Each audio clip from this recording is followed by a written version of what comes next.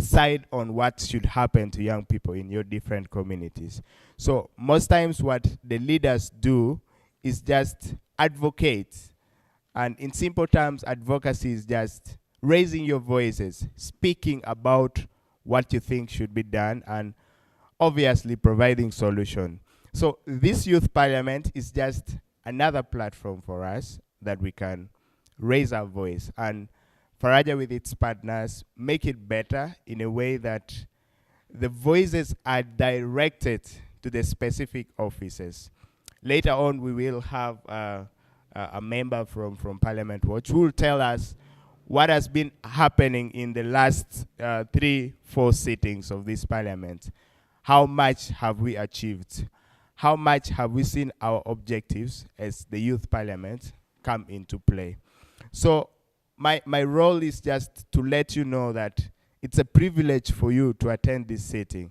It's an opportunity for you as a youth leader in your different community that you raise your voice and be heard at regional levels and possibly even at national levels.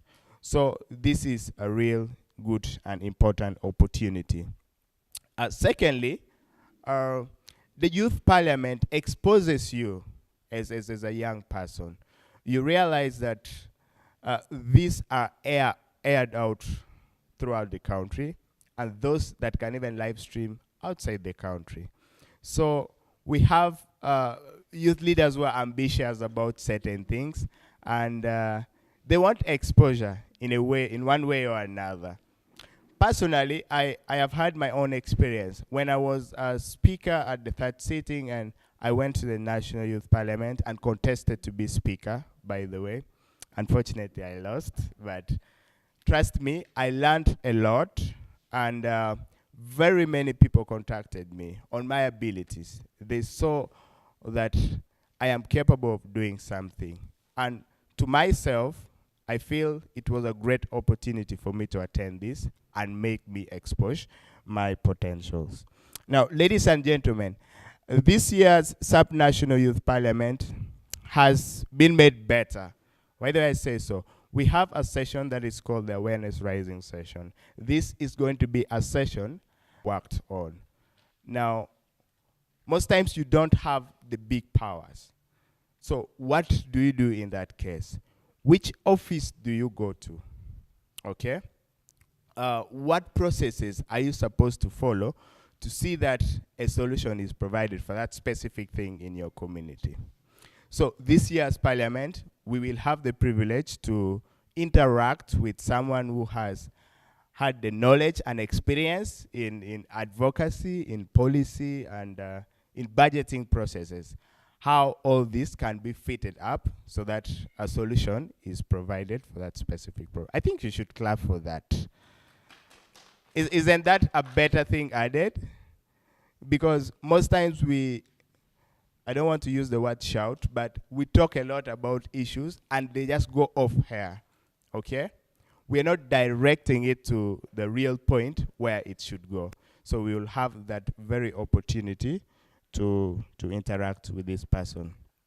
That said and done, ladies and gentlemen, we have a distinguished delegates from a good number of regions. We have people who came from Karamoja, Karenga to be exact.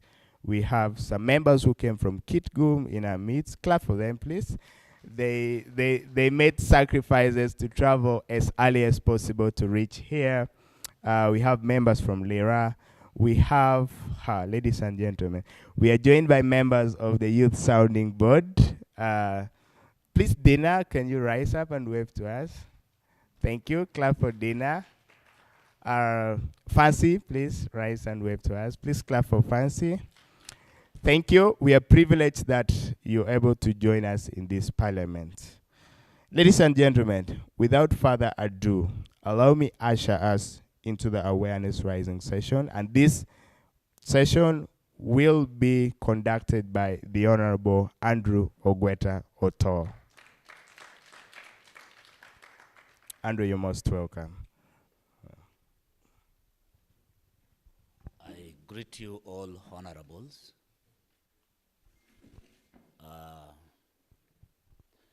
As said, I'm Andrew Oto Ogweta, This is my constituency. I'm a member of Gulu City Council, one of the newly created cities, yet still a district, and also a member of a certain political party that I prefer anonymity. Colleagues, there is a very big challenge that we have when we consult dictionaries. It gives us a reference on who a youth is by virtue of age. When we consult also certain other documents, it gives us who a youth is by virtue of particularly their abilities in life. But when we use situations to describe who a youth is, it will send us into wonders. Because some of us became parents without being youth in this region. You are born, you are celebrated, but all of a sudden you assume parentage after escaping youthhood. When I mention this, I refer to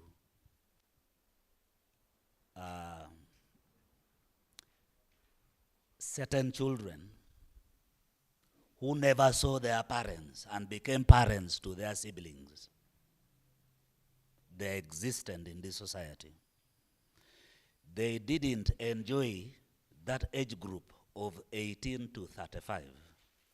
But all of a sudden, they became parents at a very young age because they had to cater. Inclined to use situations to define who a youth is, not to use dictionaries, not to use probably what some parliamentarians refer to as the Constitution, or what the National Youth Council uses to derive who a young person is. So we become very many by this problematic definition. But why are we interested into this particular assertion? There is something called power. Power. When you are to define what power is, some people will say it is the ability to do something. Some people will say it is the audacity to speak something. Some people will say it is probably the ability to control a certain group of mass. But if you are to define power, do you have power? First of all, before I go to the budget process, do we have power? Power. I was trained by somebody to define power, and I have found all ways to try to diminish and to also try to criticize that definition, and I failed for the last 8 years.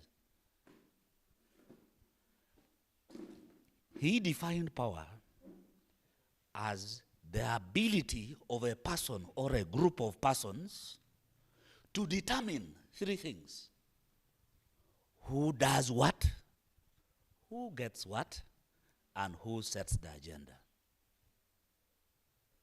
If you cannot determine who does what and who does not do what, if you cannot determine who gets what and who does not get what, and if you cannot set an agenda, you have no power. Power. Now let me start with who does what. Can you determine who is going to be the next youth leader? Or someone else determines on your behalf? Can you determine which grader will come to pave a way in your community? I'm still yet on who does what. Can you determine who the next cow, the chief administrative officer, is going to be in your area? Who does what? If you cannot determine who does what, you have no power. Yet, you should be able to determine. Can you determine who the person? Can you determine the person who is going to take care of the borehole in your area? Can you determine who your next LC3 chairperson is going to be? Who does what? Number two, who gets what? We are just from COVID. A group of people were marauding the streets, giving food to the vulnerable. Can you determine who the vulnerable is? Who gets what? When a whole scheme comes in terms of youth livelihood project, who gets those funds? I want to tell you a miraculous story about some youth around Peche. They no longer live in their homes. The youth go and live in the streams because the loan officers are looking for those who should pay back the loans. So the women are busy. At around 1 p.m., they are going towards the streams, taking food for young people who are in default of a debt. So who gets what? When they say there is a parish development, PDM, the model, certain people sit under a tree, you are just passing by, and they are supposed to get 100 million Ugandan shillings in each and every parish. Did you determine who should get that 100 million? Did you? There's a PTA meeting in Akonjibedo Primary School, and there's a fund for reconstruction at the city council. Which school should get that fund? Who gets what? Lastly, in that definition of power, who sets the agenda? There were three things: who does what, who gets what, and who sets the agenda. I'm now on the agenda. I am very happy in this parliament. There are distinguished members of council here. But do you determine the order paper of council? Order paper. Many times when I go on Twitter, I see the Right Honorable Speaker of Parliament, often through her, those who support her in our office, the order paper is sent to the country. But can you imagine that I, Andrew Gweta, I cannot have a say on what Parliament discusses next Tuesday? Who sets the agenda? You are going for a PTA meeting, you can't determine what the agenda will be. It is just a product of what the head teacher sat together with some few teachers to think of what to communicate to parents. Do we set the agenda? So I am trying to say, if we can't determine who does what, who gets what, and how we set the agenda, we don't have power. I am very happy that this parliament is going to go back and think of how do we have our power. The laws are there and they are clear. They give you the power. Sovereignty of the people, it's there enshrined in the Constitution. It is well there, but can we make it talk by our work? As I go to conclude, I want to interest us as a youth parliament on the budgeting process. When you hire somebody to manage your shop, if you sell up to 100,000 shillings in terms of profits, the day you will only sell 30,000 shillings in terms of profits, you will wonder what happened to the salesperson. Either they were corrupt, you may even fire them. But each and every day of the year is a special day for all Ugandans. We just started a new year in terms of finances. But what is happening in our communities? Right now, from the month of August to the month of September, we are going back to our parishes. We have what we call the parish development committees. They are existent in our parishes. Now, how many young people are part of the parish development committees so that our interests are really catered for? When you see a borehole today, it is a product of the budgeting process yesterday. When you don't see a borehole today, it is also a product of a misthought of the budget process yesterday. So many times we shall be complaining, why is there no grader coming to our communities? Why is there no probably iron sheets for our school? It's because the budgeting process of yesterday didn't cater for the need today. It gives us a very big lesson that we as young people should be part of the budgeting process. What happens? The parish development committee sits in a parish. We are all from parishes. In the city we call them wards. But in our districts we call them parishes. Are you part of the parish development committee? If not, why? You have no rebuttal to that question. You have no excuse. It is not a runaway. Why are you not part of the parish development committees? You should be. Why should you be there? Number one, you are going to bring the youth interest there. Number two, you are going to think in a quick and agile manner. And then number three, you are going to make things move. Now, who are those who are part of the parish development committees? The elders are there, old people, and then you'll also find people who are in our villages who would go and sit there, but they do not have the ability to reason the way you do as young people. So they will end up cultivating thoughts and priorities that do not fit into our lingua as young people.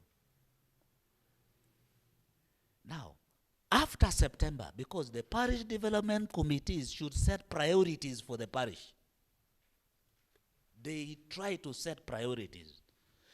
Then now, in the month of October, we have what we call the budget conference. All priorities from the different parishes are arranged together so that the district now thinks, how do we now handle these priorities? Now, who attends a budget conference? It is always a public announcement. It is announced on radios. It is announced on all forms of media.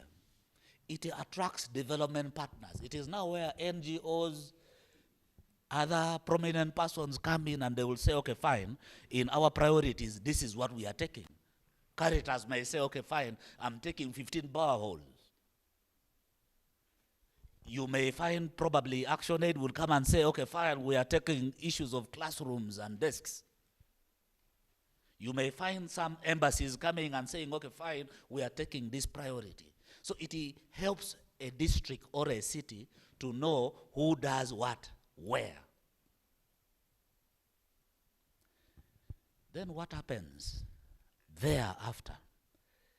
All the data from the budget conference is aggregated together, and then we would find a document called the Budget Framework Paper, which is issued by the Ministry of Finance. The Budget Framework Paper would come in to set an agenda for the country. At that level, normally, they send it back to the districts. And that is now where government, through URA and other funding agencies, would also say, this is what we can partake. So, young people, we are the vibrators of the society. I would ask and assert all of us that we are leaving our responsibility to be taken by others. I come back to contestation. It is very hard for a young person to be a member of the council. Very hard. Many times we go for the youth council elections, we go for, I think my brother Jacob Eyeru is the chairperson Uganda Youth Council, something like that. And then we leave other positions to inferiority. Can we assert ourselves that the next chairman 5 of the district is you? Can we assert ourselves that the next speaker of council is you? Can we assert ourselves that for once in our sub-region, we are going to have youth-fielded positions? It can happen. How did it happen in 1996 to 2001 when we had the vibrant Regan Okumu, when we had the vibrant Odonga Oto, when we had the vibrant Ochula Mike? They were all youthful people. How did they make it? You can make it as well. The dangers of not contesting in a political position is you not being represented. We can change this. Omora has spoken through the vibrant son of Jacob Olanya. Oyam has spoken after the fall of our Ladit Engola. They have a vibrant lady who tossed it even among gentlemen and won it. My colleague, can't you be the next woman MP of Gulu City? My colleague, can't you be the next Amere for Kitgum? My colleague, you can do this. We can. We can. As I say this, let us remember about power. If you can't determine who does what, who gets what, and who sets the agenda, you don't have power. We are either below the bar or on top of the bar. I greet you, young people. Thank you.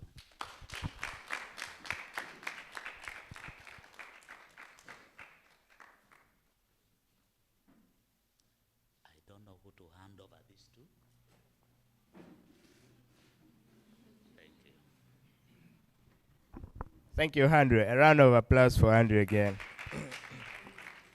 Thank you so much for that passionate speech, and we really appreciate your wisdom and experience in this. Ladies and gentlemen, allow me to invite Honorable Abaho to take up from here. Thank you.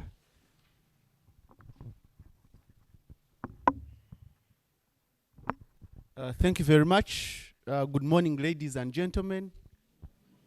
I have been reminded that that we are in the house, so if I dare call you ladies and gentlemen, I am violating the rules of procedure. So allow me to greet you once again by good morning, honorables. My name is Brighton Abaho. Brighton Abaho is I'm a researcher and a policy analyst, working with the Center for Policy Analysis, stroke Parliament Watch. Who of us know Parliament Watch? Yes, Parliament Watch is a program that is implemented by the Center for Policy Analysis, and what it does is to make sure that Ugandans are aware of what is happening in Parliament. Wherever you see anything to do with tweeting about parliamentary affairs, Parliament Watch started this in 2013, and the Parliament of Uganda had to adopt it because we were aware of the fact that people needed to know what is happening in that house. And I would encourage all of us, I know sometimes we might not get time to watch the national broadcaster, to see what is happening or to follow the proceedings, but there are different initiatives such as the Parliament Watch, what they are doing to share what is happening in the House. Today I am basically here for the Regional Youth Parliament. I'm glad that Daniel Olara has already told us what the National Youth Parliament is. The National Youth Parliament, right now, that I can call the Regional Youth Parliament, is basically an advocacy platform for young people. We need to understand, I know some of us, it's our first time to probably come to this space of, to come in this space of the Regional Youth Parliament. But the Youth Parliament was basically started to increase youth participation in policy making, contributing to youth-focused and inclusive budgeting. My colleague and friend, Honorable Andrew Ogweta, I first met him in 2018, and he's among the people who built my understanding in policy making. So I am personally privileged to how much he contributed in my life. But basically, the Youth Parliament helps us to be able to come together as young people to engage, deliberate, and discuss on the issues that are concerning young people. Why? Because over time, as young people, we do not have as many spaces for us to be able to convene and talk about the issues that concern us. Even the available spaces that are there, some of them have been politicized, meaning that it's very hard for us to convene in some spaces to discuss with a certain level of neutrality. So the Youth Parliament brings in that angle of that we are coming from wherever political party to talk about issues of the young people. And for our own information is that the Youth Parliament is an initiative of civil society organizations. It is not an initiative of government. What we do is that we work closely with the different institutions of government. That is the National Youth Council, the National Students Association, Parliament of Uganda, Ministry of Gender, Labor and Social Development. Because all the issues that we come and pick from here are fed into what these other institutions are doing. Because when we come here and we are talking about issues to do with the budgeting process, when we are here and we talk about issues to do with climate change, when we are deliberating on issues to do with investment in youth enterprises, these are key points that the different institutions such as the National Youth Council need to pay attention to.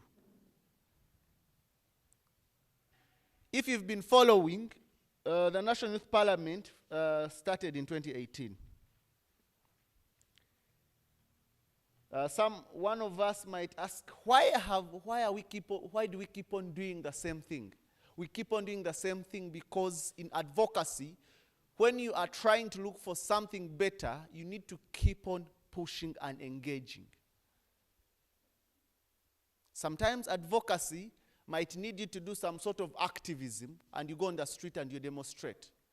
But the approach that we are taking by the use of the National Youth Council is by using the other mechanisms of engagement, lobbying, and negotiation. You're able to sit with our youth representatives who are under the platform of Uganda Parliamentary Forum on Youth Affairs, and you're sharing with them what it is, what do young people need. And I'll tell you that because of the work that we've been doing through the National Youth Parliament, I started as an attendee in the National Youth Parliament. But right now, I am a consultant on it.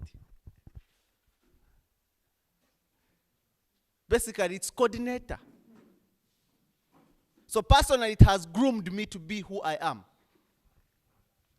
The platform itself has built me from public speech to understanding and appreciation of the processes of policy making and budgeting. So for the many issues that we are discussing here, the Uganda Parliamentary Forum on Youth Affairs, when they were starting the 11th Parliament, I was part of the team that drafted the Youth Legislative Agenda.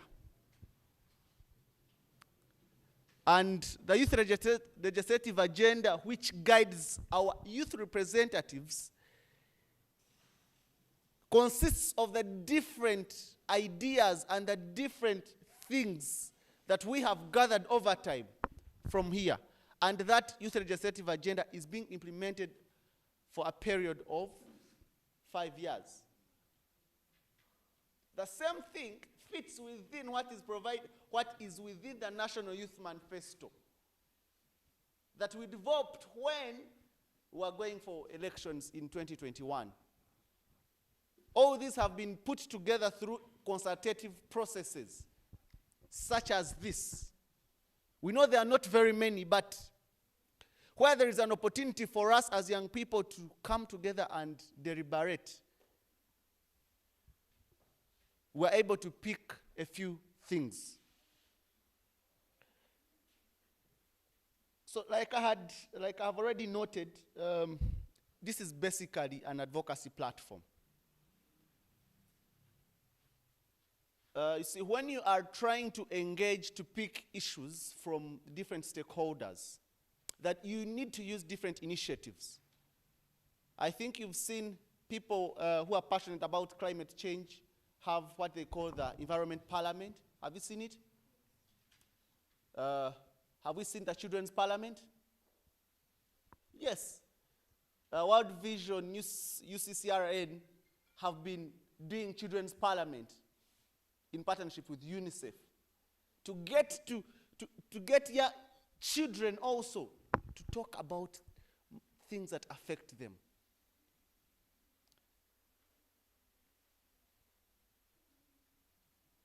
So such a platform gives us an opportunity for us to be able to engage amongst ourselves and our youth leaders.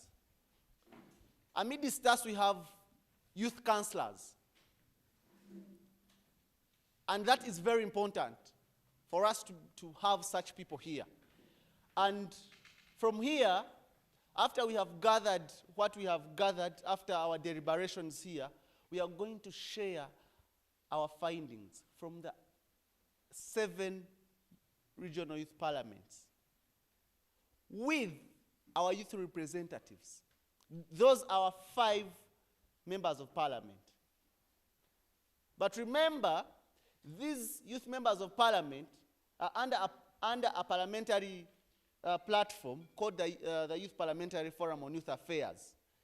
It does not only bring together the 5 youth members of parliament, but it also brings together other members of parliament who are interested in work of the young people. An example is Honorable, who's the member of parliament for Arua City Central? Honorable Lee something. He's a member of the Uganda Parliamentary Forum on Youth Affairs. Last year, after our regional youth parliament and the national youth parliament that happened in the national chambers, we were able to have a motion moved by our very own Honorable Okot Boniface for Parliament to consider a motion on the state of the youth in Uganda. And what was this state of the youth in Uganda talking about? It was primarily focusing on issues of young people. Issues to do with the startups. That is why through working with different civil society organizations, The startup bill is in the making. Because young people have been crying, you see, government is not investing in our startups. Because there was a research conducted by the Federation of Small and Medium Enterprises that indicated that most of the startups by the young people do not go beyond their first birthday. What does that mean? It means that we need a deliberate intervention that can help to sustain such enterprises of the young people. And this is one of the things that, if we've been, like Daniel Orara intimated earlier on, that he's been participating. We have discussed about government's investment in youth businesses. Asking government, can you provide tax incentives, tax holidays to the businesses of young people? One of us might say, hey, this thing has not yet come. But like I've said, in advocacy, you keep on engaging, negotiating, and lobbying until the time when you get there. An example is, in 2018, when the budget of the National Youth Council was at 1 billion, I remember we moved a motion, personally, I moved a motion in the National Youth Parliament, in the parliamentary chambers, asking government to increase the budget of the National Youth Council from 1 billion, we had to go to 2 billion. Last year it was 4 billion. I know some of us might now ask, yeah, what is the role of the National Youth Council?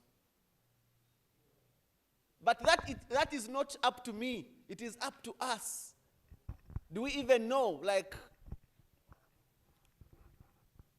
Honorable Andrew Ogweta was saying, that as young people, as we are engaging, as we ask National Youth Council to ask for more money, is it doing as per its mandate as provided for under the National Youth Council Act of 1993?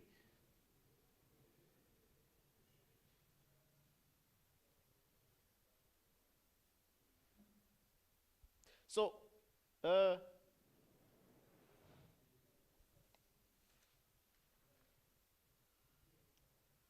with some of those things that we have had successes, because we've been able to take the engagement and the discussion beyond the regional level, beyond the sub-regional level, the sub-national level, to the national level, and we've taken it to the regional level. Because we've had an opportunity as well to have this youth parliament at the East African level, where we have the East African Youth Parliament. And one of the things that we have debated on is the aspect of the African Free Continent Trade Area, ACFTA. Do we know about it?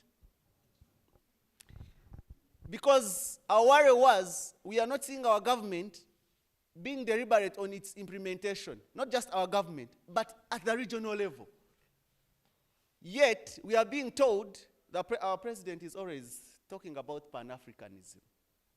So if we cannot implement such a thing like ACFTA, then where is the Pan-Africanism that he preaches? But of course, this has to come through a series of conversations, deliberations, like a resolution for members of the East African community, for example, to prioritize its implementation for the benefit of us as young people, because we understand when ACFTA is implemented across the region, opening up of markets for our different goods, we are always saying young people, all those things.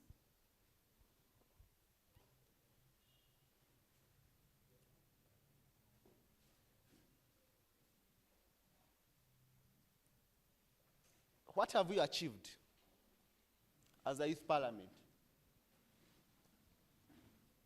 One, before 2021, I am saying this because These are some of the resolutions that we have had, debated in the subnational youth parliaments, taken to the national youth parliament, and some of these adopted by the national parliament. 2018, we're asking government to widen spaces for youth because we wanted many young people, different leadership positions. Our concern was, one, young people are not allowed to contest for position of chairperson SC3. Who knows that position at sub-county level? Did we have anyone between 18 and 35 before 2021? We lobbied, asked government, until when they amended the Local Government Act, to allow young people between 18 to 35 to contest for such a position, because we believe that the many young people that we have on the table is an opportunity for us as the youth to have our issues being taken as serious and put under utmost consideration.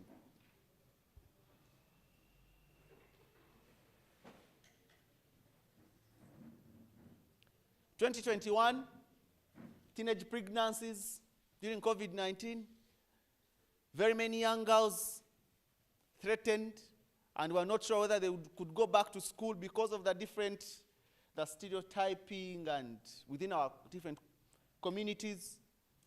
A motion that we had at the National Youth Parliament adopted. The Office of the Vice President took over it, brought it as a motion in the national chambers, debated, resolutions made. Minister of Education issued out directives that teenage mothers must be allowed back to school. Probably if you had not spoken as young people, yes, we understand there are other stakeholders who are speaking, but it was one of the things that we have seen be worked on. Talked about the climate crisis that is right now threatening us as a country. We requested the government, can we have a law on climate change? 2022, the National Climate Change Act passed. It's now a law. Yes, we understand there are still a few gaps. Yeah, we need it to be rolled out and implemented. But like I said, advocacy is a gradual process.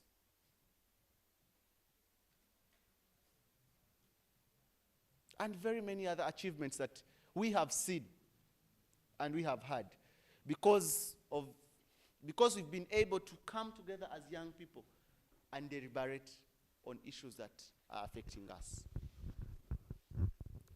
Before I go any further, I do not know whether there is anyone who might be having a question on the Youth Parliament.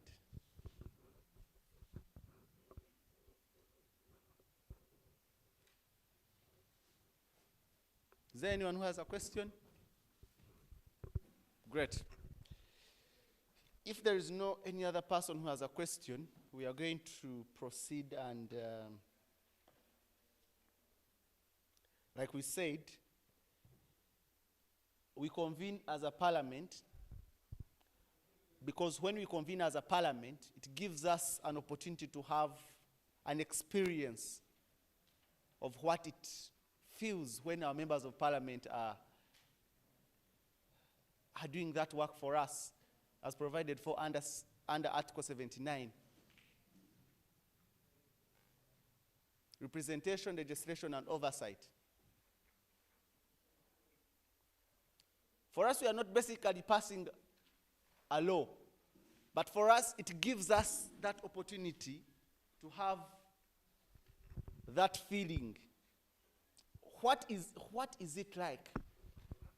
And it helps to generate our interest in national matters and also matters at the local government level, because most of us do not participate in some of these processes, but these are the processes that are very important. Ogweta talked about the budgeting process. You'll go to the village and cry, we do not have a borehole. This borehole is what? But Have your leaders been able to be part of these budgeting processes?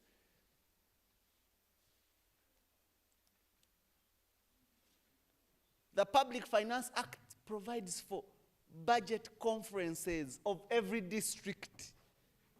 I will tell you for a fact, there is no budget in a district that will be passed when there is no budget conference. Never. But do we as young people participate in such initiatives? Have we been able to participate in those? Do our youth leaders participate in such?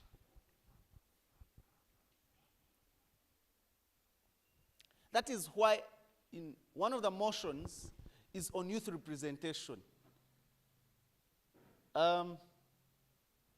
If you remember, just last month, after the passing of the national budget, we had the National Youth Council come out and say, our budget has been chopped from 4 billion to 800 million. When that conversation came out, when Jacob Eyeru, of course he was lamenting, then people asked, why do you want more money? What is the National Youth Council doing? If you saw 2 Twitter spaces coming up, I was among the people who initiated those 2 Twitter spaces because I was concerned. I've been in youth spaces. I was very concerned that young people do not actually know and understand what the National Youth Council does. And in those 2 Twitter spaces, I asked the 2 people who were hosting, and I personally went ahead to invite members of the National Youth Council to explain to us what NYC does. Why should it have more money? I'm not questioning. I'm not saying they shouldn't have more money. But also young people need to understand why more money should be given to National Youth Council. And I also think that it is an opportunity for us to come back where we are and we deliberate on these issues at a local level like here. Our youth representation, our 5 youth representatives in Parliament, the National Youth Council structures, are they doing their role, for example? We are going to proceed and we are going to convene, though in a somehow informal way, as a parliament. We are going to elect someone to lead us, who is the speaker, and then we shall convene and have our debate start. It's around? Okay. Talk to Daniel.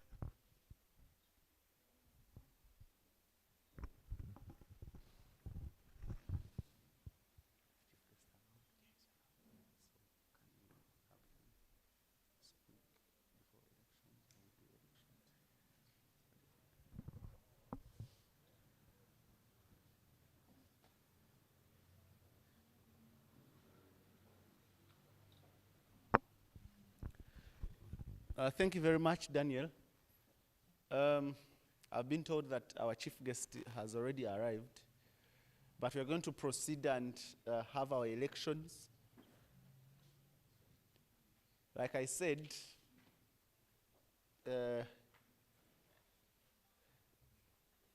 in a somehow informal but formal way, I am going to appoint myself as the presiding officer.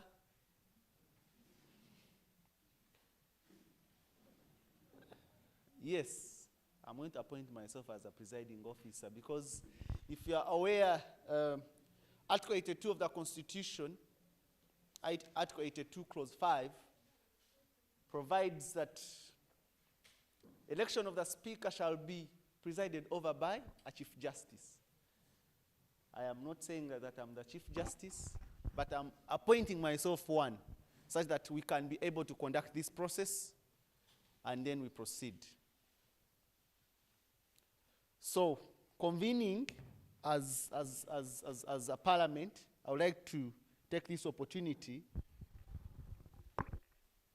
one, to call us to order and to ask you to, those of us who are interested in the speakership position, what happens is that your name is nominated by someone, your name is seconded, and thereafter, you're given an opportunity to speak to us.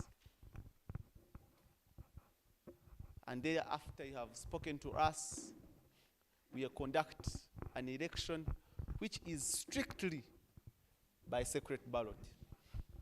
Because we do not want some of us to lose friends. Someone might say, you see, you man, I knew my very own. So we are going to have that by secret ballot. So without wasting any more time, allow me to take this opportunity to ask us to open nominations. You will come here. The reason as to you might not be getting that too much sound from these microphones, we are using them because we are doing live stream. And the people that are following have to hear what we are saying. That's why you have to use this microphone. It is strictly for the live stream. So you come here, you nominate your person, the person that you're nominating, the person who is seconding also come here, and thereafter we have closed the nominations. We shall allow the nominated candidates to come and speak to us within 1 minute. I take this opportunity to declare nominations open. Thank you. You raise up your hand, you come and nominate. Thank you.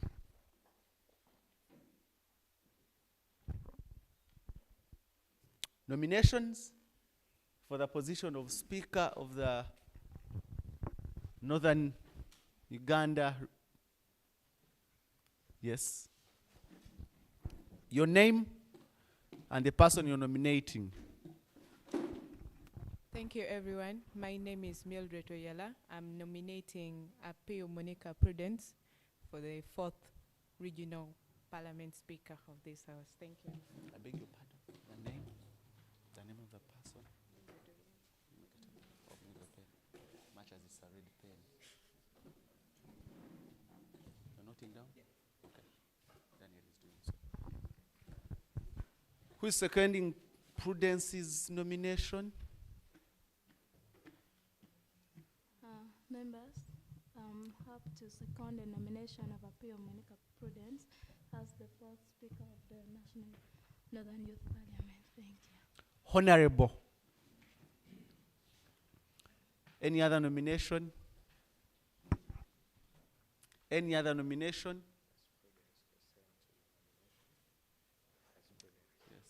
Yes. Honorable Apio Monica Prudence, do you consent to the nomination? Thank you.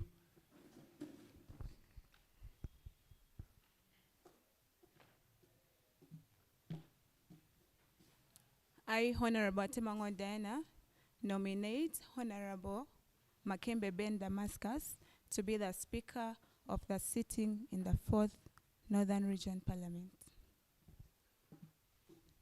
Anyone seconding Honorable Makembe Ben Damascus?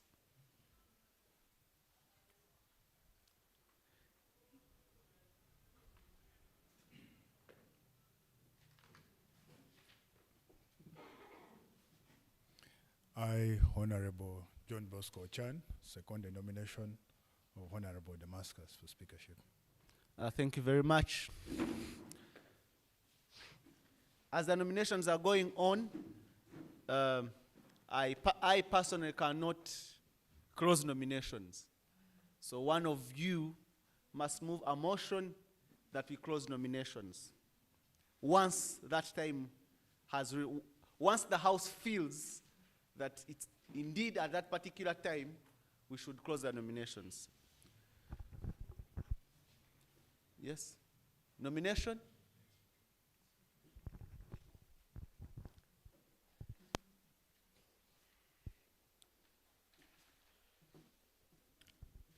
morning, everyone. I, Upeo Isaac, I nominate Mon Chris to be our next speaker for the Northern Region Youth Parliament. Honorable, before we proceed, does Honorable Makembe Ben Damascus consent? You do? Thank you. Honorable Omony Chris. Anyone seconding Honorable Omony Chris?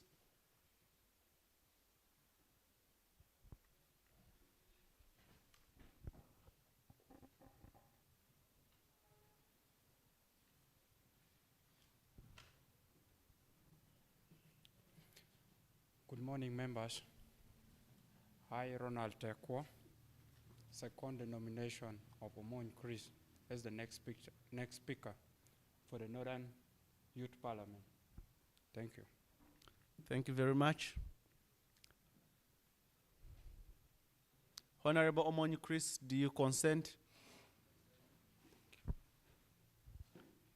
Is it a motion? Is it a nomination? Thank you. Good morning, colleagues.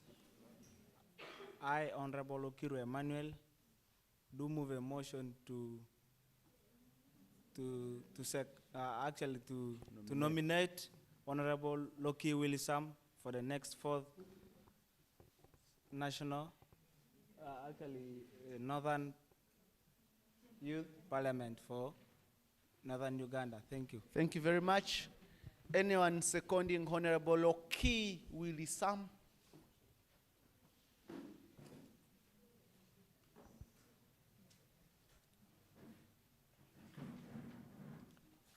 Meanwhile, someone where if you think we have reached the maximum, you move a motion. That motion of closure of nominations is or must be voted on. So, good morning, everyone.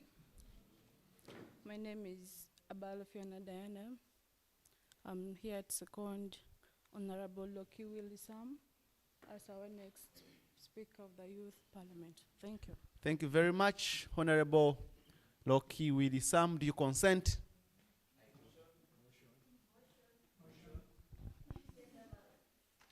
Ah.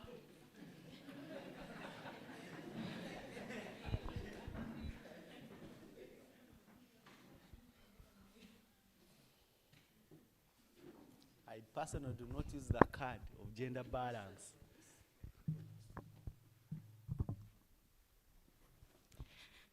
Good morning, dear honorables. I'm Flavia Laniero, honorable, as you. I'm here moving a motion to close the nomination. Thank you. Motion seconded by many of them. Thank you very much. Without any further ado, I would like to take this opportunity to put the motion to vote. You never know, there might be people who... So I would like to put the motion to vote.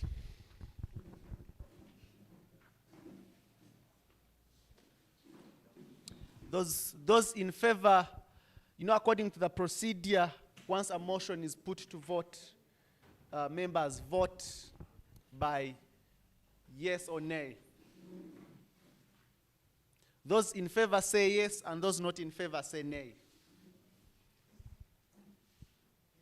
Those in favor say yes, and those not in favor say nay. Thank you very much. The yes have it.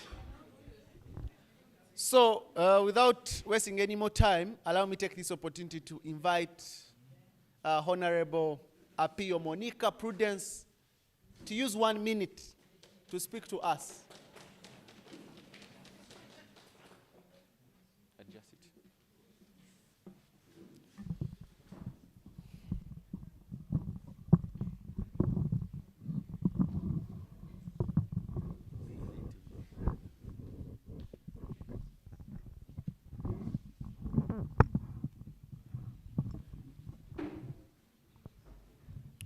Well, wellness greetings, dear honorable members. By names, I'm Apio Monica Prudence. I am a teacher by profession, and I serve Gulu City as a secretary for female affairs, and I am also a team leader for Haworth Foundation. I also sit among the CSOs that are the coordinating members of Gulu City Youth Council to ensure that things are run the way they are.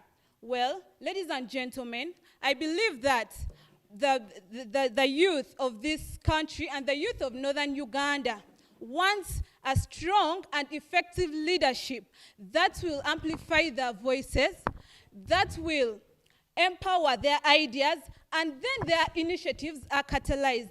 I believe, for one, that I am the one who is capable to be the speaker of this very house. And I request for your support, because I do not only speak, but I am also a mover and a shaker. So ladies and gentlemen, I believe that my work will not only end here. Our resolutions that we are going to make as the honorable members of parliament in this very house is not only going to end here. If you trust me to chair this very parliament, I will make sure that our resolutions are followed up and actions are taken so that we don't sit here in vain. I would like to stop here. Thank you. Thank you very much. Remember, we are using 1 minute. I did not want to cut her short, but I'm trying to remind our colleagues that in 1 minute, let people know. Honorable, I would like to invite Honorable Makembe Ben Damascus to speak to us.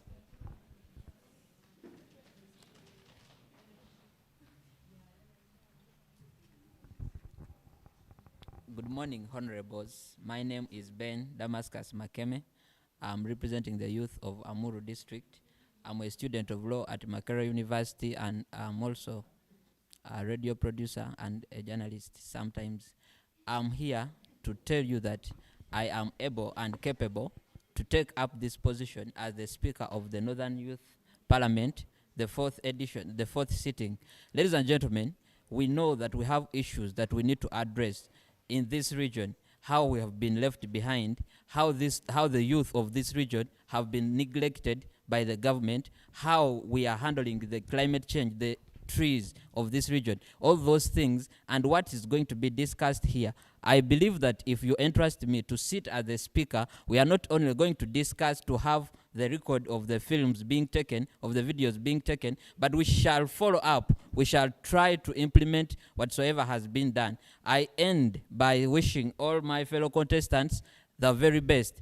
But ladies and gentlemen, honorables, I believe that I am better for this task. Thank you. Thank you very much, Honorable Makembe Ben Damascus. I would like to invite Honorable Omon Chris to do the honors. Thank you.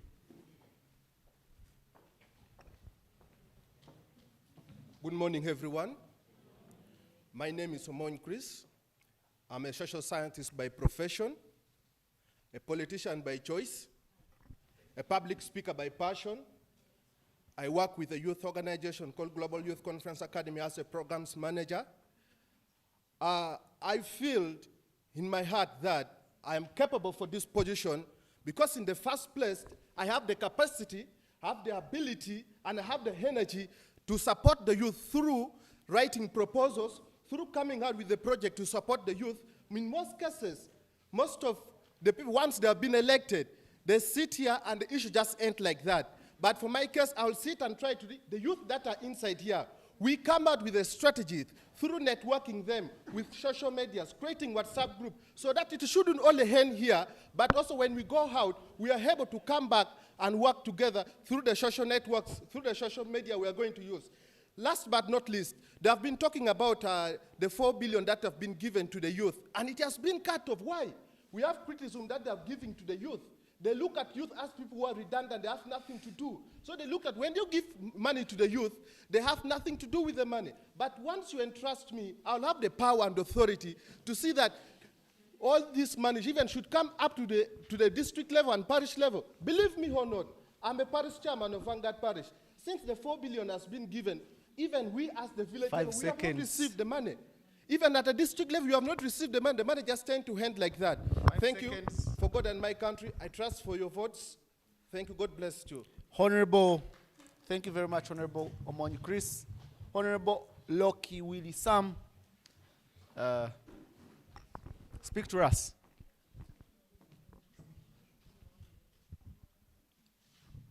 I greet you, honorable colleagues. I'm not here to claim I'm the best in the race, honestly. I might not be. But what I want to bring to your attention is the fact that the definition of power as given by the Honorable Gweta Otto shows that the youth of this country do not have power. The youth of Uganda are 75% of the population, which means every single decision that is made in the House affects us the most. So why then don't we have our voices heard? Faraja's National Youth Parliament is an attempt to make the voices of youth heard in this country. And I think to vote a person who will not take this role seriously is to kill this attempt at the first instance. Ladies and gentlemen, my name is Loki Willie Sam, and I am a former law student at Gulu University.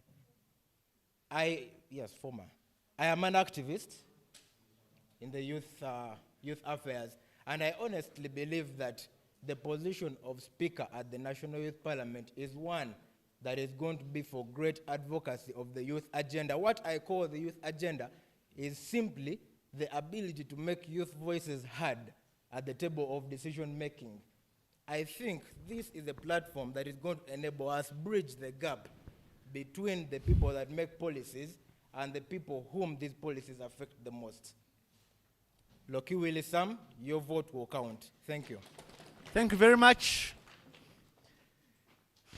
Our 4 nominees have been able to speak to us.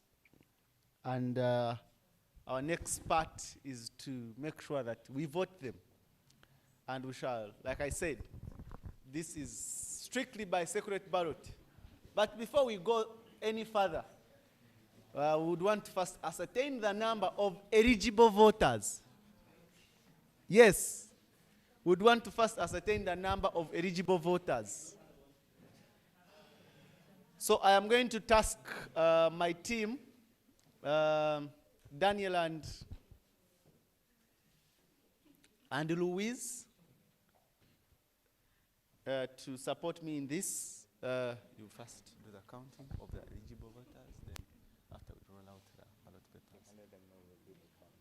We do the counting. As my colleague Daniel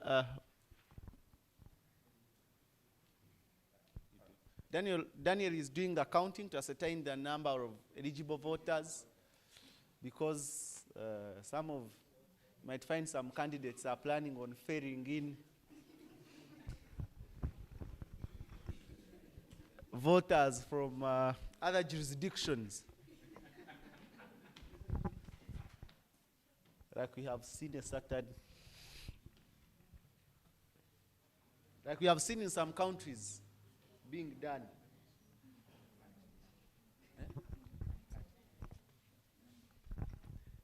I have been reliably informed that the total number of eligible voters is 39.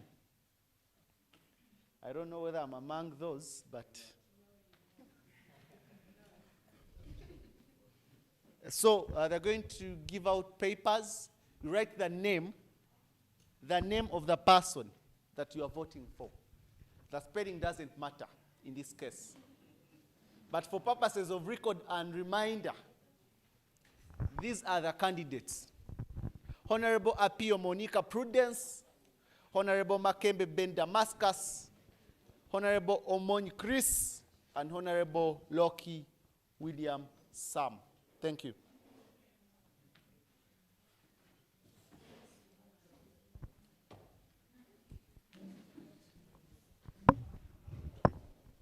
The ballot box is here. We do it systematically such that we avoid instances of In any case, you cannot have the same ballot paper. No, we are going to just have your seat.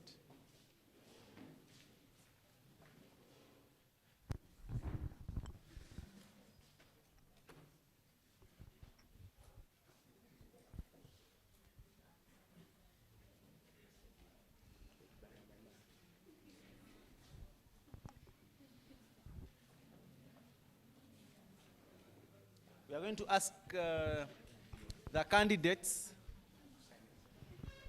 to send in their agents to monitor. You know, I might.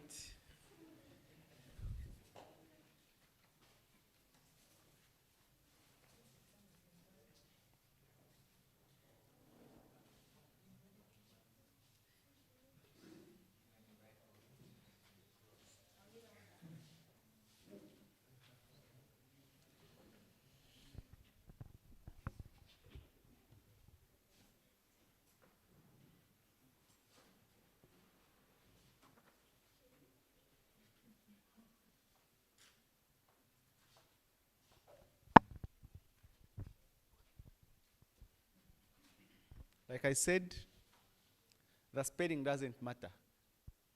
As if some people are putting in for the second time. It's okay. Just trying. Okay. Thank you, Louise. So we are going to first do the counting to ascertain whether there are 39. If there are not 39, the process can be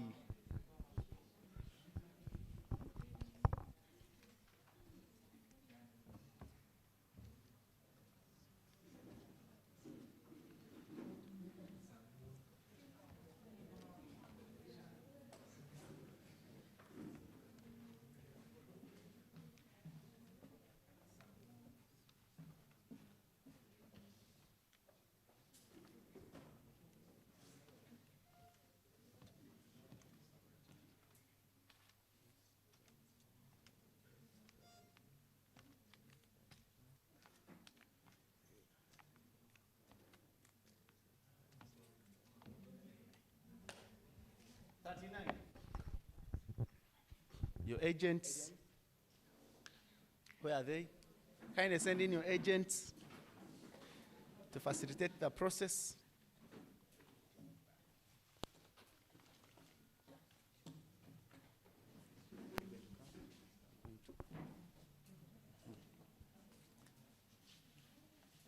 Okay, so every agent is going to receive. Yeah, there are 4. The fourth one? Which agent are you? Prudence. Prudence? Chris? Where's the master?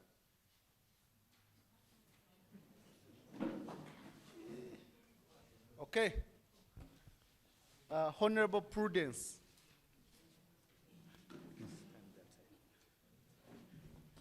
Honorable Appeal Prudence.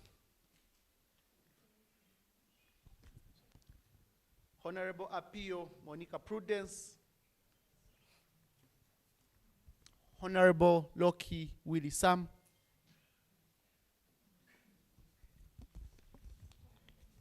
Honorable Loki Willie Sam. Honorable Appeal Monica.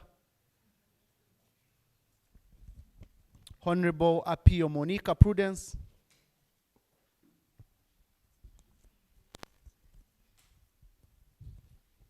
Honorable Makembe Ben Damascus. Honorable Prudence. Honorable Loki Willie Sam. Honorable Loki Willie Sam. Honorable Loki Willie Sam.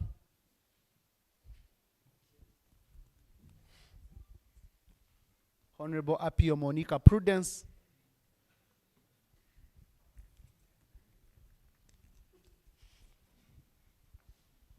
Honorable Prudence. Honorable Loki Willie Sam with a tick.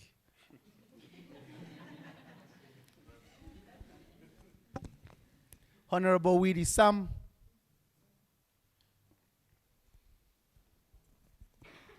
Honorable Appeal Prudence Monica. Honorable Appeal Prudence Monica. Honorable Monica. Honorable Appeal Prudence Monica. Honorable Loki in red.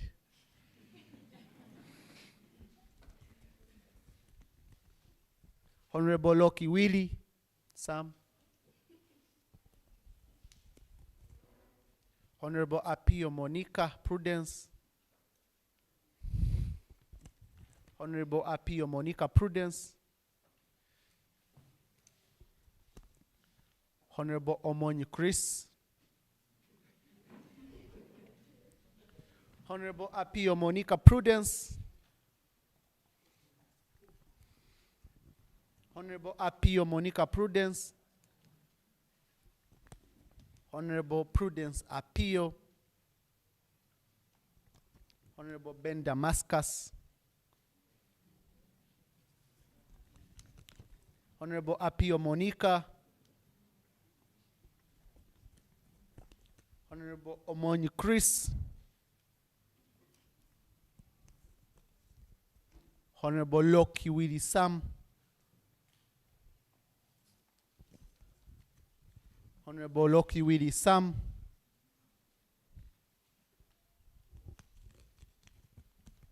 Honorable Loki Willie Sam. Honorable Prudence.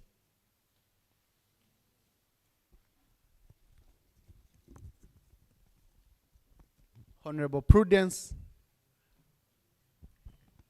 Honorable Prudence.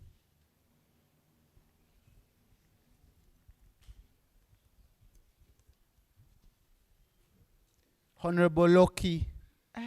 Very small.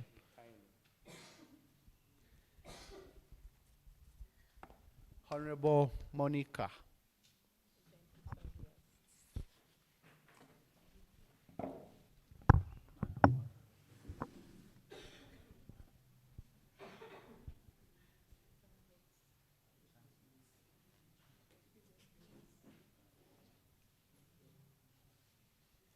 Okay.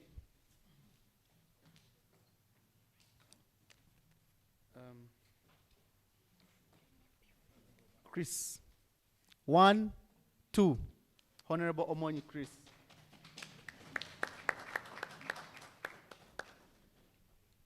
Now, Honorable Damascus. 1, 2.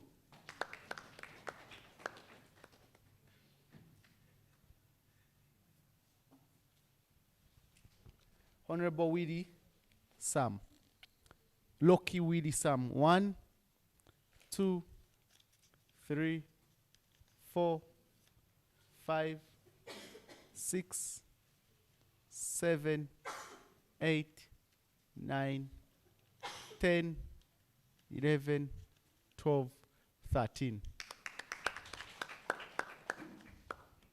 I'm not asking you to start using your mathematics. We have to count. 1, Prudence Honorable. 1, 2, 3, 4, 5, 6, 7, 8, 9, 10, 11, 12, 13, 14, 15, 16, 17, 18, 19, 20, 21.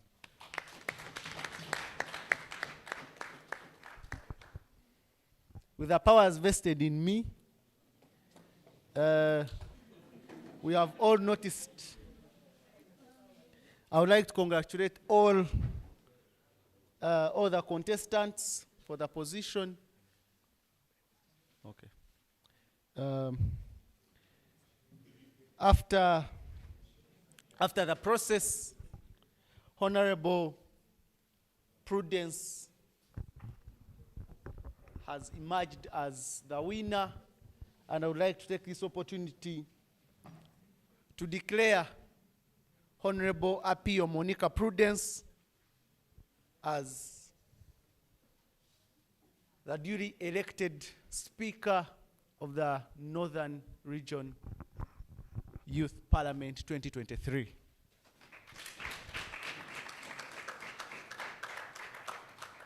And I would like to also take this opportunity to congratulate her and ask that she performs like she promised. I do not know whether our break tea is ready.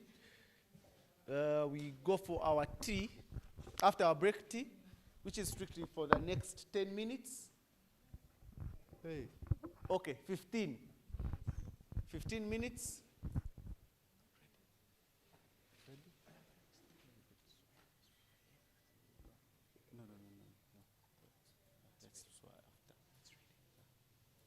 Our break tea is ready. Daniel is going to lead us there. After our break tea, which is strictly for 15 minutes, we come, convene as a house. Thank you. All right, let's give a round of applause for the returning officer. Thank you. Let's march out just at that corner.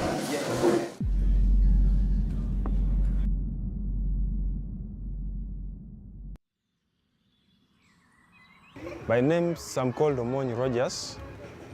I have my own boutique which I'm operating along Lumumba Road, former Adrico Hills factory. I'm called Asizu Proskovia, and we are in Ovison Trading Center, Bora Sub-County, Alarua District. I'm Rotimi Ivan from Alangi. This is my enterprise. It is called Sunrise. I'm a tailor. We are in Alangi today. Mine is to train the entrepreneurs on how to market their products on social media, plus all other social media platforms they can use to market their business. One of the key focus areas was how do we get digital skills to the young people in West Nile. Most importantly, in the face of COVID, because COVID limited our movements, COVID limited our interactions and our ability to be able to transact or even earn something from our businesses. We've been having training on digital marketing, doing business on WhatsApp, Facebook. I received a great training from Advanced Africa and the Faraja Africa about digital marketing, which has really impacted a lot in my business of boutique. Because I started the business at a small scale with the worth 200,000, which I used to do it on local sales within the surrounding area, as you see. I've been trained about 3 times. The first time was on social media, and then plus other things, and then the second time I went for another training on how to make TikTok videos. And then the last one was around May. They are all good trainings. We got a lot of knowledge which we are using to train the entrepreneurs on. I've gathered skills and knowledge about the digital marketing, about doing business on online marketing, and I've also learned so much so that I can teach the entrepreneurs how to grow their business, not only manually, but online. It is important because you see, when you do business in a shop or at your place, you limit your access to clients within that area. But when you are using this social media, you are able to meet people even far from you. For example, now you come from Arua. When you're coming from Arua, you may expect to meet somebody who's dealing in stationery or somewhere you can eat or you can buy certain things. But if you have ever seen this place on Facebook or on WhatsApp, you can come to me direct because we train them on how to locate their business. At first, I was so green about it. When I started the business, I was just nothing about digital marketing. I used to in fact, I used to use the platforms for our usual things. But now when I was transformed, I was taught on how to use the platform by Faraja and Advanced Africa. Really, I've now known the use of social media. Like the trainers on Twitter, Instagram, Facebook. Before COVID, each one was doing the business in their own way. Then when these NGO, Advanced Africa and Faraja Africa, they came up with how to do businesses online, that's why we picked interest and decided to also equip our youth so that they can improve on their coverage and sales. Yeah, my life has changed so much. In fact, I thank Faraja and Advanced Africa because now I'm able to sell online.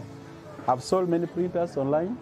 Even I've sold some laptops online, which I used to put in one place. But for now, people call me that I want printer, I want books, I want ABC. I'm able to meet clients who, if they had to come face to face, they couldn't have met me. But because the training I had, I'm able to sell online now. So my market base has increased.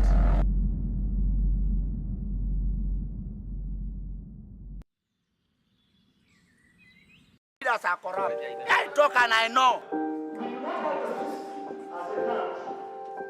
Faraja Digital Television is a free digital platform participating with the youth, women and men in civic engagement, economic and Afrocentric development stories.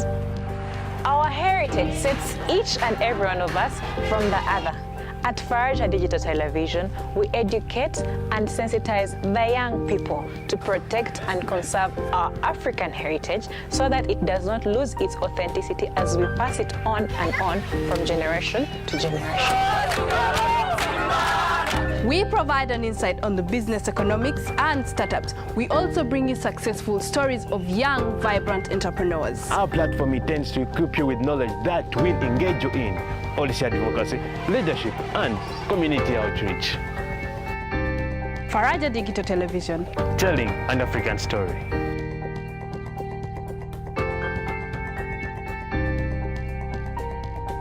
Yes, a very good morning to everyone who's watching Faraja Digital TV. My name is Shedrick Kaibale, and with me is Namatana Chanzile Tisha.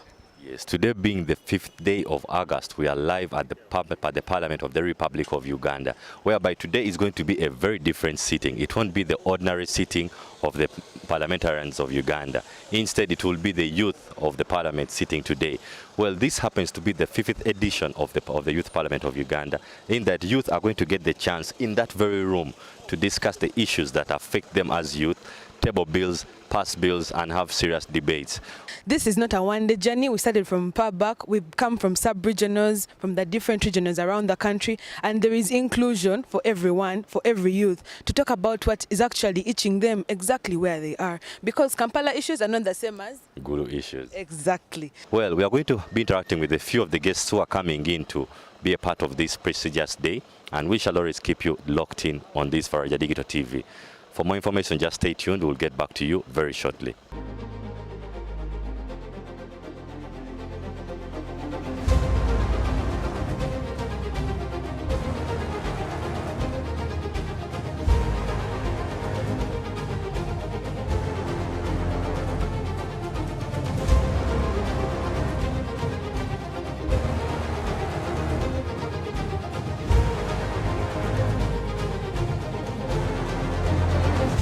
For you as a nominee on the position of the Speaker. Why do I think that I am able to achieve this? Together we can generate a new breed of African leaders.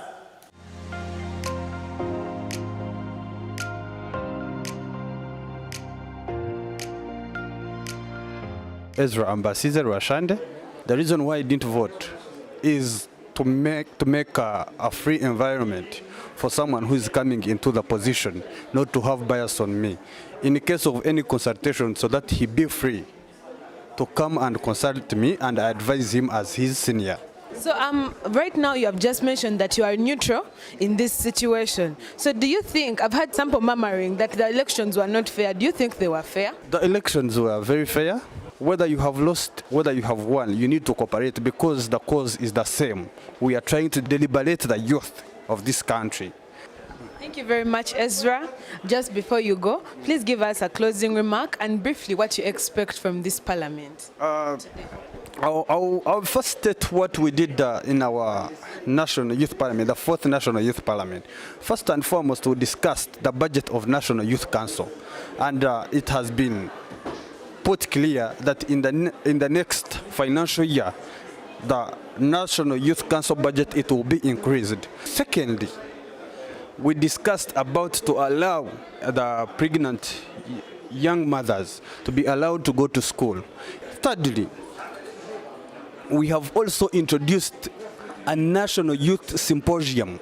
So for that matter, I wish them the best in their leadership. Yes, Faraja, say hello to the people. Hello, and thank you very much to everyone watching Faraja television. My name is Rubankene Francis Shah, the just elected Deputy Speaker of the National Youth Parliament. Yes. So, what are your expectations, Mr. Faraja? First and foremost, this National Youth Parliament is a very big avenue or platform for youths in Uganda to actually air out their views, air out their issues that will lead, the way that they air it out will lead to social changes. These changes will help impact the lives of the very many millions of youths outside in Uganda who have not had the opportunity to come to the floor today. My expectation is that the discussions that we are going to have when we resume the House is to discuss critical issues like the parish development issue, development model that is already in execution, that we will hear the youth voices at this point in time, and I hope we can discuss it, scrutinize it, and come out with motions that will, come out with resolutions that will help the native youth out there.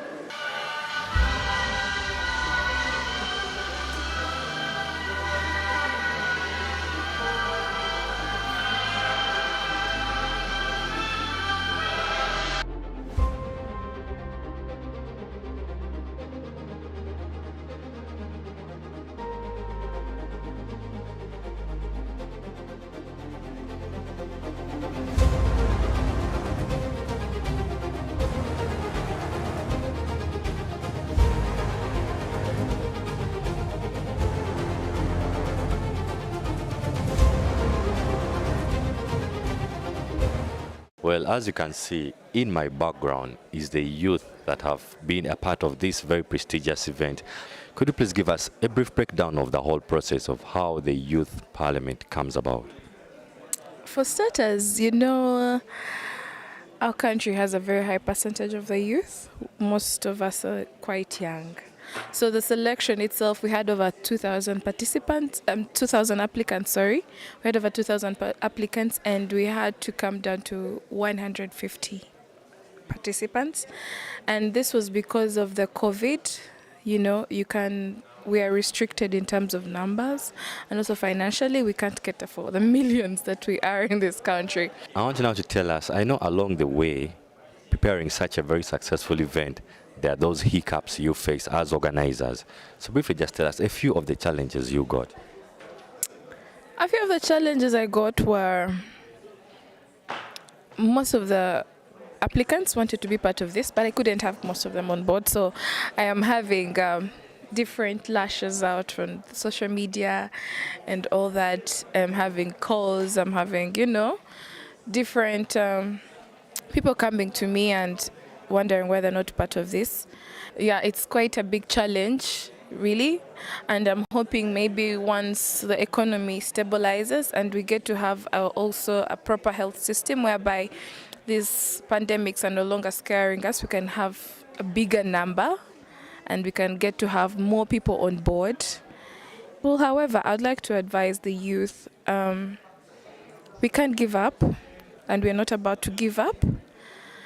We keep trying. That's every day we wake up and we're like, let's just the bread. Let's, you know, let's work. Let's start the day. Let's try again. We are not going to give up. Thank you very much. You're welcome. Well, you've heard it from the programs manager of Faraja Africa Foundation herself. My name's Evelyn Akware. I'm very happy to participate in the National Youth Parliament. I've learned many things today which I was not aware of them. First thing, it is important in future, same we must have to participate in National Youth Parliament because it helps us and also people with disabilities to have representatives. Reason why, as we the youth, it is important to be in the parliament to develop many things in Uganda. Because where we are, our economy is not so good, we are not benefiting. Thank you very much. My name is Boniface Okot. I'm a member of parliament. I represent the young people of northern Uganda, but I'm also the chairperson of the Uganda Parliamentary Forum on Youth Affairs. Thank you very much, Honorable Boniface. Now, when you are on the floor of Parliament earlier on, there's a motion you talked about that you'd like Parliament to really pass on. Could you please tell us more about that motion? So the motion that I will be able to table or move on the floor of Parliament is a motion for the resolution of Parliament on the state of the youth in Uganda. It's a comprehensive motion that has mostly 4 parts. And the 4 parts are 4 fundamental issues that are affecting the young people of this country. The first one being the issue of youth unemployment and livelihood. The second one being the responsiveness of social services in Uganda to the needs of the youth. Thirdly is how meaningful youth participation in decision making is in Uganda and the level of gender equality. And then number 4 is on the issue of climate governance. So these are all issues that we want to squarely deal with and see the level of involvement of the young people in these particular processes. So on that same day, I'll also be able to table the resolutions of the National Youth Parliament for onward transmission and for action. Thank you very much. Yes, once again, thank you so much for staying tuned to Faraja Digital TV. As the saying goes, even the best dancer leaves the dance floor. So what we began as a journey in the morning has finally come to the final end of its lap. So Letitia, tell me, what was among your climax effects of the day? Oh, I was very surprised to see that people with disabilities were well represented. They had very good points. People who are online actually had the best arguments. I was really impressed. I don't know about you, Shedrick. Well, actually, me on my side, I was very impressed with the way the youth really debated their issues. Of course, there were little irregularities here and there, but still, they made sure their voice was heard. But let's hope and pray that the government of the Republic of Uganda and the Parliament of the Republic of Uganda really put into use what the youth have told them. For Faraja Digital TV, I remain Shedrick Aibale and Namata Letitia. Stay tuned and we love you. Thank you. We love you so much. Live from Parliament. Leaders are corrupt. I talk and I know.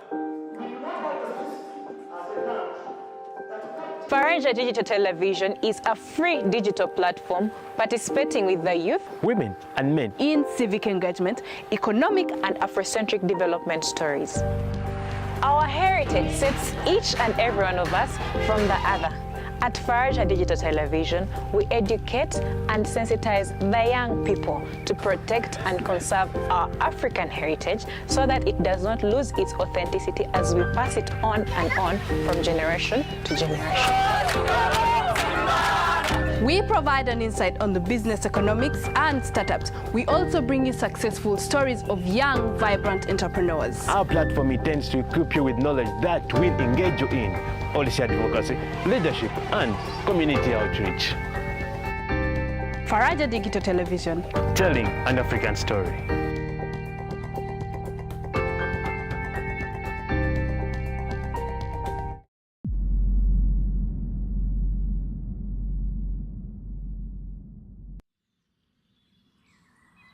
My I'm called Omoni Rogers.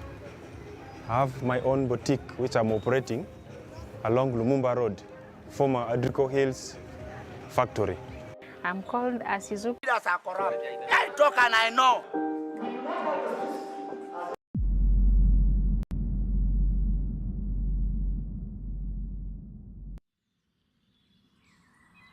My name I'm called Omoni Rogers. Yes, a very good morning to everyone.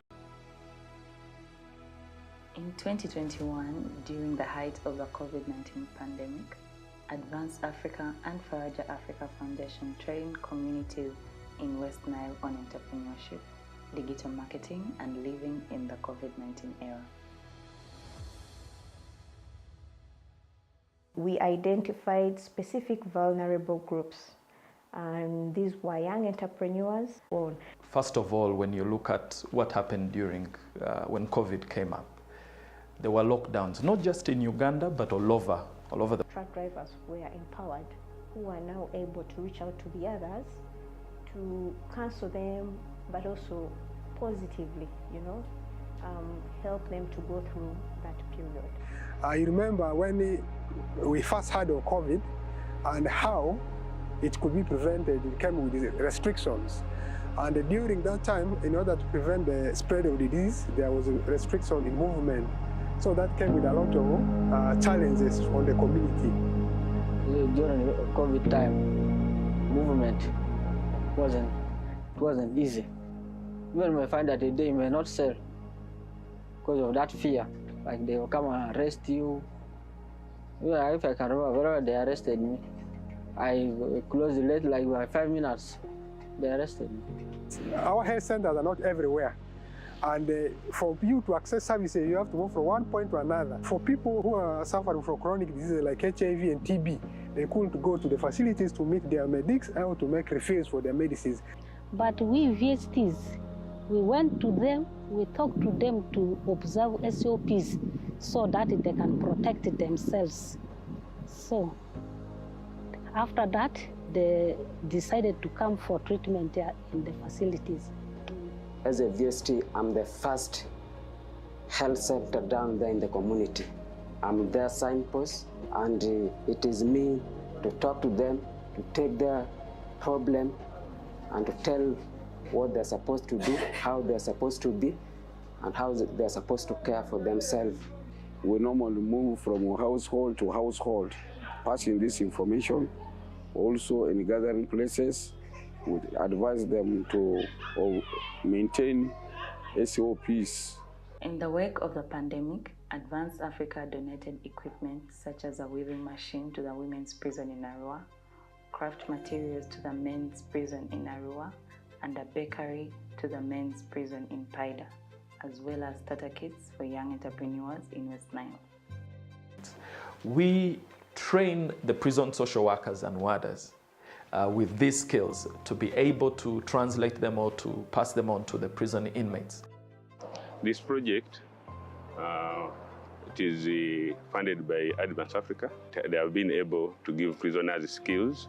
They have managed to support them within prison projects like handcraft, which prisoners have been able to utilize to improve their well-being. After the COVID-19, managing women prison is a bit challenging. Recently, the Advance Africa provided them with the weaving machine. Now most of them, they have known how to make sweaters and the tablecloths, meaning that when they go outside there, after their release, they will be able to make these sweaters and also sell them. We supported some of the businesses, over 100 businesses with inputs. When this Advance Africa, they came, they gave us some booster kits. Like for me, I received the one sewing machine. By that time, I was not having a machine. And it also, I use it very well and properly to make sure that at least I get something from it. And then it makes me to buy another machine also. Advance Africa, in partnership with Faraja Africa Foundation, held trainings in Arua and Kampala to equip young entrepreneurs and business mentors with digital marketing and entrepreneurship skills in business. These participants would then go on to train others in these skills. So they taught us on how to handle customers, even using this digital marketing like Canvas, then WhatsApp business, Facebook page on how you can advertise your product to someone who is not at your locality. We trained 10 digital ambassadors who later on we empowered and built their capacity and support to also each of them train 20. It was common knowledge that everyone knows how to use social media, if you didn't know, but not everyone knew how to monetize and have the digital skilling to be able to actually create content for their marketing purposes. As you can see, the business, it looks small, but when you go online, it's a big business. I received a great training from Advanced Africa and the Faraja Africa about digital marketing, which has really impacted a lot in my business of boutique. Because I started the business at a small scale with the worth 200,000. But as I received the training from Faraja Africa and the Advanced Africa about marketing my business online through Twitter, WhatsApp, and Facebook accounts, really I've gotten a lot of customers. Another area was that they also worked with the truck drivers. These are one of the key populations when it comes to disease transmission. The training was so important for me. I am able to get some skills through sensitizing or also training my colleagues who did not have the training, the skillful areas where we are not doing, we are able to move around to teach them. For instance, as a drivers, it is not only accident alone. Sometimes as a drivers, we feel when money is with you there, any stopover you met, you feel like getting a woman. So sometimes we don't think about being protected. What you know is the money is there, it can solve everything. But as a drivers, when you don't be careful, don't manage yourself very carefully, you can meet other diseases. We have other drivers whom we find most of the time they are drinking alcohol at any time. That one I've already sensitized them on. Like I've said, on their health. There's others who, if you are feeling maybe you have some problem with your health, you should not drive. You better park the vehicle, let other person drive for you. Working with Advanced Africa has been an exciting experience. One of the key things that it really helped us internally is to strengthen our programming and systems. But also, most importantly, working with them helped us also strengthen our financial management capacity, but also learning more about impact assessment, especially with the implementations we're doing and implementing at different levels. The overall objective was to empower young entrepreneurs with skills and opportunities in order to develop social economic resilience, and two, the social resilience of high at-risk population is built through constructive communication on public health concerns.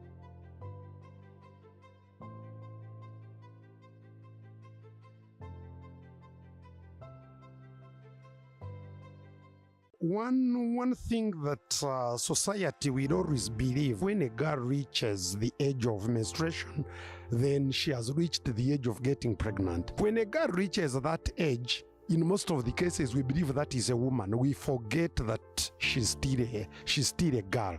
We begin believing this is a woman, and we stop looking at a girl as a girl. And that has brought a lot of problems to most of the girls who are girls, and we believe they are women now, and we give up on them. So through organizations like Faraja and AMREF, they get to our leaders and come to our community and talk to us about these myths, and then they strengthen us as girls to be free in our menstrual cycles, and then to teach us about the hygiene and how to use the pads. I first got my periods when I was in primary 7. At first, they were not bad, but now they are more painful than my first pills that I got. It was scary the first time because basically I would think about it, but then it came to reality, so it was a bit scary. As home for holidays, it wasn't painful. It was just normal bleeding. Yeah, and it usually took 3 days My first experience about menstrual hygiene, I was at school and I started feeling stomach aches. And as soon as I checked myself, I found blood on my dress. The experience was that harassing because most of my friends were surprised because they used to look at me as a young one, and so they were embarrassing me, laughing at me, and I felt embarrassed. Izooba ryo kubanza naza mu kwezi ngaba njya isomero nataha omuka omwaza kuza kuzuura empare kujozi nasanga ndi omu kwezi nagambira maama yampe sente nazo omu busente bwabe buri hiihi nagura pad. I started the mass, it was in March this year 2021. I started when I'm 13 years, and I started when I was in Sorot with my sister and brother. We were in the main hospital there. Now the time I started, I called my sister that you come and see what is coming out from my private parts. She told me that is normal, and she taught me how to make it. She gave me pads and I guided myself. Unagiye mu period omurundi gwo kubanza kandi ayishomero kandi yo mu kirasi kini mukire mwana unabe nstamena warubazu yangira ngo nyine mushaye askati nafune shweta najezirika nkirukanga nafuna hoti cyomwe wo mukazi namugambira kina mugambire yamporsa kuza omuka nayiko muka nagambira mama yangambira nguburizo mwana w'obwisiki azago mu period niko kungura za pads akangambira nko kundayerinde. Challenges that I've faced as a girl during menstruation period is one, I don't get comfortable around like peers because you keep on wondering and keep on checking your back behind to see whether boys are looking, so you really don't concentrate in class. Mundu gwo kubanza tendereba ebizibu byingi onka kunasubire nagarukamu gwa kabiri nashasha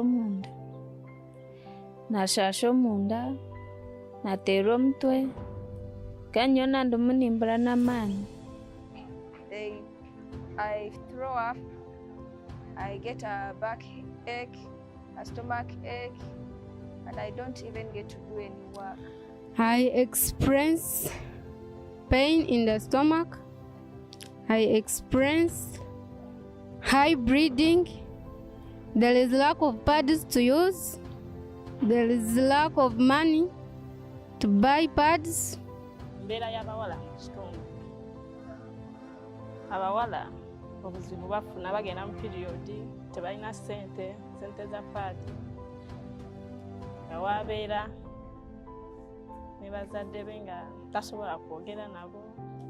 During lockdown, it was hard for me to get pads because my mother and father, they were not having money because those pads are expensive. I decided to use these bed sheets. I used to tear them and I used. Of course, money was lost that time. Nafuna okusoomozebwa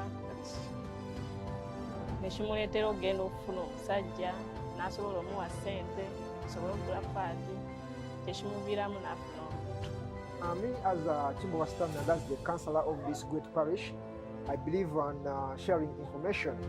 Because as an individual, I couldn't do anything better than giving information to the young girls.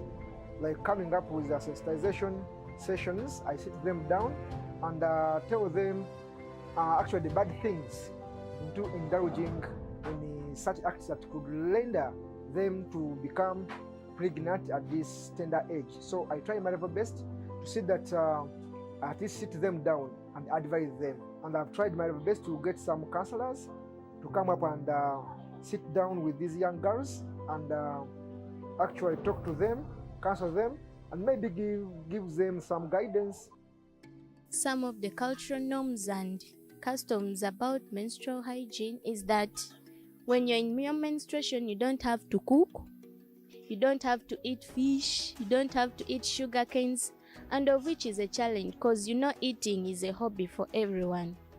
Me, they told me whenever I'm in menstruation period, I'm not supposed to take something too hot. That whenever I take something too hot, it just increases the bleeding. That some women are not allowed to go for worship, places of worship outside the church. I hear girls are not allowed to cook at home because they're in their periods. They are considered dirty. I don't believe in the cultural norms because I believe we can. All right. Thank you and welcome back from the breakfast. We took excessively long, but we're trying to settle out a few things and get us into the mood of the real discussions. So right now, we have the speaker and the clerks being already briefed on what will happen. So this is what always happens. In every parliamentary sitting, when the speaker enters the house, okay, everyone stands up because that's the start of the plenary session. So when the speaker comes in, the official opening now begins, where we stand up, we do the anthems, and follow the proceedings, okay?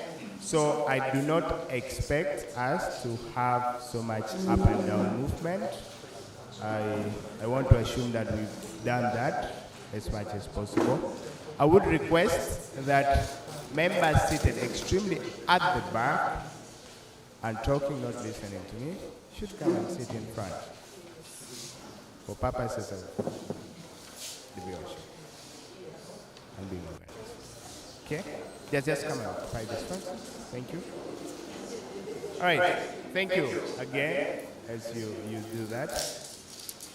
We have a live stream. We are live streaming, so there are people who are watching us from wherever part of the world. And that's interesting for us young people to be exposed.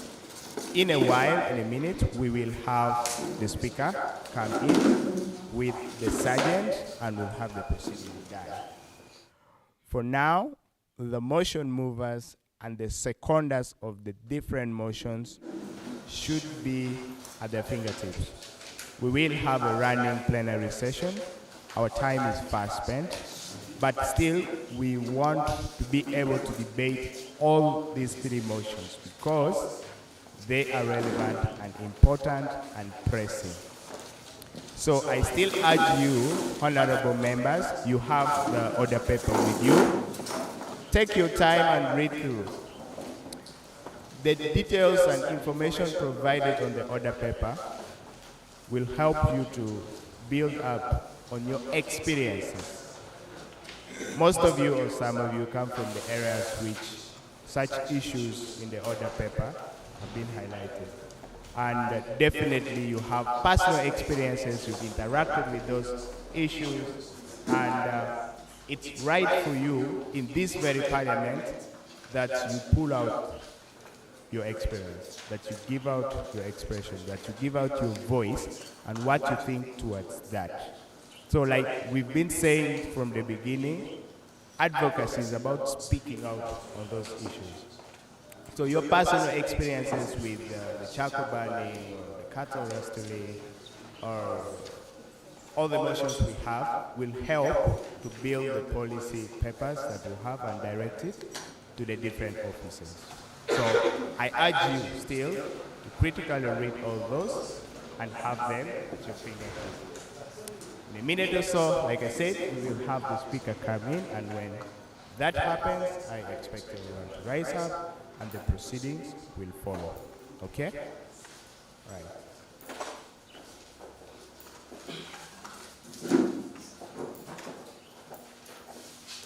All rise.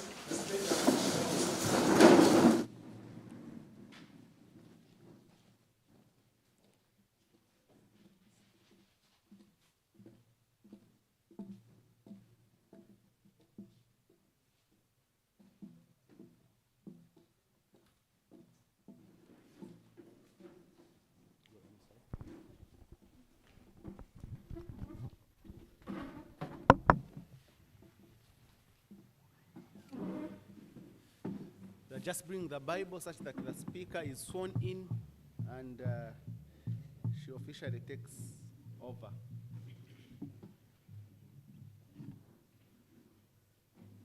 Right now, she doesn't have any authority to tell you to sit because she's really sworn in. I'm still the presiding officer.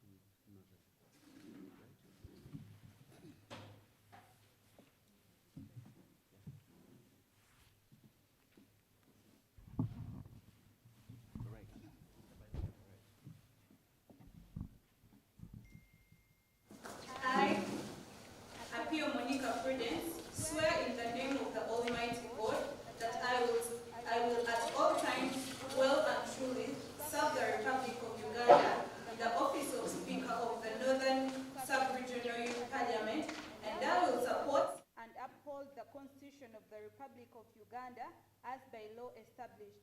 So help me God.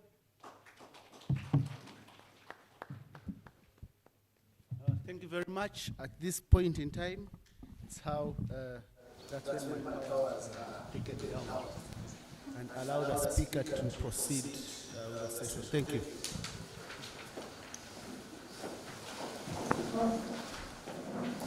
Well, thank you very much. Let me take this opportunity to declare you all as the members of the Northern Youth Parliament. Thank you. You can take your seats.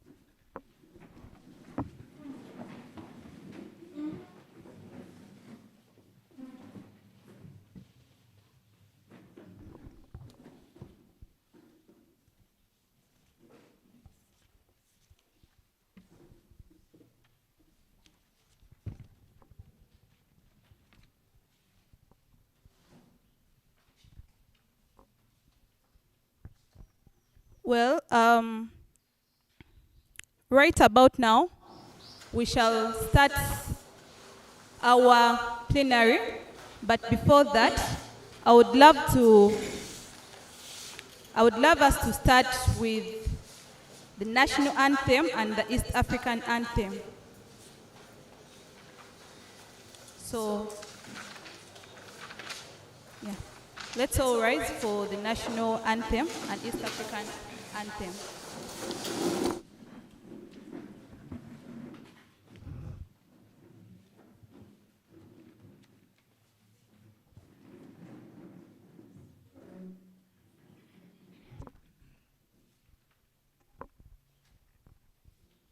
Okay, we will start with the national anthem. O Uganda, may God uphold thee. We lay our future in thy hand. United thou will always stand.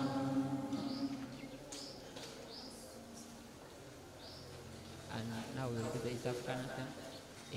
Mungu twaomba uilinde Jumuiya ya Afrika Mashariki, tuwezeshe kuishi kwa amani, tutimize malengo yetu. Jumuiya yetu zote tuilinde, tuwajimbike, tuimarike. Umoja wetu ni nguzo yetu, jumuiya yetu. Okay, let's pray. God, we thank you for this day. We thank you for bringing us to this sub-national parliament of the northern region. We pray that you will lead us, guide us, and whatsoever resolutions we shall make, we believe that they will be for the better of this region. We pray and believe in Jesus' name. Amen.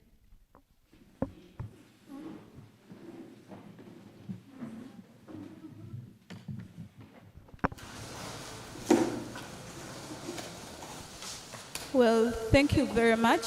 Let me take this opportunity to thank you all, the members of parliament, honorable members of parliament, for your dedication, passion, and commitment towards shaping the future of northern Uganda and Uganda at large.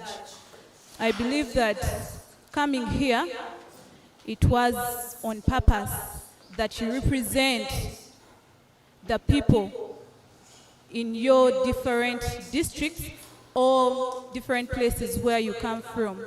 So I would love to encourage each and every one that we speak thinking of the young person that we have left behind, who has no platform to speak for his or herself, to speak from the heart and not just from the mind just because you want to be seen. Let us pick issues that affect us and raise also the solutions, because it is our role to not only speak out but also to come out with some of the solutions as the young people. So I will not take a lot of time. So let's go straight to our plenary. I would love to invite the mover of the first motion, that is Honorable Otim Stephen Palaring. Thank you.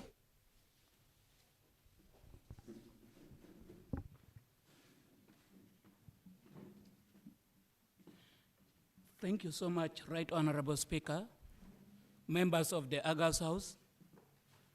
Permit me also to recognize the presence of our youth councillors in the House. I recognize the presence of Speaker Umoro, District Local Government, Honorable Luganya. Thank you for creating time. I also recognize the presence of the members of the Fourth Estate, the journalists. You are most welcome to this youth parliament. I'm called Otim Stephen Palaring, mover of the first motion, and for that matter, I competed because we have 4 motions. I wanted my motion to be the first. And when I saw the ballot paper, ladies and gentlemen, I'm happy that my motion is number 1. And I choose to pick interest in this motion because I come from a region where we are so affected. We are so affected with this motion number 1. And through you, Madam Speaker, I would like to move this motion to the August House. I would like to move this motion for the resolution of this youth parliament, urging government to prioritize investment in climate change and youth in agriculture. Ladies and gentlemen, there are keywords we have to notice in the resolution, in the motion. So I beg to move. Madam Speaker, I beg to move. It's okay, thank you. Thank you very much.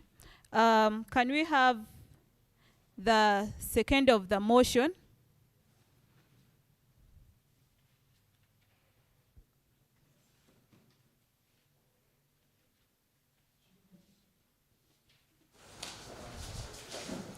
The right honorable Speaker and the House at large, I'm Limpe Caroline from Amuro District, and at the same time a youth leader in the position of a Secretary of Female Affairs.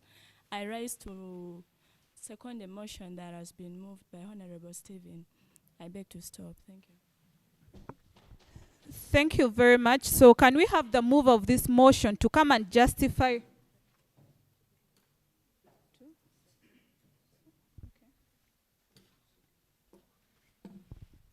Thank you very much. My name is Mildred Oyala from Momoro District.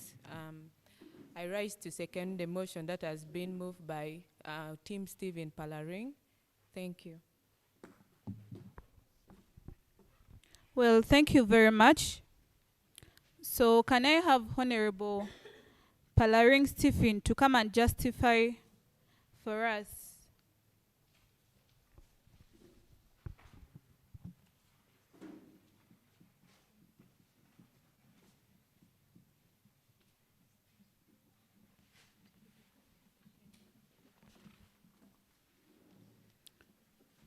Thank you, Right Honorable Speaker.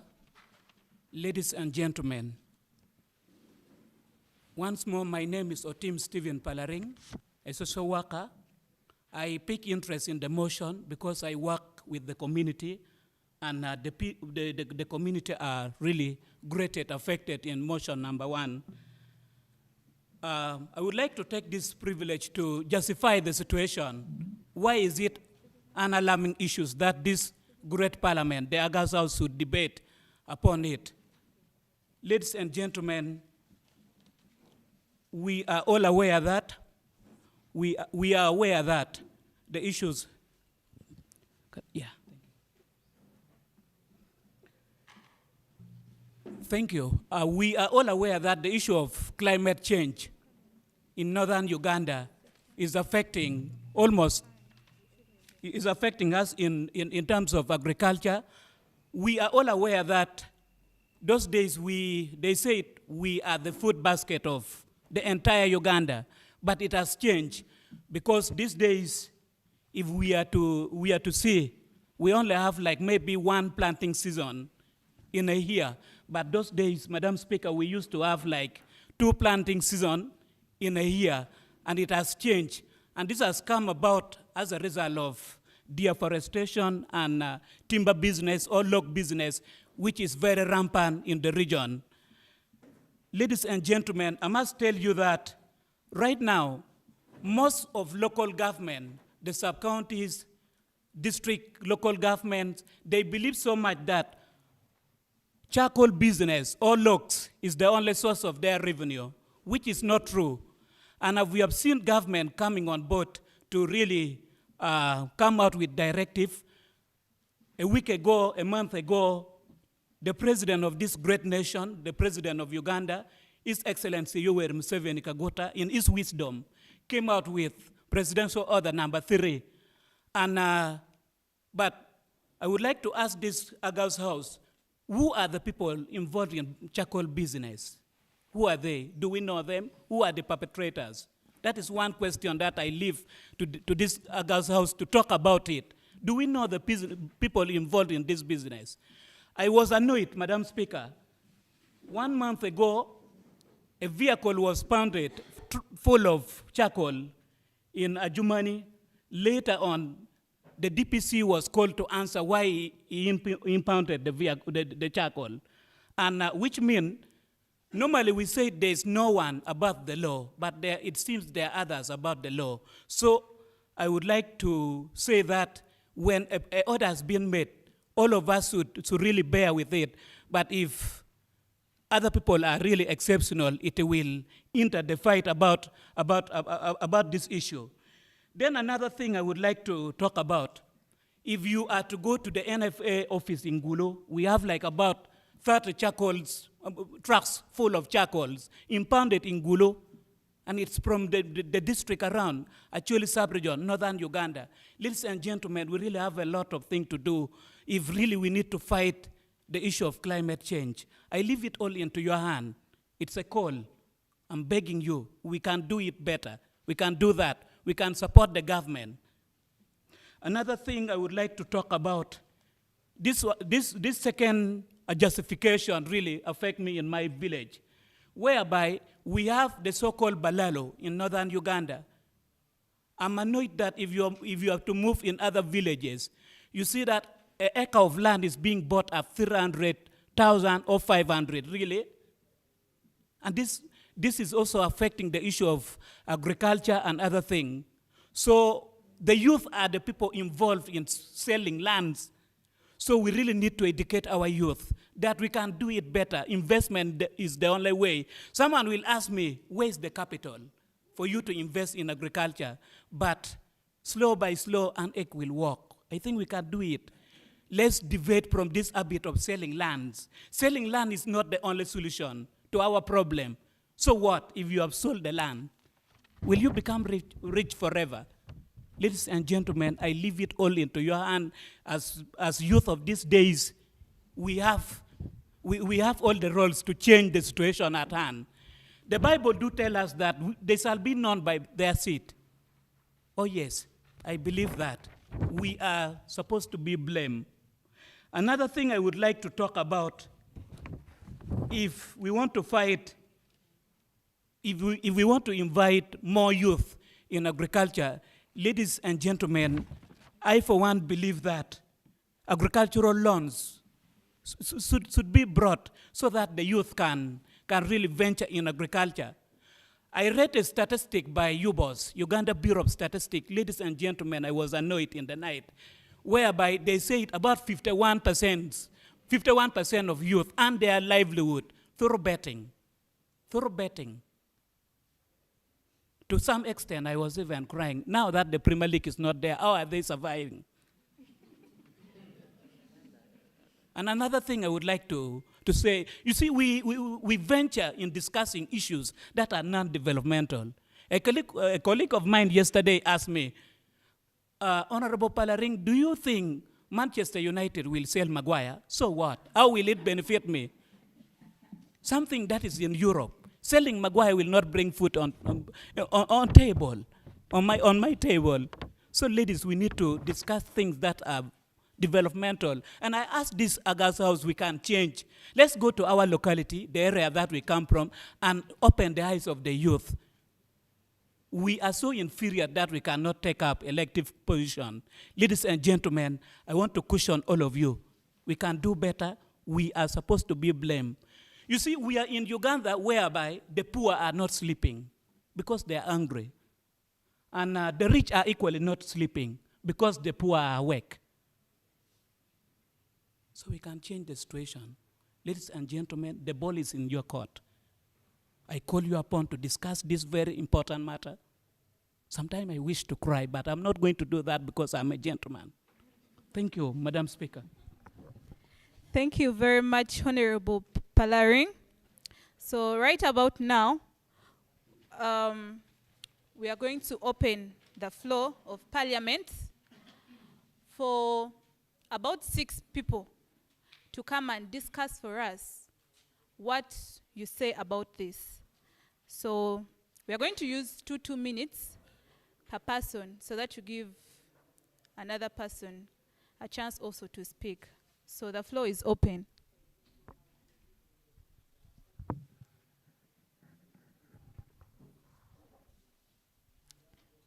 Yes, please.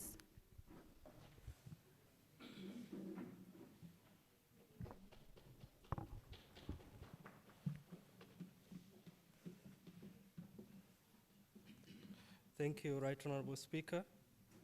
Honorable colleagues, good afternoon. I am called Otim Oscar Bon, former so many things. I cannot start again bringing them here. I'm going to start from Honorable colleague where he made mention about climate change. I have discussed this for quite a number of times. When we talk of climate change, I cannot again start lecturing you people on whatever we're trying to bring on board here. But the few ones that are currently affecting us, most of them are forest, like deforestation, charcoal burning, and the rest. Earlier on in May of this year, the President of the Republic of Uganda made an order of stopping charcoal burning from Acholi sub-region and most of the northern region.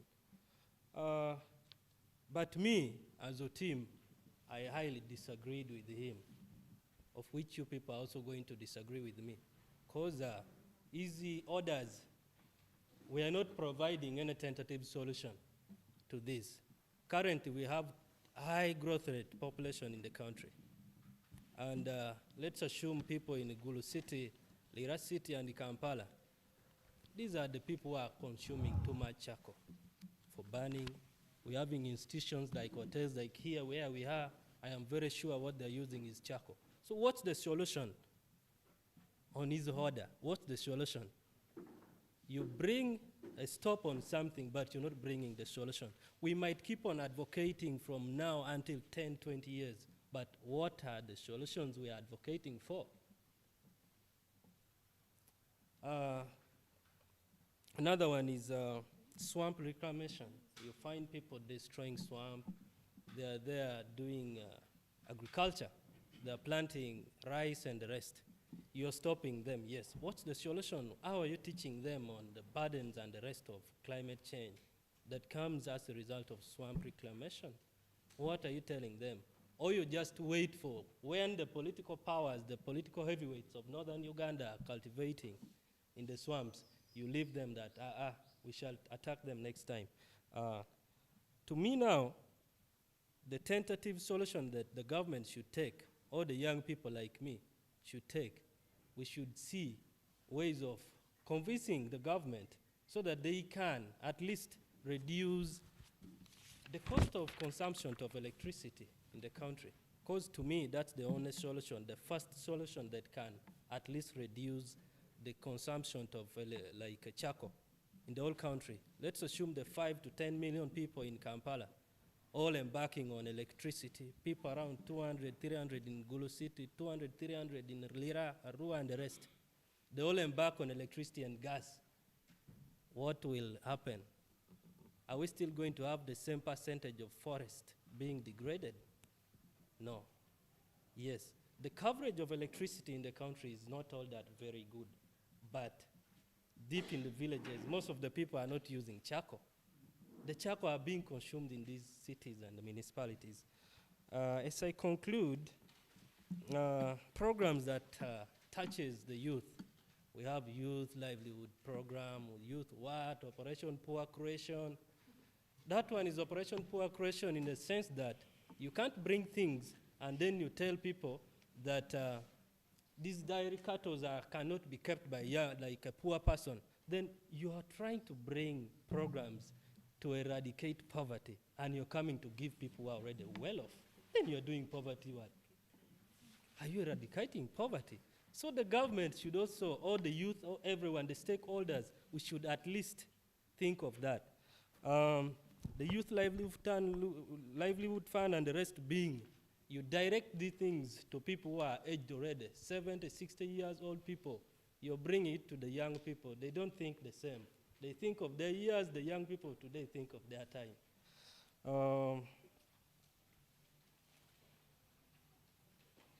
As I conclude, this parliament should also seek relevant and feasible solution to programs that are projected to the young people. You'll find in a sense that during the Youth Livelihood Fund, Operation Wealth Creation, they send coffee to Acholi land. Can it really be effective? Can it really grow? You send pineapples to Lira. I have never seen any plantation of pineapples in Lamu. You send for us mangoes. We already have mangoes. Consult the young people, consult the stakeholders, consult everyone in the community. Bring things that are going to be here. Coffee is okay in central and western Uganda. We don't Our land does not support matoke. You're bringing matoke. Bring for us things like cassava and bring them. Don't bring them in December when there is no rain. Thank you. Thank you very much. I request that as you come here, you mention your name and where you come from. And I kindly request us to keep time, 2 minutes. Thank you. Honorable Limpe. Then.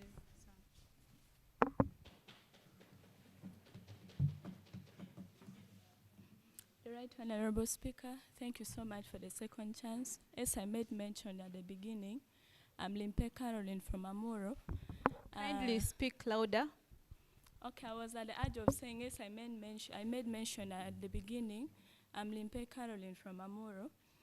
And if we talk about climate changes or climate change, specifically in northern Uganda, we may see only drought or too much sunshine, but we have very many aspects of climate change. Talk about flooding, talk about landslides in some regions, but particularly today we are talking about northern Uganda. So if I mention Amuro, then I stand here to say I think we are the people who have been affected most because of this. And when we talk about climate change, most people are made to see that it's just because of the tree cutting that we are having. And we are forced to accept that it's because of these trees that are being cut that we have all this what is happening. Now, my honorable who moved this motion made mention of some stakeholders or leaders who are seeing charcoal as a source of money. Yes, I agree with him. A scenario in Amuro last week, we had two political leaders who were fighting over a truck which should have passed with charcoal. And because only one person got the money, the other one could not accept the charcoal truck to pass. So they even had to exchange blows because of that. So because now the leaders who are supposed to lead us throughout that are also accepting and seeing that that's the source of money that they have, we as youths have now very little to do about that. But then when such a thing comes, for me I urge, or have things like, what if the government bring in loans which are really having policies which are attached to climate improvement. Talk about loans that are going to be given only to people who have tree plantations. When that force people to also plant trees, because when you have really that heart of getting the money, you're going to be forced to also plant trees. Talk about the government reviving farming cooperatives, because there are times we see that when there's like climate change effects, for instance, last season, most of people lost almost every crop in the garden because the sunshine was too much. So it's going to bring up a scenario that most of them are no longer going to have seeds for season B. So what if the government organizes cooperatives again? These are cooperatives in which people are going to get inputs. Talk about the improved seeds, which can be resistant to the sunshine that may come in. Talk about people being given the inputs at a reduced cost because they have almost lost everything, like the seeds that they use for season B. Because now in such a scenario, the people who are affected most are the youths. When we fail to go to schools, we are the youths who are being affected. Most of these adults are already done with schools. Because most of us here, our parents do raise money for our education through farming. If not directly, then at least there's a link attached to that money that has a farming background. So most times we see that when such things fail, the youths are affected most. And most times we are the youths who are very lazy to do such things. Now imagine the government is bringing in programs that should really help out people to eradicate poverty, besides living out or having farming in it. Now talk about the parish development model, which is trending of recent. It was mentioned that the youths have a percentage in that money. But right now, even if you're in a group, when you're to access that money, you are told that you should be having a household. Now talk about a youth at my age who wants that money but no longer have a household. Will I really acquire that money, or will I have that money to help me? Then what if I have my father who has a plan or who has a forest, acres of forest? Won't I be forced really to use that forest to generate the money that I have? So we urge the government to also bring in things that favors youth. The policies should be really loosened down so that we can also accept the things that they intend to bring in so that to help us. I think I wish to stop here. Thank you. Thank you so much, Honorable Limpe Caroline. Let's have Honorable Sam Ola. Thank you very much. My name is Honorable Okot Ola, representing Palabek County here. I would like to start by agreeing and disagreeing with my brother who said coffee does not grow in northern Uganda. Text has come out about the occupationalization of African or Ugandan people by the British. And one of the occupations designated for the Acholi male especially was soldiering. And because we were designated as soldiers, it would then be contrary to their activities if they gave us a lucrative crop like coffee. So they gave us cotton. And cotton, because cotton is a one-seasonal crop, but coffee is a wealth-building crop. If you want to debate this, I can show you about 10 farms, very productive in coffee here in northern Uganda. Yes, I just wanted to correct that historical economic injustice. But at the same time, I agree with you on the issue that the jumbling of the crops that are introduced by different programs is very problematic.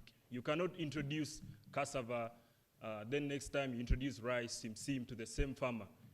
You know, in the developed economies, families grow one crop for 3-4 generations, and they become experts at this.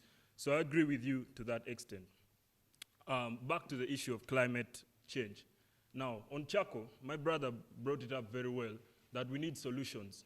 Last week, the president announced that they're going to exchange for free all border borders in Uganda. How many border borders do we have? Now, that is the power of the state. The state can source money through debt, can source money in any way. Similarly, our dear plenary, I believe the state can transform all charcoal stoves in the country at a very cost-effective way through whatever means, but to take away the very tool that burns our forests, that burns and is causing climate trouble in northern Uganda. So I think the state must exchange all charcoal stoves at a free cost for every single citizen. That's one. Now, on the issue of land in northern Uganda, you should know, and it is our duty to provide oversight. We are coming from a post-war context. For 20 years, we were living under dependency in northern Uganda. You did not have to plant. Rather, every end of the month, you had to line up for World Food Program, beans, rice, posho, and what we used to call compact food, if you remember. So for 20 years, the mechanics of growth, of growing of crops was lost. We are therefore trying to rediscover this. Climate change only comes in as a risk multiplier. But the disoriented youth of northern Uganda are the same people selling off this land. Now, who are the people intervening? The family structure has already been killed. So the only interveners are government, one, and two, civil society. Now, government comes with interventions, but it passes these interventions through a reward system. The people who are mobilizers of the ruling party are the people who get some of these benefits, or the people who distribute some of these benefits. So it does not go into what used to be our social structures of family. That's one. Two, civil society also has a big problem of trying to separate us. Ladies and gentlemen, we should rebuild back the family unit in northern Uganda. And when someone comes and says, oh, we are going to give heifers to women who have lost, who are facing domestic violence, there's a project like that. And then I went to the police station with my colleagues, and we realized that domestic violence happens during harvest season. So if you're giving a woman who has just been beaten for plowing, of course our women, amazing people, grow all these crops, and she has brought the sack, then the husband wants to take it over, and you're giving the same woman a calf, you know? Then another one came and said, we want to register women's land. I was discussing with my colleagues here that most women in Acholi, they are protected through a system called Outpanyera. And once that land is registered, and in any case sold, her whole lineage is alienated from the benefits of the wider community land. So some of these civil society programs come with agendas that are not set from Acholi. And we need, as youth, we need to rise up, define our community, rediscover family. This is our generational role.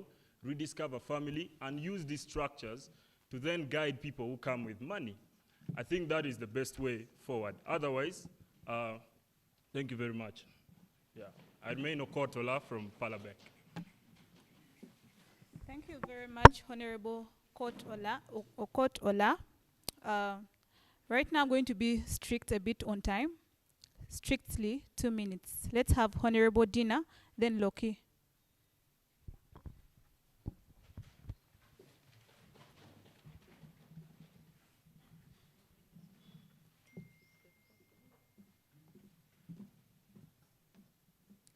Thank you, Honorable Speaker. I adopt all the earlier protocol. I'm going to be very brief. I'm Dina Achola. I come from Kwania District, and I am a member of the Youth Sounding Board at Faraja Africa Foundation. Climate change is far-reaching, and we cannot say we are going to ignore it. I am a teacher by passion. And climate change affects education in every way that we can think about. It is because the people lack knowledge and understanding of what they need to do to protect the environment. And I am not going to dwell much onto that. That is yours to think about, of the far-reaching effects of climate change. But mine is to task the decision makers, the state actors, the civil society, and those who speak for the people, to look into the affordability of the options that they bring for the local person to use in the sake of stopping the use of charcoal burning and all that for home use, because we use charcoal at home all the time. But what are the available options?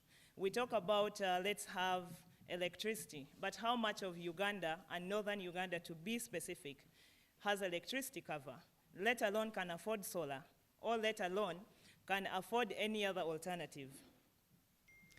And then also, I will also go on to the practicability of the solutions that they bring for us. I am a grassroots worker. I love to work with communities. I enjoy working with communities and listening to them and understanding what exactly they go through. But most of the solutions that they bring for the young people, the solutions that they bring for the local person, is not practical. They don't even understand it. So can we craft solutions that can work for the local person? Dearest Honorable Speaker, can we look into that? Can we think and consult widely and understand what works for the people? It's not time to speak much, but we need to act more. Thank you very much.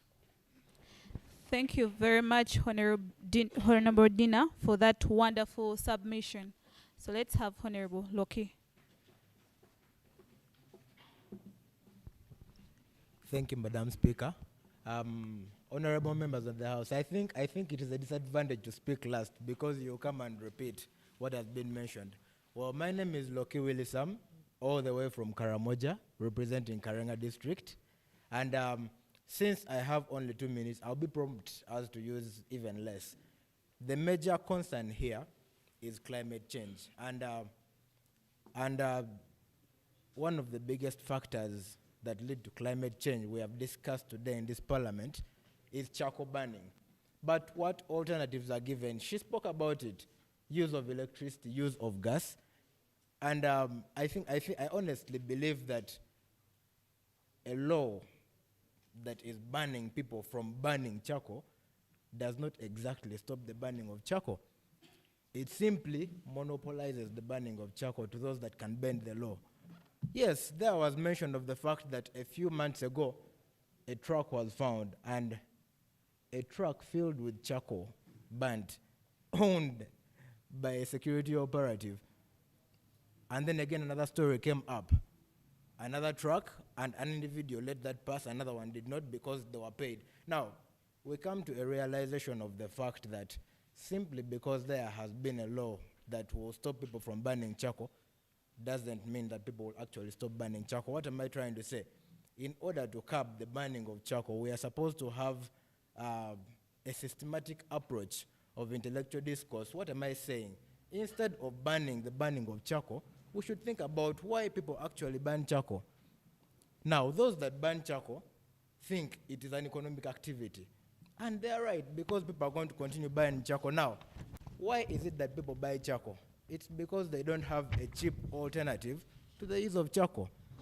The alternatives are electricity, of which not every household has electricity. And even those that have are using yaka, which yaka is going to cost them about 10,000, which will last for only 3 or 4 days.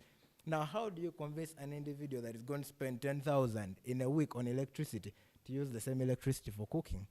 How are you going to convince an individual who is going to spend 150,000 shillings on a gas cylinder to use the same gas cylinder for cooking beans that is going to take about 3 hours? It is not plausible. So I think the best solution to charcoal burning is a subsidization of the alternatives. If government sees fit, then they should subsidize. The rate of their electricity is much cheaper than that of Uganda, who actually produces their own electricity.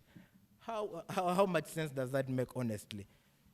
Uganda is the second country rated amongst the most expensive electric bills. So exactly how do you convince individuals that electricity is a substantial alternative to charcoal? That said, I think charcoal burning will continue if those are not put into consideration. Thank you very much. Thank you very much, honorable members, for the wonderful discussions. I think I'll give a chance to one more person. Honorable Chris, you've been raising your hand since, so let's have you on the floor.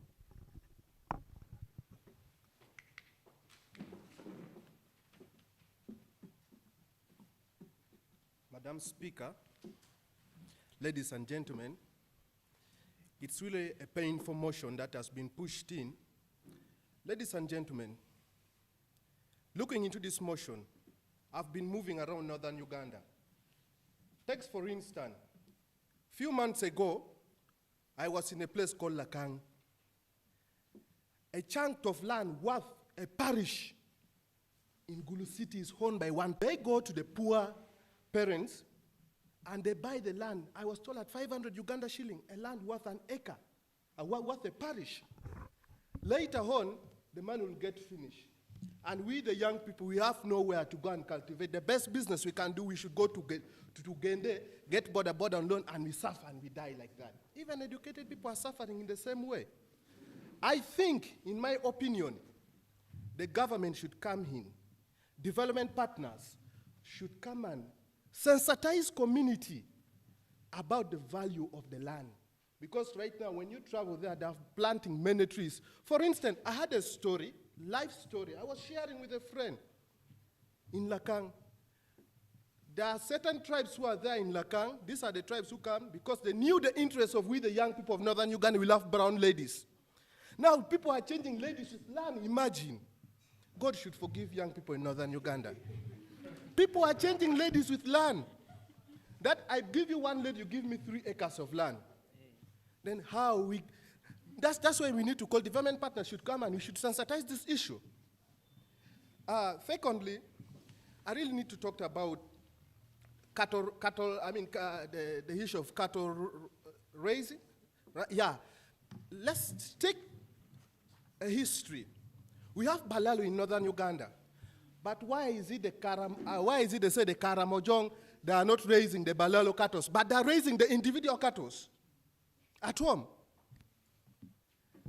The government should take an initiative to come and release with the people, young people of northern Uganda, through a lot of, because when you talked about the government come with an initiative in Uganda, like we heard about, there's a project called livelihood program. They give a livelihood program without even sensitizing the youth how to use the money, how even carrying out like development, the processes how to use this project. They just give you, here's the thing, and they used to start battling. At the end of the day, the project end up collapsing. I say this for God and my country. Thank you very much. Thank you very much, honorable members. Allow me to take this opportunity to invite the mover of this motion to come and make his prayers.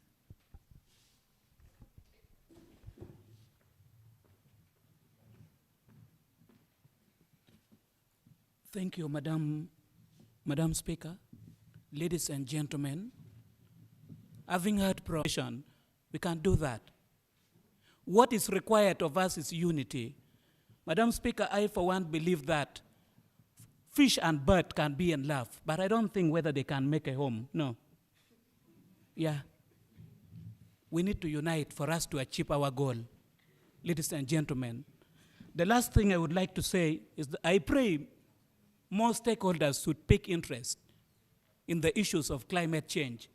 We need them on board so that we can change the situation at hand. And in Uganda, they like diverting people's mind. I just pray we should not be diverted with many issues. And right now, if we are to focus so much on the issues of DNA, we shall lose the fight on climate change. You believe that you are the daughter of your parents, you are the son of your parents. Let's focus on climate change. We can do that. Ladies and gentlemen, I rest my case. Thank you so much. Yes, thank you so much, Honorable Palaring, for making your prayers. I believe that we shall walk the talk this time as the young people of northern Uganda.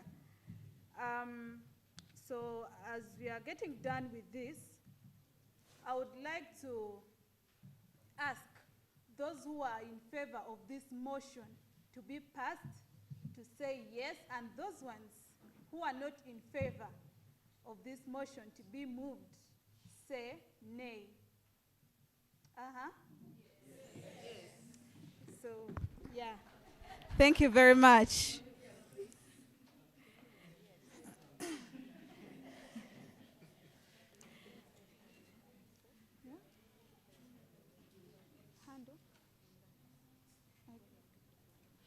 Okay.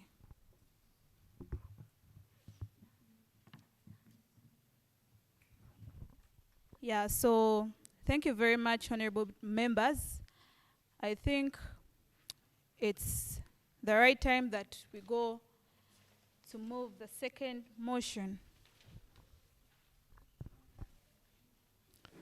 Thank you so much, ladies, dear honorables.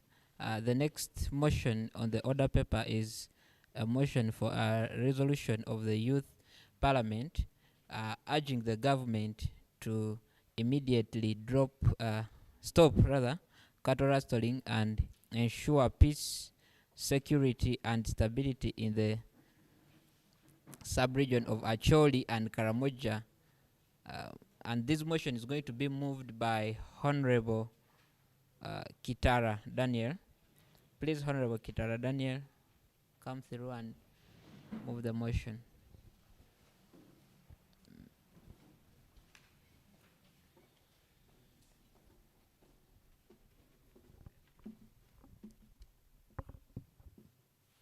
Thank you very much, Madam Speaker.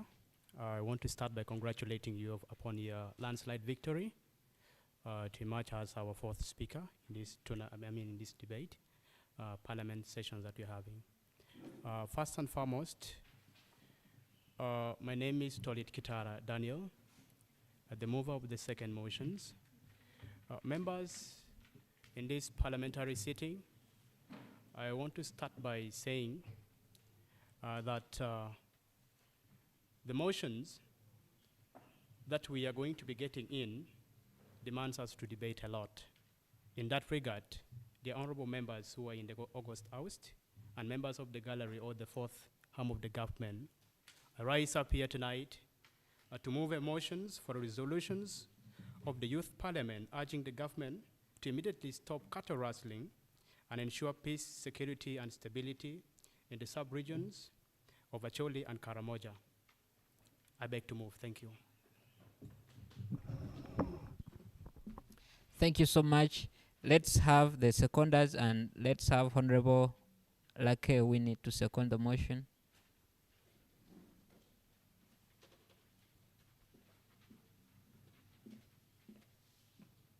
Thank you, everyone.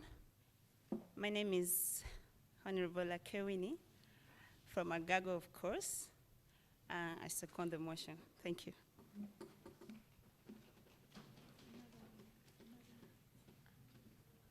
Okay, let's have another seconder to the of the motion.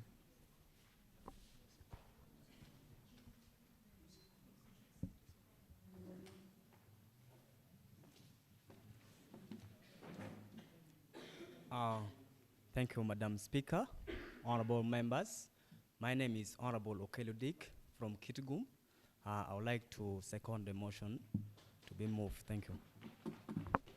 Thank you very much, honorable members. So right about now, I would love to call back the mover of this motion to come and give us the justification.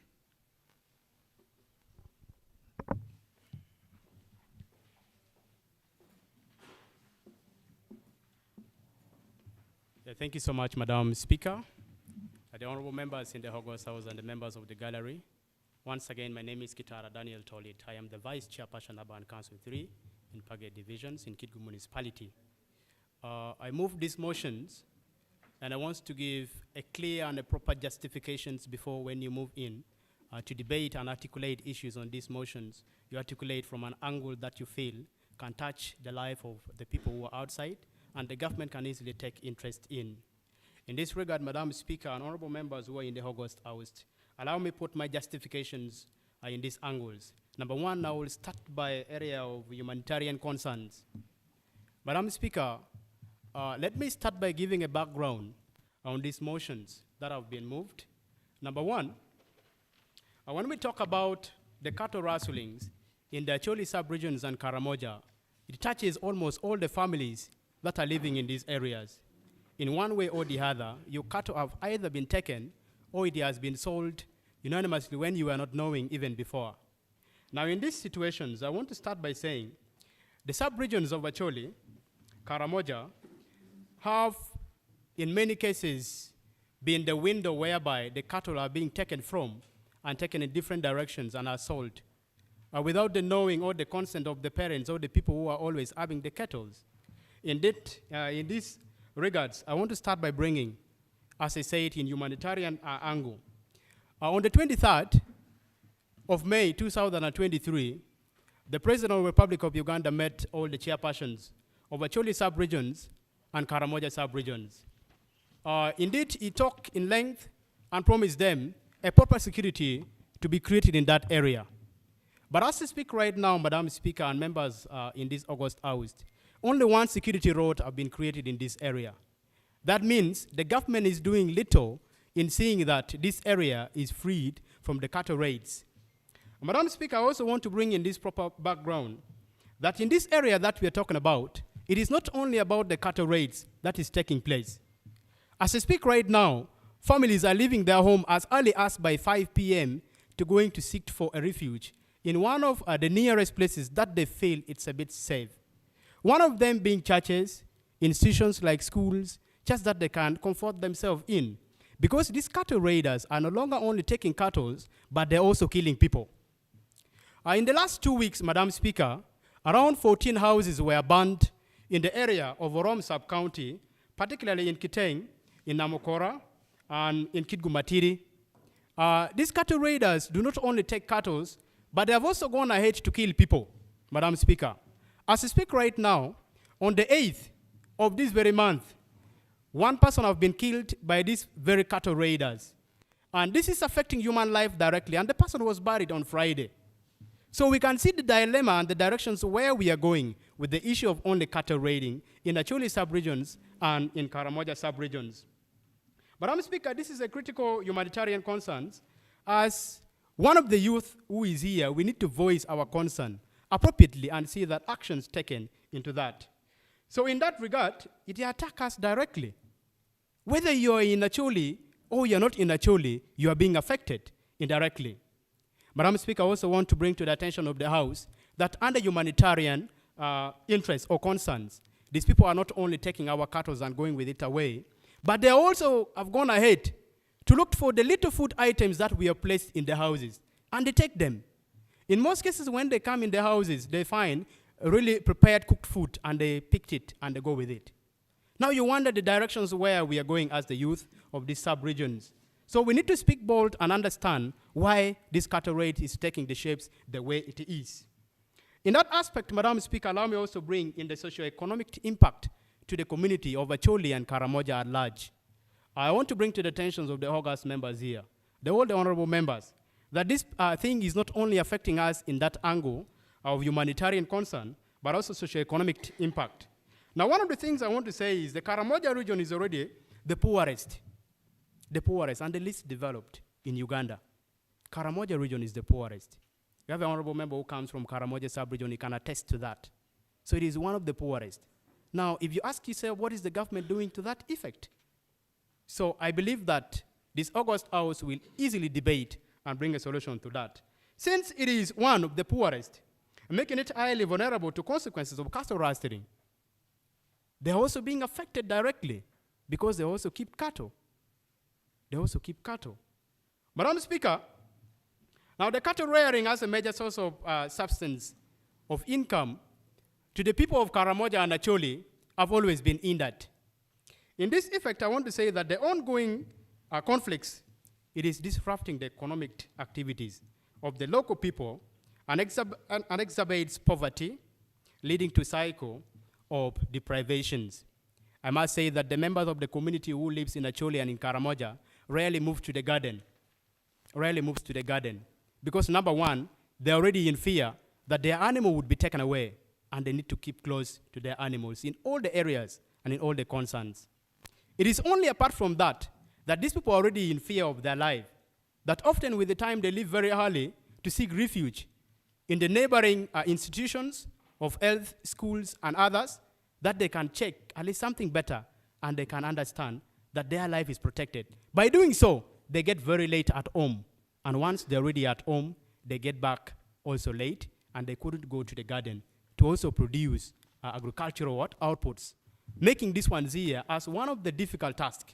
The last time when the president sent directives through the member of parliament in the sub-regions of Acholi, he made a directives that, and he said, he promised clearly, that he is going to send tractors to help those ones in Acholi, particularly in Acholi, the people who are affected in Urom, to actually cultivate in larger numbers and in quantities.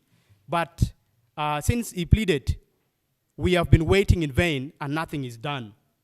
On the same note, the government also promised the people of Karamoja that they are going to be opening them for fish ponds because their land is not only fertile, because some of their things is only majorly based on cattle rearing. So they would always engage the youth in that area and give them at least something which is feasible. And by saying so, the government haven't fulfilled Charles' promises. So I believe that we are going to deliberate on that and understand something in that. The next item I want to bring in this angle that the members are supposed to understand is about the previous disarmament efforts that the government made. You're well aware that in 2006 to 2011, the government was already making an attempt to see that they disarm the people who were already harmed in Karamoja and in Acholi. In Acholi, they went successfully, either around 98%, but still there is a clique of people who still have it. And in Karamoja, the government have tried and tried. And I don't know what is happening because they're bordering Kenya. Maybe they have access to their neighboring country, and they can easily get what? Access to guns. And as I speak right now, there are a lot of guns in hands and call them as warriors, and they're affecting people in the sub-regions of Acholi and in Karamoja. Madam Speaker, as I speak right now, these people, they don't move what? Individually. They either move in groups of 2, 3, or 4, making the commandos that have been sent in those areas, detecting those warriors are very difficult. The commandos easily find that they are the members of the community, and they cannot what? Attack them. As I speak right now, yesterday there were people who were raided of their animals. As I speak right now, there are animals who are kept under the custody of the forces. But still, you realize that these cattle are being taken away. On the 15th, one person was killed because he was trying to follow his goat after when it was taken in the night. Madam Speaker, we needed something deep in this. Then I'll also bring in the aspect of involvement of non-regional actors. Madam Speaker, I would say that the motion brings attention to a new challenge, as we have all heard it, that number one, the involvement of non-regional businessmen and women who are always dealing in the cattle have also hindered enforcement in this. Though the government tried in all the angles, but they were not successful. That means that we needed a bigger force of army in that area to man those areas very well, to see that we can easily get something out of the little that we have in that area. Then regional or international implications is one of the factors in these motions which is affecting us in Acholi sub-regions and in Karamoja. And we need this house to adequately debate and heavily bring solutions. One, we must say that the porous borders that govern us with the Kenya and the neighboring sub-county competently and get something out of these ones here. Then civil society involvement as part of the breakdown in these motions. I must say that there were involvement of civil society organizations, but though it was there, it was little because they were at one point being uncuffed by the move of the government. There were security meetings that were held by the civil society organizations, and as I speak right now, little is being done in the resolutions that they have moved. That means that we call this house to debate also actively. Then the last one, Madam Speaker, I want to bring to the attentions of the honorable members is the weak law enforcement. Madam Speaker, I want to say that since the commandos were promised, by the first son, these commandos are doing little. These commandos are doing little, completely. And the armies that have been sent in those areas, they are very few. They are very few. Even if when they are very few, their tactics cannot match the one of the cattle raiders in those areas. That means that something must be done to that effect. Absolutely, just that we can get something. In conclusions, allow me say that as members of the Northern Youth Parliament or sub-regions, we'll have to debate these motions and will enable us to comprehensively discuss the complex issues which are attached to these motions. And then we see that cattle rustlings in sub-regions of Acholi and Karamoja, we call it as a history when this one is sent to the government. Then by saying so, our purpose is here is majorly to digest and understand deep in what we are going to be talking about. Thank you so much. I beg to submit. Thank you very much, Honorable Daniel.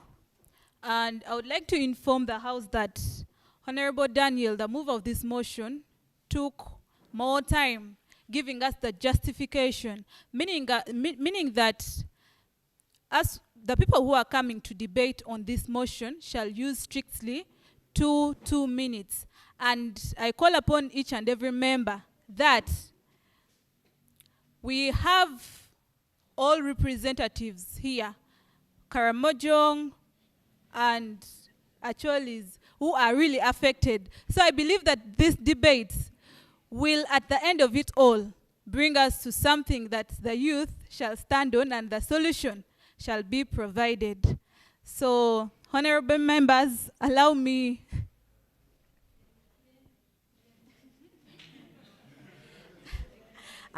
to pick someone from behind. I'm seeing, yes, Honorable Albino.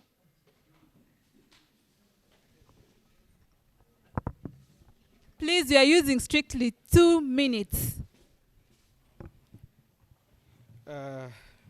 Honorable Speaker and honorable members in the House, good afternoon. The 2 minutes could not be enough, but I'll try to squeeze it, because when we talk of cattle rustling in Agago, Kitgum, Pade, part of Lawan sub-region and Karamoja, it's so painful to some of us who are from the area. Let me start from the statistic. The government always said that Acholis are the poorest region in Uganda. In 1 year, we lose over 1.7 billion to the cattle rustlers. In 1 year, 1.7 billion. Why? In 1 year, the current statistic, Agago district has lost 2,137 cattle. Averagely, each cattle is 800,000. Do the maths and get the total amount. That is 1.7 billion. In 1 year, they lose 1,899 goats. That is 132.9 million shillings. And they term us the poorest. It pains a lot. Many has lost their lives. over 200 people died. In one day, last month, these cattle rustlers killed 4 people in one day, 3 people from one family. And they are sitting on it. And I remember in one of the parliament session, when Semuju Nganda told the speaker that we are debating about homosexuality, but we are leaving the issue of Karamoja. But the Speaker of Parliament said, let's focus on national issue. The death in Agago, in the border, Karamoja border, is not a national issue to the government of Uganda, and it pains us a lot. Ladies and gentlemen, first son went to Agago, went to Kitgum. He promised heaven and earth. It was so amazing when he was speaking. He promised 300 commandos, and the following day 300 commandos were in the place. But they have not even killed one cattle rustler. They have not even captured even one cattle that has been raided. We have so many soldiers. No one should deceive the whole world that the soldiers or the manpower are few. We have so many soldiers in Agago, in Kitgum. So many. But these are educated soldiers who fear death. They are not patriotic. Last week I was in Agago. Every weekend I'm in Agago. Gunshots is just like the 1990s. And we are used to, even if you hear, you just smile and continue with your businesses. We are used to, because these guys are just scared, like scarecrows in the garden. The soldiers, the current soldiers we have in Agago, they are just like me. I can even command civilians and kill 10 cattle rustlers in one day. But these soldiers cannot even kill one. Cannot even get one. Honorable members, the issue of cattle rustling has been, we have talked about this. In the parliament people talked about this. In the community last week, the people of Orom, the councillors, demonstrated. The death in Kasese was handled in one day, but cattle rustling from 1987 up to date, the government of Uganda is not interested in protecting the people in those areas. Kindly summarize, Honorable. Ladies and gentlemen, the main reason why the government has failed to curb this vice, one, is the approach by the government, poor approach. Cattle rustlers are 1, 2, 3 people. The commandos cannot manage them. The only thing government can do is to recruit the locals. In 1999, when the issue of cattle rustling was too high, only 4 people managed. The former Ruto Otut, who was the chief, managed to beat these guys just with the bow and arrows. Only 4 guys. Until they recruit the locals, we know how they move. We know them, how they move. We know how they dress. There was a day a soldier was asking, how do they look? Do they have horns? You're asking people, and they have brought you to protect the people you're asking them. Secondly, the branding of the cattle rustlers. The government has branded them as thieves. And you know what the law says about thief? You have to arrest and produce them before the law. Someone with a gun, how can you arrest that person? The government should change that focus. Lastly, the poor command. They should not kill. They should arrest. The market of short-on cattle in Ethiopia is the cause of all this. Not the usual cattle raiding, whereby you raid and you follow them in the kraal. Those of Loki might be knowing them. You raid and follow them in the kraal.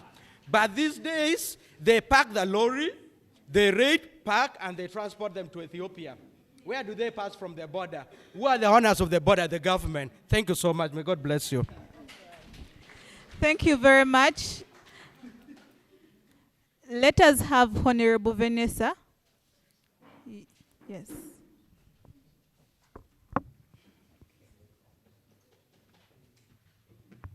Please, Honorable, use 2 minutes. Thank you very much. I'm a bit Sure. Thank you very much, Madam Speaker, the two clerks, and honorable members. Most of the points that I wanted to air out has already been talked about by the first speaker and proposer of our motion. So mine is just going to be like recommendations. By the names, I'm called Anyango Vanessa, the female youth councillor of Gulu City East, and at the same time, the chairperson of NRM caucus of Gulu City. I know it is very difficult to stand in this position and support my government when a lot of things are happening. The issue of the Kejongs restoring our cows is not only, it shouldn't be about politics, but it's affecting the people of Acholi and the Karamojas. You find out that long ago we used to hear that the Acholi people are always singing that Dianwa Kotido, Dian Pakwarwa, Jonutero Kotido. The Acholis are accusing the Kejongs that they have taken their cows long time and have taken them to Kotidos. But also at the same time, you find that some Karamojongs are also complaining that they are taking back their cows. So I have just few points to say across. One is disarmament of these raiders in the Kejongs. I've seen a certain video that was moving on social media that the UPDF have put drones on trees to monitor those cattle raiders where they're going. It is well and good, but after, what will they do? Because the drone will be there, they will be monitoring. By the time they reach to catch them, they are already gone. So I think the government should also include those people who are living in the most affected area to be as their eye, like their eagle eyes in those areas to report before the drone. Because for the drone, you have to trace where they have gone, and by that time they have killed people and they have gone away. My second point is putting up more UPDF detaches along borders between Acholi and Agago. Government have been saying this for several years, and they would put detaches, but you find that the armies who are there are always in the center drinking. What are they doing? Thirdly, the government Honorable should Vanessa, summarize. 1 minute. Okay. Thirdly, the government should fight corruptions. When I say this, I'm talking about the Karichunas. The Karichunas are these raiders who have handed over their guns to the government. You would find that they have been promised that maybe we are going to give you these livestock and other things to do. Because what the Kejongs knows, most of them, they know about only cattle keeping. There should be an alternative of other things so that they don't go around and killing people, taking away the cattle. They should know that without keeping the cattle, we can also survive on our own. And they should fight corruptions, because when these people handed over their guns, they were promised something. I want to talk on the issue of iron sheets. You see this top? Point of information accepted. Yeah. In 30 seconds. Oh, thank you. Sorry, my sister. I just want to bring the information on the issue of the guns. The guns Kejongs are using are the government guns. They are the government guns. So which means there is no gun. They have removed the gun, but they have taken it back. Thank you. Thank you so much, my brother. On that, I don't think I have a say on it, because I have not confirmed whether they're government guns or it is their guns. So with this, I would like to stop here. Thank you. Well, thank you very much, Honorable Vanessa. Let's have, yes? Please, please, please. We have a lot to say, I can see, but let's keep time so we give more 3 people. Well, thank you. I think this is a very good, interesting topic, because the Right Honorable Speaker also is part and parcel of the topic. Well, I am Honorable Okiru Emmanuel from this very part of the country. we are discussing. Honorable, kindly use your mic well. Thank you, Right Honorable Speaker. Well, I did mention I am Honorable Okiru from Karenga District and Karamoja Sub-Region. The vice of this topic is being picked out. And well, I first want to thank Honorable Kitara Daniel for having made a very good research about this country, and particularly the northeastern part of this country.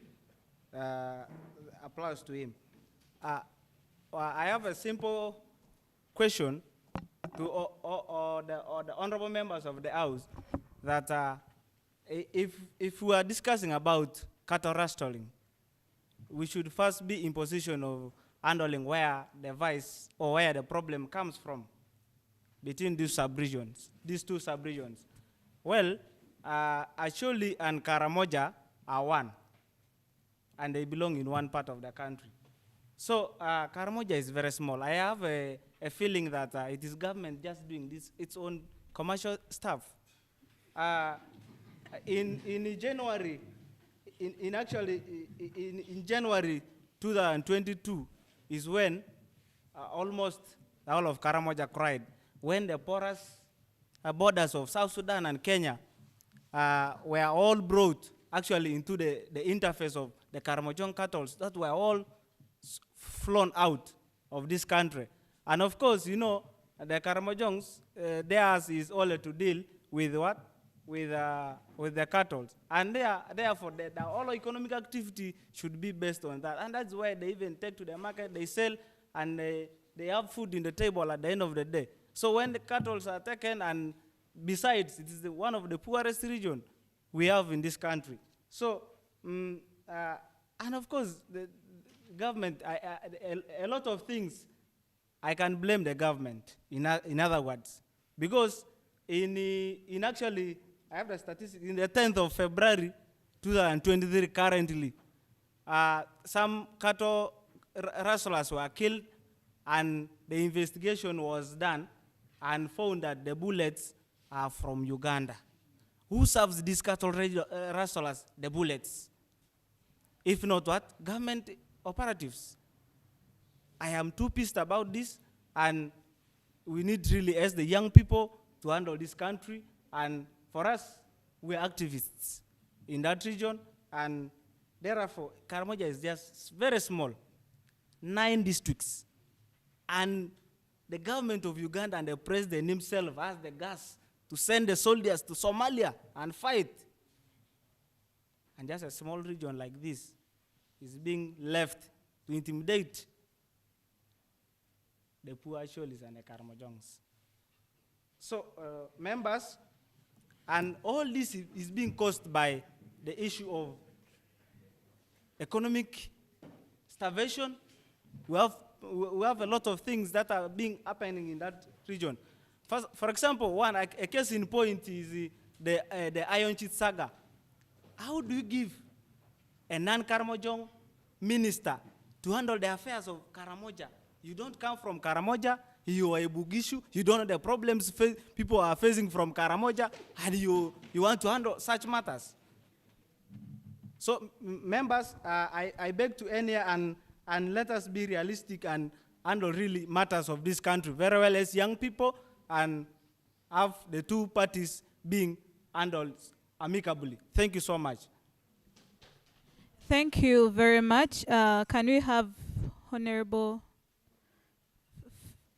Aromarach Fancy?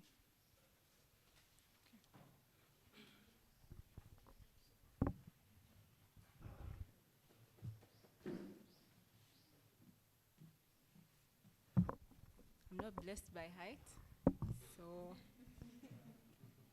thank you, Right Honorable Speaker, and greetings to the rest of the House. My name is Fancy Sheila Aromarach. I'm from Loya District, but I also sit at the Youth Sounding Board, representing Northern Uganda. So for me, the conversation on insecurity and conflict, particularly in the sub-regions of Acholi and Karamoja, should not be a conversation that these two sub-regions are a homogeneous group of a whole country that is Uganda. Just as one of the debaters did mention, you find issues such as cattle rustling, which have consistently or continuously happened in our country, are issues that a country as a whole has continued to look at as something that should only be something solved by that area. And it takes forever. But then we had an issue in Kasese, and within a short time, the whole country was a part of this issue, and everyone came to support through. But when it comes to an issue about these two regions, it's always the same. For me, how do we start towards supporting these two regions is, can we consider Uganda as a whole? Because at the end of the day, people in these sub-regions are business people, are educators, and they belong to one place which is called Uganda as a country. So the government being very deliberate, or particular persons in the government who are in charge of security and all, being deliberate and deciding to only to be very intentional and look at particular regions as a region such as this and not such as this is wrong. My second issue is, which I believe at the end of the day could work as a solution, is where is the East African community here? Where is the African Union here? Because at the end of the day, you find the raiders are from Somalia, are from South Sudan, are from Kenya, who are part of these communities that we belong in. And then these communities only come to us as a country when they need us to take in their people as refugees, house them in our countries. But where are they when we are having issues such as their own members coming in and disorganizing our peace and security of our members in our country? So it's high time us as a country, or us as very honorable members of this country, of this August House, to have very honest conversations and put much intentional restrictions around some of these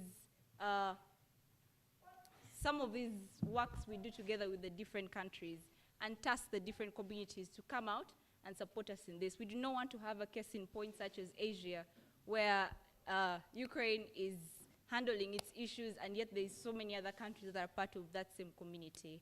I beg to submit. Thank you very much, Honorable Fancy. Let's have Honorable Watch. He has been putting his hand since. And later we shall have Innocent. Then lastly from a lady. Right Honorable Speaker and honorable colleagues, I thank you for your submissions you have given today. But I want to mention particular things about the security situation in Karamoja and Nacholi sub-region. I want to disagree with Honorable Emma, who comes here telling us that he cannot support the government because he thinks the government is orchestrating the issue, the insecurity issue in Karamoja. I think government cannot have such a heart. And so labeling government as orchestrating such is trying to say government is a cattle rustler, which is not correct. However, I think that there are key issues that would easily address the situation in Karamoja. And these are issues that government, either deliberately or without, because of lack of information, is ignoring them. And one such issue, I want to refer you, the New Vision in March this year reported that a population of a school in Karamoja shot very highly because of provision of water in that place. Now, what does that bring in our mind? It brings to our mind that if we have a group of people who are able to go to school because of water, government could as well use the power of education to actually solve the security situation in Karamoja, and they are not paying attention to this. Then number two, I want to talk about the issue of youth participation in security policy development.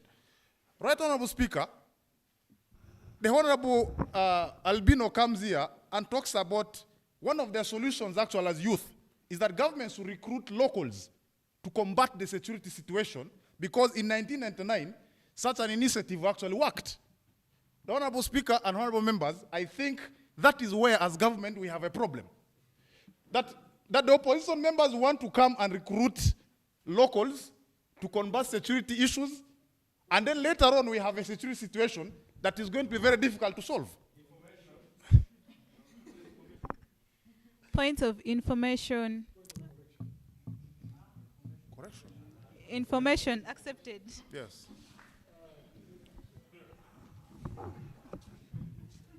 Madam Speaker, I'm really disappointed in my fellow here by calling a normal member of society an opposition among the youth.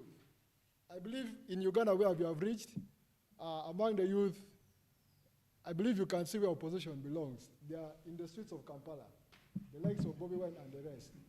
I think it is not right to call a normal member of society an opposition, yet you are discussing matters of national importance on the grounds of parliament. Thank you.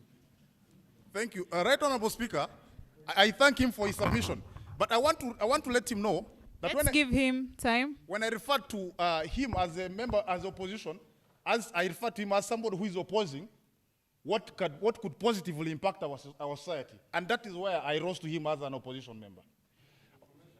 Right Honorable Speaker, I want to proceed and still put more flesh on the issue of education. I'm a teacher by profession. And I want to believe it is through education. By the way, the Karamojong in the house, those ones in the house will tell you that cattle rustling is a cultural issue among the Karamojong. And the best way, education, the definition of education is to teach you to pick what is good in culture and leave what is bad in culture. And that is the role of education that the government is trying to decline. So we think in such a situation, I need your protection, Honorable Speaker. Right, Honorable Speaker, for your protection, because I still have an important point. Honorable members, let's give him time to speak. Thank you. Thank you, Right Honorable Speaker. So I think in a situation like this, if government invested in education, and I mean education that looks at justice, education that looks at empowerment of young people, we are then solving the situation of cattle rustling, both among the Acholi people and then the Karamojong people. Because that is one of the regions that, by the way, is not educated. And so by educating such a region, as a teacher, I believe we are able to teach them their culture, number one. Number two, make them to choose what is good in their culture and leave what is not acceptable in their culture. In this situation can be the cattle rustling. I beg to rest.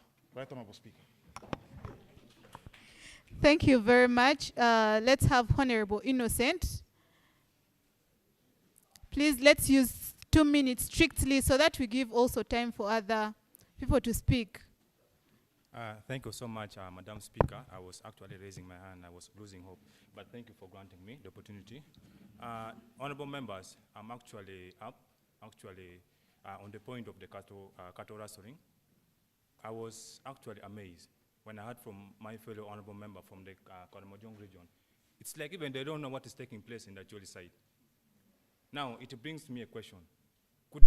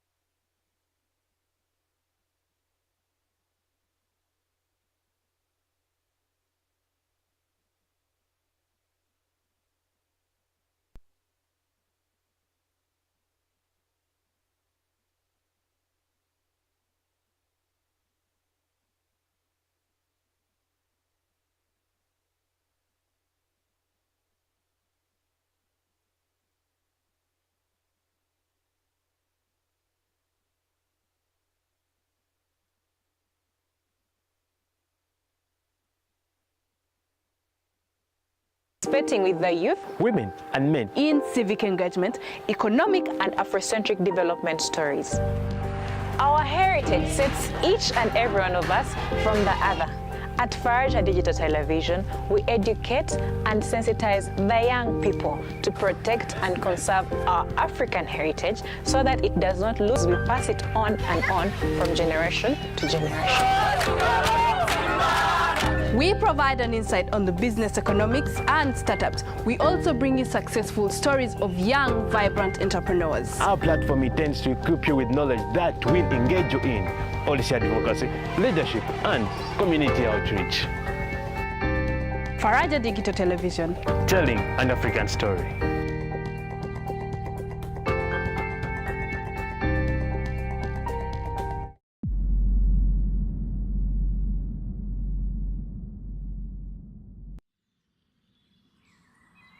My I'm called Omoni Rogers. I have my own boutique which I'm operating along Lumumba Road, former Adrico Hills factory. I'm called Asizu Proskovia, and we are in Ovison Trading Center, Bora Sub-County, Alarua District. I'm Rotimi Ivan from Alangi. This is my enterprise. It is called Sunrise. I'm a tailor. We are in Alangi today. Mine is to train the entrepreneurs on how to market their products on social media, plus all other social media platforms they can use to market their business. One of the key focus areas was how do we get digital skills to the young people in West Nile. Most importantly, in the face of COVID, because COVID limited our movements, COVID limited our interactions and our ability to be able to transact or even earn something from our businesses. We've been having training on digital marketing, doing business on WhatsApp, Facebook.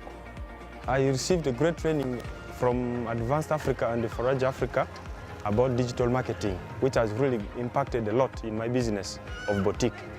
Because I started a business at a small scale with the worth 200,000, which I used to do it on local sales within the surrounding area, as you see. I've been trained about 3 times. The first time was on social media, and then plus other things, and then the second time we went for another training on how to make TikTok videos. And then the last one was around May. They are all good trainings. We got a lot of knowledge which we are using to train the entrepreneurs on. I've gathered skills and knowledge about the digital marketing, about doing business on online marketing, and I've also learned so much so that I can teach the entrepreneurs how to grow. Of cattle rustling. Now that is just a mythical, or it is just something that was put up to claim that cattle rustling is actually something that is in the DNA of Karamoja. However, recent times have enlightened people a little more, and education has been put in place, which means people have stopped. We have had people debating on how culture is being deroged by education. Now, cattle rustling could be one of those fine prints that have been removed from the society, which is why today and here right now, I am going to assert that cattle rustling is not the culture of the Karamojong anymore. And it is a matter of fact that the cattle rustling that is going on includes Order, please. Fact that Honorable Loki, can you take a point of information from JB? Thank you, Right Honorable Speaker. Still another inquiry. I'm seeking information from Loki. Is it also not culture or just a myth that Karamojongs believe that all cattle belong to them? Because we grew up knowing this. As I mentioned earlier, Indeed, that was one of the beliefs, but that is a very long time from today, which is my exact point right now, that cattle rustling is not orchestrated exactly by the Karamojongs of today, by evidence of the fact that they have guns. Where do they get guns from? Some of which could even have government serial numbers. How does a man who only uses a bow and arrow acquire a gun? Exactly how? Moreover, one that is registered under government's own registration serial numbers. That is why most people assert that the government is orchestrating raids as a political move for whatever intentions they have. Now, when cows are stolen, when cattle is raided, it is not usually taken to personal Honorable crowds. Loki, It please, is taken. let's take a point of information from. No, yes. Please hurry. 30 seconds.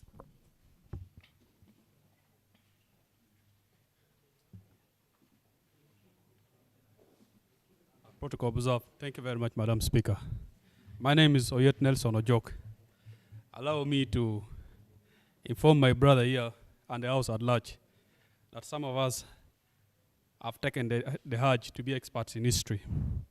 You are not going to mislead us, Honorable. Okay? If you are talking about cattle rustling in Karamoja, we will take the whole day to discuss how cattle rustling came about. The Karamojong are divided into three. That is the Pokot, the G, and the Dodoth, right? Are we together? Listen. I am trying to inform people. Listen.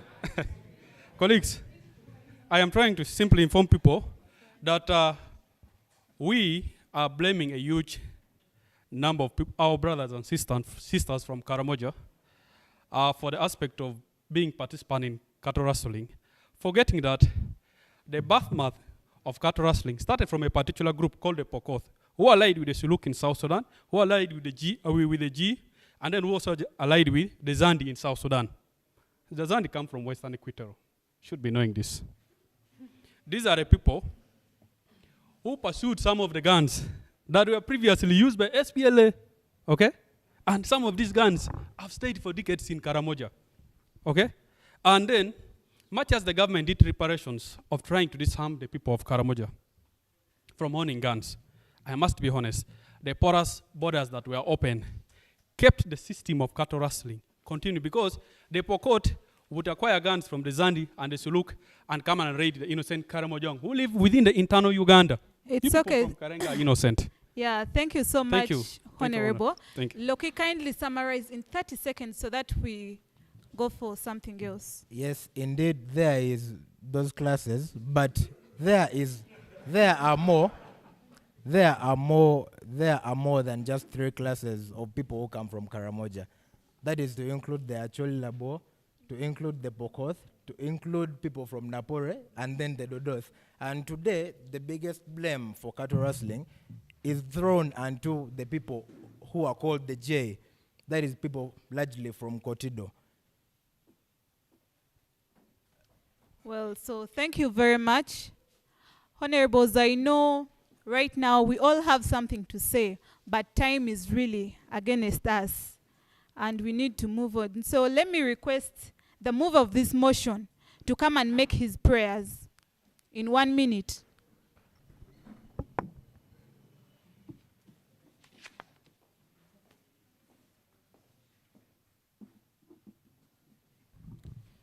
Thank you very much, Madam Speaker. I believe 1 minute may not be enough for me to move the prayer, because I did extensively thorough investigation on these matters, on the motions, and here are the prayers that I feel this House should make it a considerations. And if something can be done, then it will be done in the right manner. I pray that allocations of adequate resources to equip and strengthen law enforcement and state security agencies in the regions. This includes increasing the personnel and ensuring that they have the necessary tools and training to effectively combat cattle rustlings and maintain peace and security. Number 2, I also pray that additionally we must call for further increased cooperations and communications with the neighboring sub-counties and countries to address cross-border security challenges collaboratively by providing and boosting the network areas whereby we have challenges in those areas. If the men in uniform are in those areas, they could not communicate with one another. So I pray that the government should boost the network area. Furthermore, the government should focus on comprehensive development initiatives for the Karamoja region in particular. Long-term solutions to the problem of cattle rustlings, which lies in addressing the root cause of poverty and underdevelopment by investing in infrastructure, education, healthcare, and agriculture. We can uplift the livelihoods of the people and create sustainable economic cooperations, opportunities, reducing the appeals of engaging in criminal activities like cattle rustlings. Madam Speaker, I also pray that this House considers as well promotions of dialogues between the communities to foster understanding and reconciliations with the community members and the leaders who are coming from those areas. Madam Speaker, I also pray that the government should reconsider our thoughts of providing families of the affected people with the iron sheets, as promised earlier on during the security meetings between the 15th, the 23rd of those months that I made mentions in the justifications. Madam Speaker, I also pray, lastly, that the government should provide and create a more security roads in the affected areas and boost it further with a more serious and committed men in uniform to curtail and contain these men causing insecurities in the areas. In conclusions, Madam Speaker, as the members and honorable members of this Northern Regional Youth Parliament, we have a responsibility to advocate for the welfare of the people in Karamoja and Acholi. By passing these motions for resolutions. Thank you very much, Honorable Member, for making that prayer. So let me give this opportunity to allow the House at large to move this motion. So members who are in support of the motion to be moved, you can say yes. And members who are not in support to say nay. Okay. Thank you very much. Ladies and gentlemen, I know the discussions are really, really so touching and critical, but it is time that is cutting us short. So I believe that we shall still have time to share the ideas that have not been shared here so that we all move at one pace. So let's have the mover of the third motion. The third motion says, motion on effectiveness of youth representation through National Youth Council and youth representatives in Parliament. Moved by Honorable Lanier Flavia. Flavia? Sorry, there has been changes. It's going to be moved by Honorable Okotola. Thank you.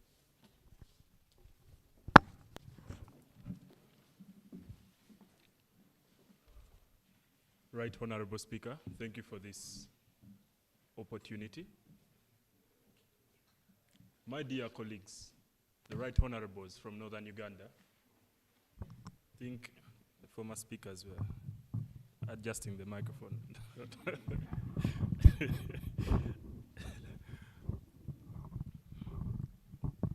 Yeah, that's okay. My name is Okot Ola. Once again, I'm here representing Palabek County, and I'm here to move the third motion for today. And I hope you are as boiled about it as the last one. Right Honorable Speaker, I'd like to move the motion on the effectiveness of youth representation through the National Youth Council and youth representatives in Parliament. I beg to move. Seconders of the motion.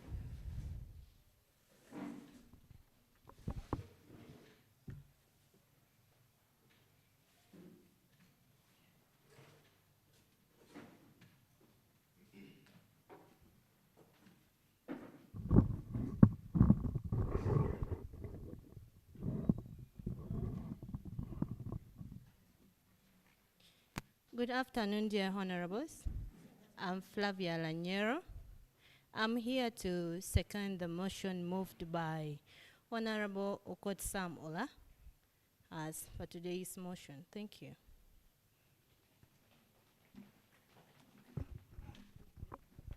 Honorable Dina.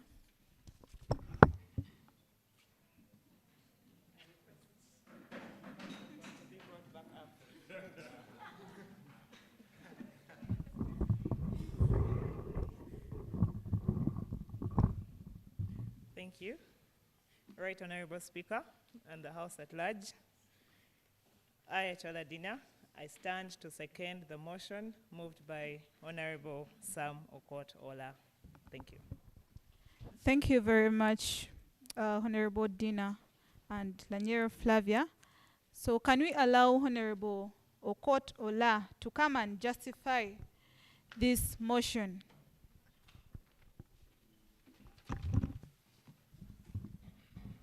Thank you, Right Honorable Speaker. Today I had come wearing my hat as an activist. I was on short notice told that I had to move the motion.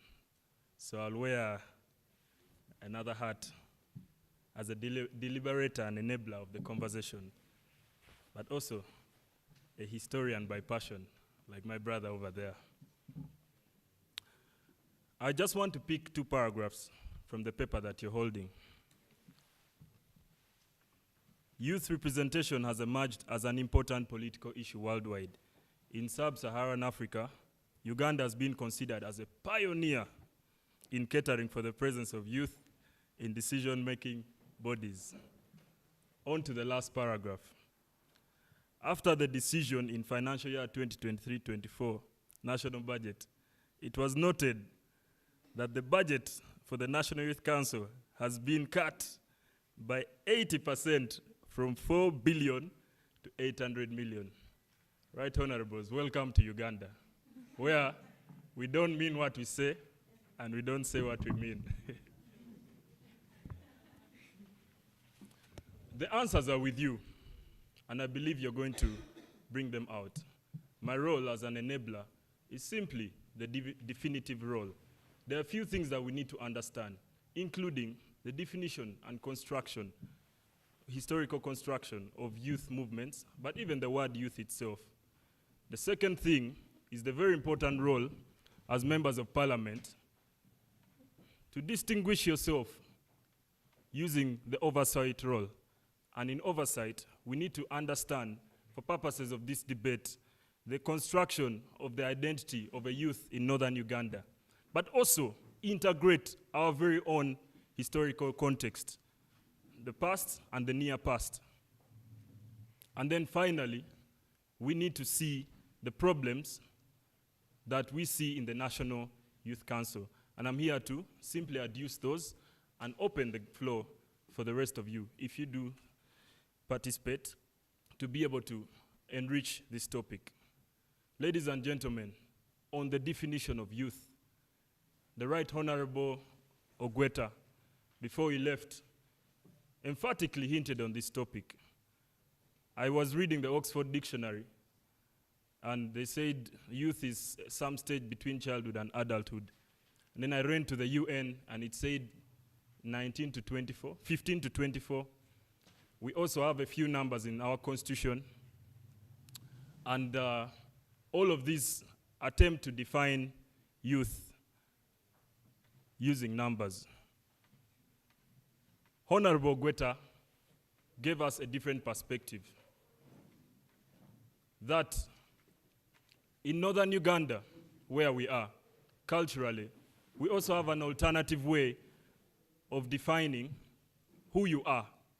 And who you are among our people I believe our brothers from Karamoja, we are pretty similar on this.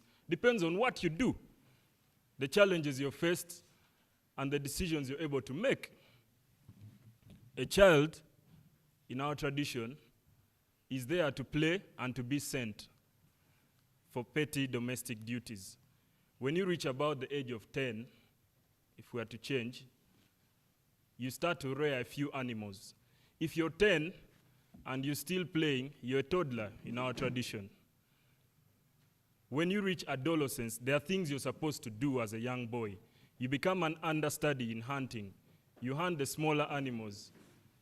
You're given the smaller item. You're given a few activities.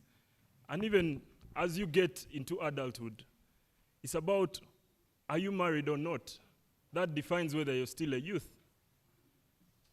So, ladies and gentlemen, this is a dilemma that you need to contemplate as you provide oversight for different people, the different people that you represent. Now, on national bodies representing youth, we have seen that we are pretty good at developing the frameworks. Uganda, as far back as the days of nation building in the 60s, when we decided to become independent, the government initiated the role of youth representative bodies. For our brothers who know history, you could know the semantics better, but I believe there was a National Union of Youth Organizations, NOYU. There was also National Union of Students of Uganda, NUSU. There was also National Youth Service. All these organizations were present as far back as the 60s. Of course, the tyrannical rule of Idi Amin abolished most of them. And then we come back, fast forward to this current regime that brought for us the National Youth Council in 1993, which, by the way, is making 30 years this year. So every one of us who is able to contest must have been born after the act was passed. And then we have the UNSA, Uganda National Students Association. So that is also something to contemplate as we discuss this topic. Other core issue you need to address your mind. The people you represent in this parliament today are youth who have unique problems. The youth are already underrepresented, but the youth of northern Uganda are within another intersection of youth problems and post-conflict. My brother from Magago will say they're still in conflict. But we have this intersection that we need to understand. So we have a youth who inherited a place without any social fabric. A youth trying to figure out how to build a family. A youth trying to figure out how to farm. This is what 20 years of dependency does to you, does to a tribe, does to a people of northern Uganda. So it is very important to understand this. Now, what was the use of this social fabric? Our families and our clans and our tribe. They helped us guide the youth through life, from birth to marriage to early adulthood, and in so doing, solved so many of the problems that we see today. What are some of the problems that we have among youth in northern Uganda? We see issues coming from degeneration. In the rural areas, Acholi has become notorious for cohabitation. It's hard to see proper functioning marriages. This creates other problems like domestic violence. It creates problems like alcoholism. We have mental health issues in northern Uganda. We have unemployment issues in northern Uganda. Even when we have one of the richest people in terms of asset value per capita, because we have the most land, most fertile land, and least people in it, making us a very high asset area. But unemployment continues to rage on.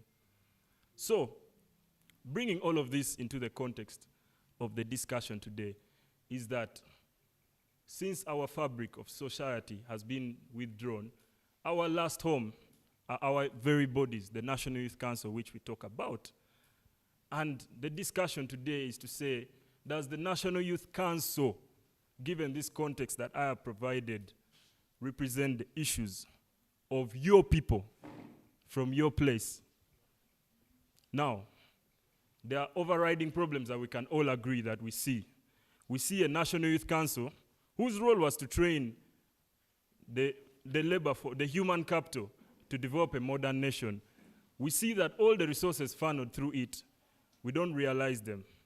A lot of resources, not just at the National Youth Council, we are talking about youth representation, goes towards a reward system where, once again, I mentioned earlier, and if you participate in elections, you find yourself somewhere where the money is distributed. But this money is not supposed to flow like that. So some of these issues, and there we see, as per the paper, you can see that there's an issue. We start to blame our leaders and say, oh, they are self-centered. I believe many of you here are within the council. I don't know if you're self-centered, but I think there is an idea lacking to push our youth. Youth yearn for an idea. This is what pushed the youth to fight a whole war in the 80s. So, ladies and gentlemen, given that context, I would like to implore you to open your minds. Let's discuss with insight, provide oversight, and then let's narrow down to legislate and provide policy recommendations for your people, not the youth of Uganda everywhere. Your people have their own unique problems. You can take your seat. Thank you all. So, right now, honorable members, allow me. At large, I greet you in God's name. I want us to say that it is extremely fine to have the establishment of National Youth Council, but it will never make any sense if the structures of national youth are not felt at grassroots level. I want us to say that we are complaining about the slashing of the budget from about 180% was taken off. Start with your name and your constituency. I'm extremely very sorry, dear colleagues. Sometimes we are pushed by anxiety, sometimes we are pushed by pain as young people when you're given a chance to express our dissatisfaction. But my name is Nelson Oyet Ojok. I'm from Noya District. I'm a lawyer by training, obliged to grassroots structures. It's so unfortunate that we have the youngest population in the whole world. And it so happens that 78% of Ugandans are young people, between the age of 18 to 35 years. Out of 526 members of parliament, at least we have 400 members of parliament who are below 35 years. This I speak on authority. Okay? So what I am trying to say, that for us to effectively have a better say, Earth, whose revolution, whose great change has been impacted without the role of young people. It is not there. Even if you open a rebellion against the government, it will not be fought by all elderly people. Even if you open industries and increase levels of investment, the first class and the primary beneficiaries of every institution that government establishes are always the young people.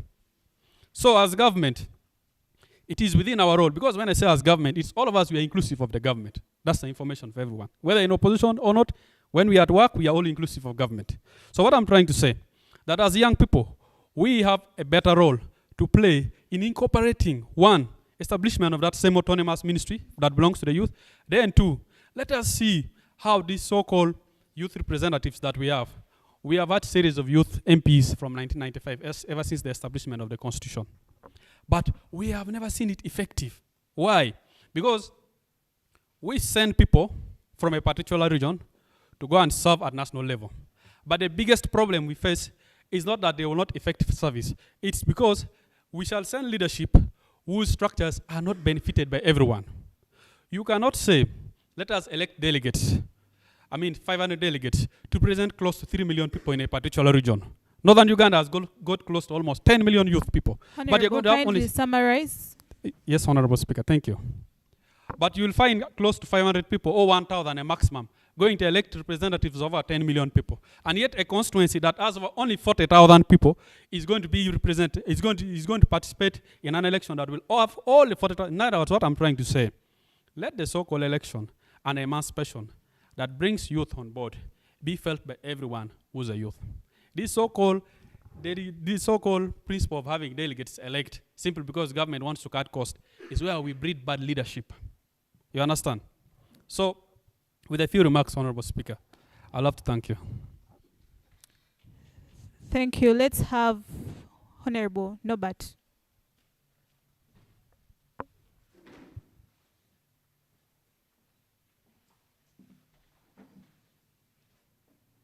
I pick from the last paragraph. I'm Honorable Nobat Mao Ayela.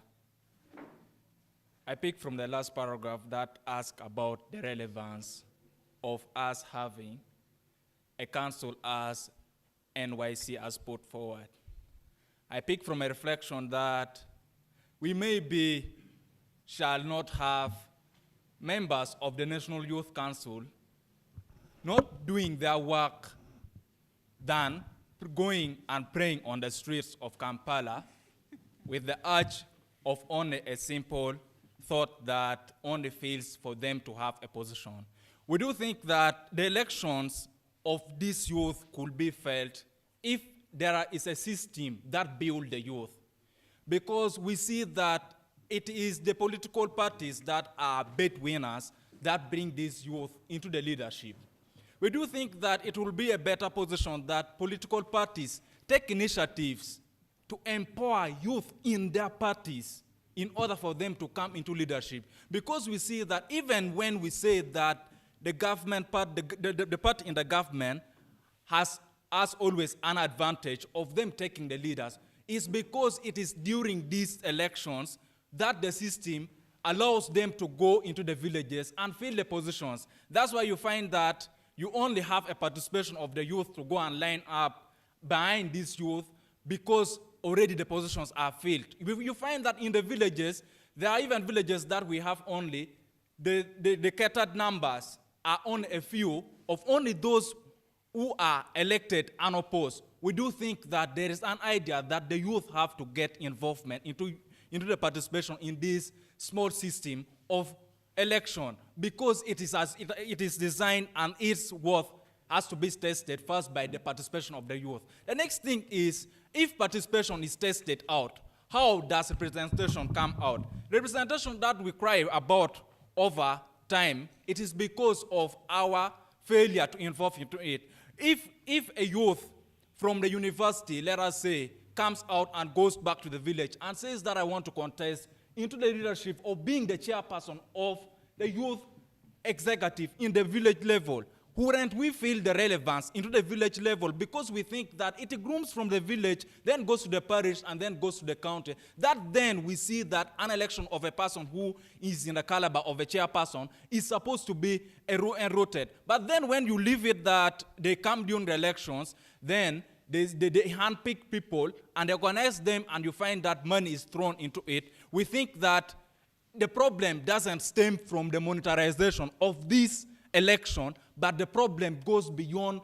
the monetarization because the monetarization comes when already people are handpicked into the election positions. I do think that our political parties should take initiatives to train the youth first, and then the youth get involved into leadership. And I think that every political party has a backbone of its ideology. Let the ideas be trained into these different people, and let the youth of the country pick up to get involved. By that, I think it gives a clear stand of us having a good youth election, and then we see the participation that we well wish.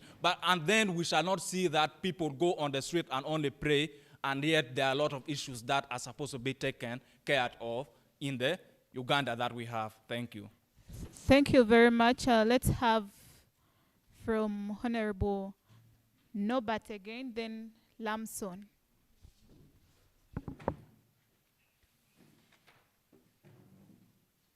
May you reign, Madam Speaker. You can call me Opio Nobat Achaye.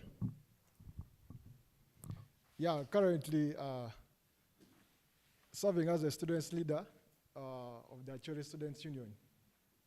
One thing I would love to say about the effectiveness of youth representation in the parliament and the different organizations that have been put on board. One, I would love to agree with the previous speaker, I could say Honorable Nelson, when he said that how is the effectiveness from the grassroots? I think we are privileged to have the right honorable speaker here among the Youth Council of Gulu City. do you feel the effectiveness of the National Youth Council at the lowest level, in your position as the female youth, I think councillor or representative of the youth secretary in Gulu City? The narrative should be changed. If the youth that we vote for through the delegations that go to represent us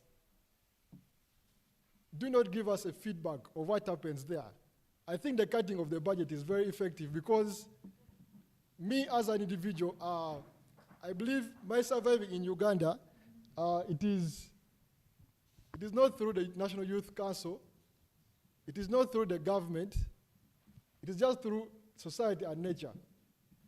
Why do I say this? We believe that the government supports, but once the government programs are implemented, we all know the people who receive such programs. The National Youth Council is there. If I'm to say much about it, it is just to look at the welfare of the youth in the country. Why not bring a ministry that caters for the youth specifically?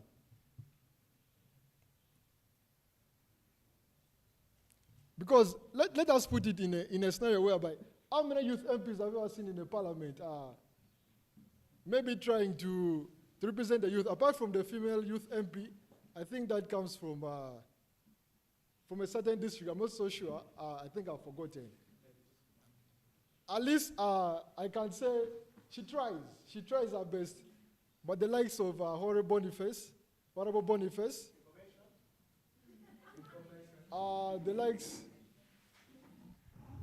likes of and the others representing us in the parliament. Information from Olara.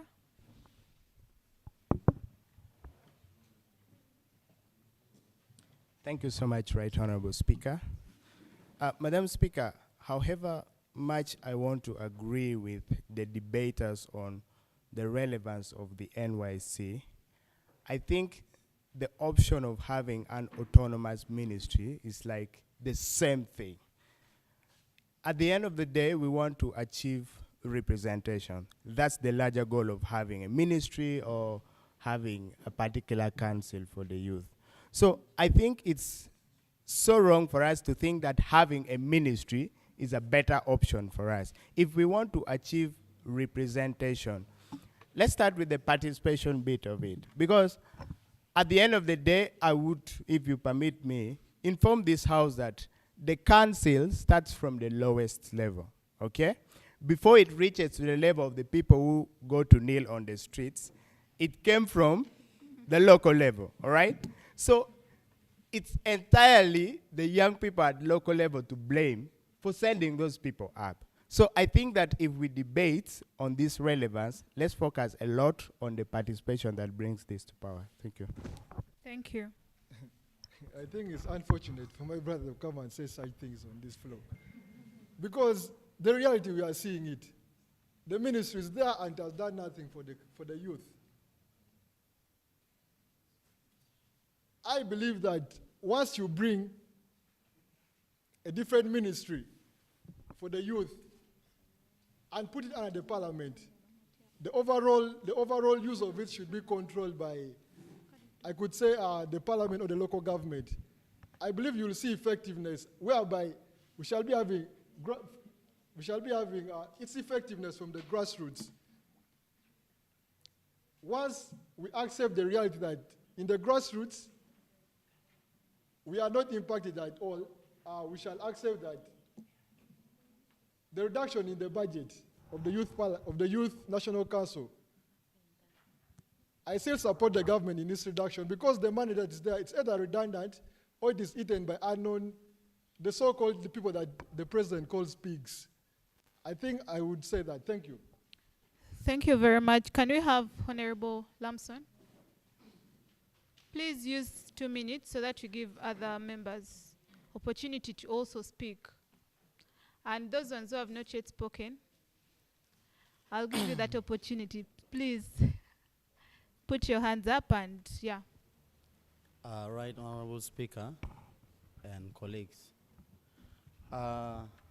this motion, to me, I'm seeing as if youth representative through NYC and representative in parliament, it is not effective, but it is beyond their own making. Please start with your name. By expressing my particular, Akena Dennis Lamson is my name.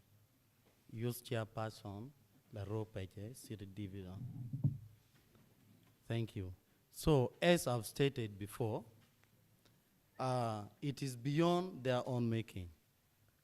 One, according to the conglomeration of the national population of Uganda, we see that youth are the majority, but they are the most disgruntled and unprivileged category of people in this country, more so in our region.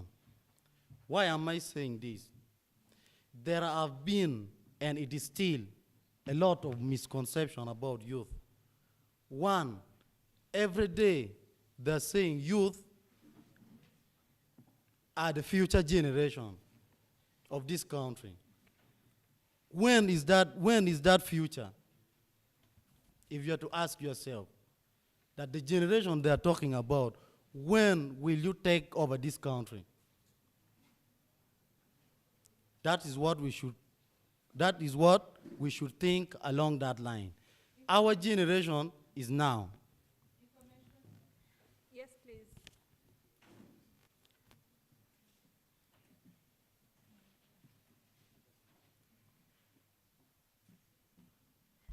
Right, Honorable Speaker and the House at large. And for me, I think the National Youth Council, there is need for us to have, at this moment, a review of what that council is doing, a very honest review of who they are, what they are doing, other than saying there's need for us to have a separate, have 75 youth representatives because there is a good number of us in the country. Thank you. Thank you, Honorable, for your opinion. I was trying to break down. I've not yet finished breaking it down. But for your information, I'm going to say only one thing, which is we are product of our reasoning. That is to say, we are what we are because of who we are today. That is the condition we, the youth, are in. So if you're thinking about the numbers that all those youth should occupy, Uganda have adopted democracy. And the democracy we are in, it is a representative representing us. Now, the reason is why I was saying like that, National Youth Council and Youth Parliament and youth parliamentarians, for them, they're there, are not heard. Because the person who is leading the country has his interest. So we, the youth, we are in a bottle whereby we need to find ways to come out from that bottle. Why am I saying this? There are a lot of youth programs, youth strategies, youth policies, which they were being formulated by different ministries. But are those youth aware about those programs, those strategies? Were they doing need assessment by the time when they were coming out with those programs? Those are the questions we should be asking ourselves. Honorable, kindly summarize. As I summarize, let me go straight away to resolution. First and foremost, allow me to say this. We, the youth of northern Uganda, we are not worth being given loan. We are worth being given grant, not loan. Because if you give a loan to a youth within this region, it means you are adding that problem which he has before. After giving money to that youth, you will find that youth running away, as Honorable Ogweta stated before, that there are other youth whom they are running because they are what? They are having prepaid loan of youth livelihood. So we need to consider this. And as I summarize, when these policies are being formulated, they need to do need assessment.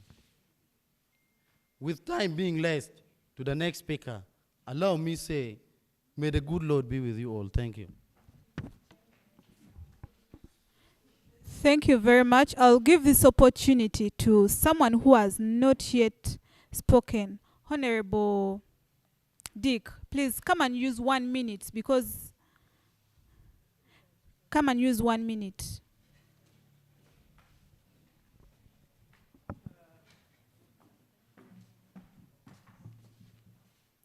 Thank you, Right Honorable Madam Speaker, honorable members. I'm really not in a good mood on how the session is being run, but I'm not the controller of the session. That gives me power to say that the planning authority that have reduced the budget, slashed the budget, they have done it good. But my question is, where have they allocated that part to? To me, I could advise that that money could have been taken under gender, under where youth is also what? There. To support what? Youth activity. To subsidize. Because one, our youths now, they're struggling to go for this loan. But if that money was put into the UDB bank, where people go for what for the loan at the UDB at a reduced without any serious securities, which is being imposed at the moment, to give youth some freedom, like maybe 5% or maybe repayment, that will encourage you to develop. Other than charging youths very highly, youths are running away. You will find somebody is going for loan for motorcycle. He's saying if you are paying 750,000, you will pay a weekly 96,000. That will take almost to 10,700,000 what? Shilling. Now you are buying a motorcycle at 10 million. You are paying for 2 years because we know the depreciation rate of motorcycle is 40%. Now by the time you are completing 2 years, the motorcycle is what? Done. You need to go back for loan again. That's why our youths, their life is what? On loan strictly. So I do see government, they have to support these youths in encouraging what? The project that do not need much repayment. Like I appreciated the government project where they were giving a motorcycle loan through youth loan, where you get from the bank at a very reduced what? Rate, whereby you pay what? 11% of the motorcycle. At the end, you will pay a motorcycle at what? At 5,600,000, and the cost of what? The motorcycle is also what? 5 million, which is what? Irrelevant. Somebody can really survive and make a life living. Honorable Speaker, I saw the budget which is allocated for the youths under Ministry of Labor and Gender, which is what? 60 billion. A youth comprises of 75% or more of the total population of Uganda. And our aid of state, it is allocated for only for buying clothes, 100 million. Just for buying what? Clothes in this financial year, for him to move. But now the youths that constitute 75% of the national is only given 60 billion to what? 60 million to run the affairs of the youths. Is this one fair, Honorable Speaker? You as a youth, is this fair? Secondly, as we the youth, we have seen the information that came from the Ministry of Public Service. They are saying that this financial year, there is no recruitment. I hope you have read. If you have not read, go and find out on that website. That this financial year, there is no recruitment. Who will be affected? Are the youths. Because youths are the one at the age bracket of what? Being employed. It means this government is not considering what? The youths. They are just playing with us that how we love the youths. You are the next generation. Next generation up to when? So, Madam Honorable Speaker, my prayers is that, one, government should consider the activeness, not the passiveness of appreciating youths. Because they appreciate youth passively, but not actively, pretending that youths are the next generation, but they're not being built to that generation. Take in a scenario where a honorable a general on a national television saying that, for me in my position, until God what takes me away, no one can replace me in my position. Then what will build in a particular youth who is what? Growing to be somebody in the future. Thank you, okay. Honorable Speaker. It's okay. Thank you very much, honorable members of parliament. I would have really loved us to discuss, but time is against us. So allow me to call Honorable Ola Okot, the mover of this motion, to come and make his prayers in 3 minutes. That's one. Two, that all political parties receive proportionate funding for civic training of their young people. Three, that's coming from the war that we had. And therefore, a restorative fund should be set up within the budget that enables youth of northern Uganda to access grants, that enables government to partner with financial institutions to offer youth of northern Uganda interest-free loans, that empowers the youth of northern Uganda as a people who have suffered heavily and are trying to redefine their communities. That fund has to be set up and reflected in the budget. Finally, a colleague came and asked that does the 60 billion really reflect the 78% of the population? Right, Honorable Speaker, the youth are saying, where you put your money is where your heart is. It's not the other way around. We request that this allocation be increased by minimum double and reflected in the budget. The spirit of my colleagues was that there seems to be an issue with the political arrangement within our country, Honorable Speaker. In many countries that have developed political systems, like in China, the youth are not looked at as enemies, as threats, because the organization has developed to a level to know that at a particular age, people have some ideas, and those ideas serve a purpose to refresh a country. And therefore, as a nation, we need to reflect, stop looking at youth as a threat, but to organize the political systems to be able to accommodate our energies, our potential, and our ideas, because there's power in the youth. I beg to pray.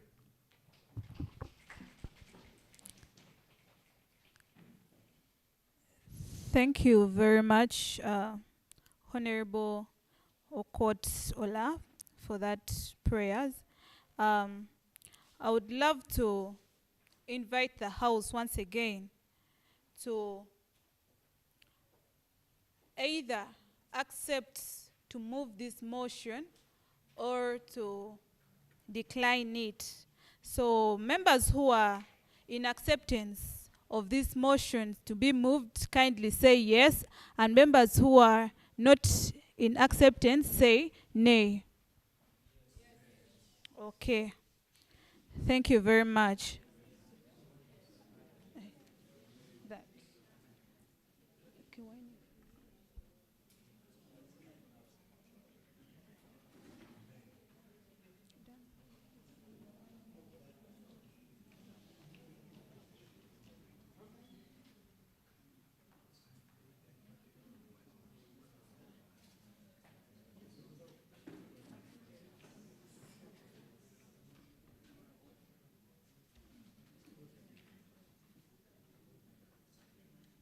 Okay, so thank you very much, honorable members of parliament. At this particular time, allow me to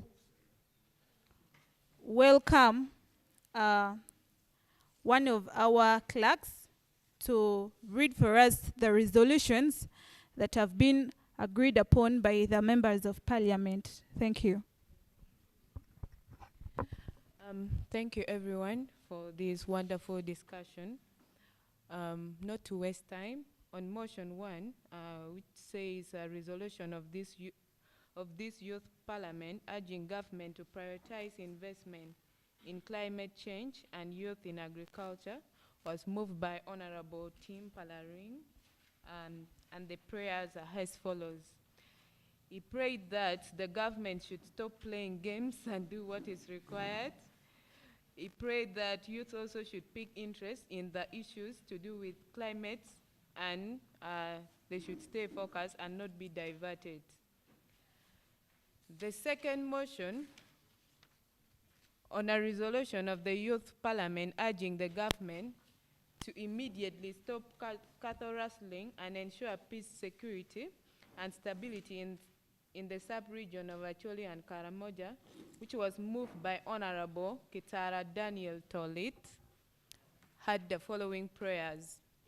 1, he prayed that there should be allocation of adequate resources to equip law enforcement officers.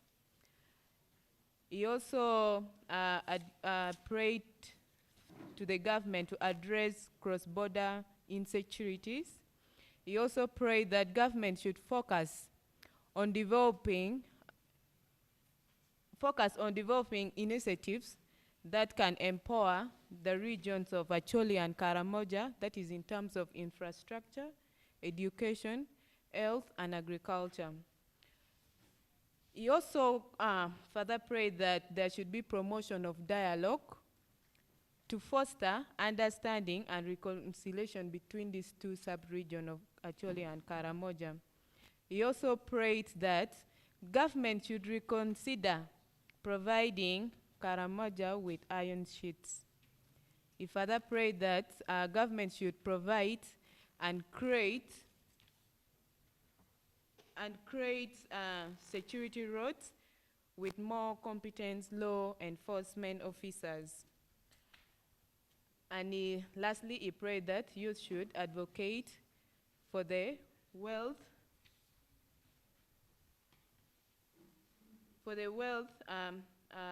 of Acholi and Kejong. The last motion, which was on a resolution on effectiveness of youth representation through National Youth Council and youth representatives in Parliament, which was moved by Honorable Okot Ola, had the following prayers.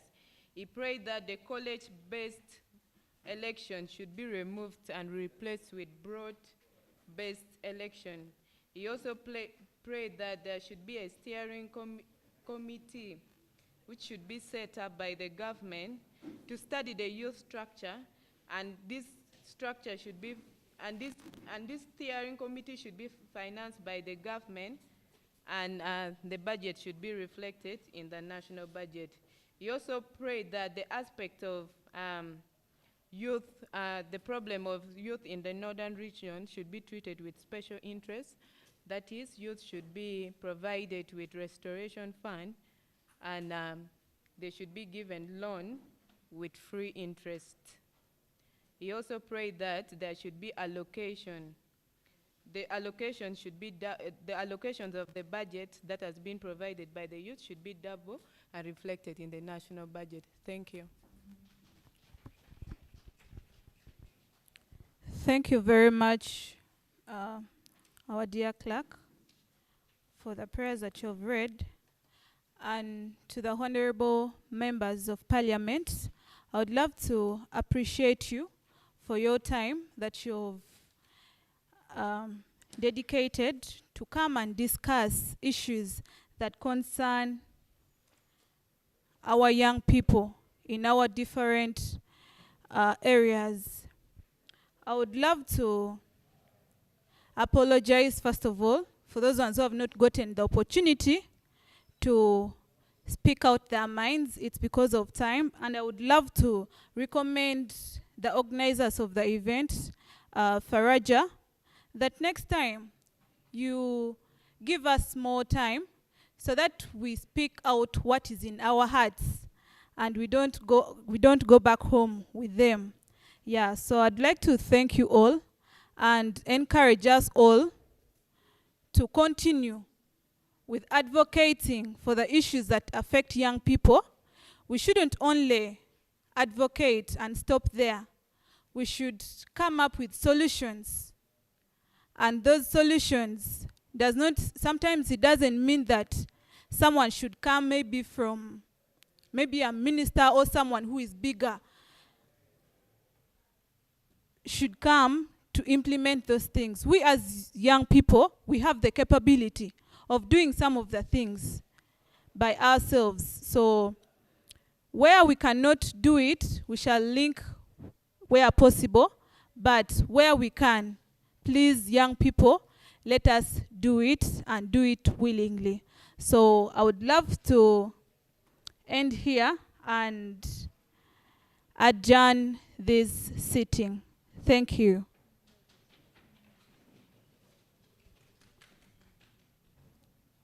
So, ladies and gentlemen, before we move out,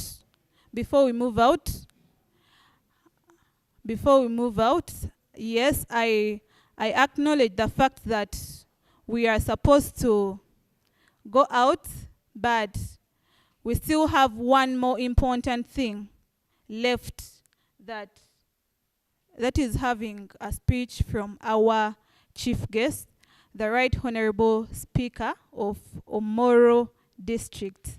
So, Honorable, you're most welcome.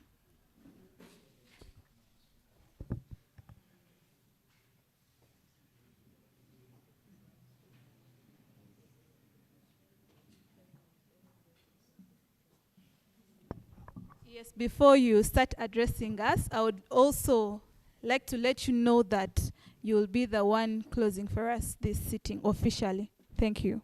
Thank you. Thank you, Madam Speaker. Madam Speaker, allow me express my fear, two fears. One, Madam Speaker, I now stand between lunch and the honorable members. And sometimes when you stand between lunch and participants, there can be a tendency of looking at you as an obstacle. And if the people are not very patient with you, they may either switch off or they overthrow you technically. But I want to pray that the honorable members of parliament will adhere with me. I do not know how many minutes I have been allocated. Madam Speaker, my second fear, which gives me a lot of hope and confidence, is that I am speaking to very capable young people. I do not know what it will take to convince you to think that I still have a message left for you after all the deliberations that we have had. But I am going to try to attempt to borrow some wisdom from the world of the elders, whose greetings I bring to you, but also whose fears I bring to you, because they look at you all as potential threats. I am glad they are not here.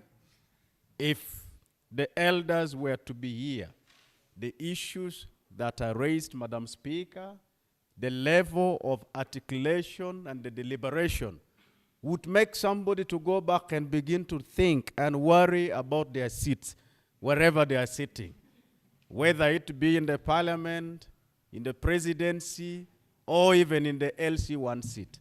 This level of deliberation informs us as a country that we are on course.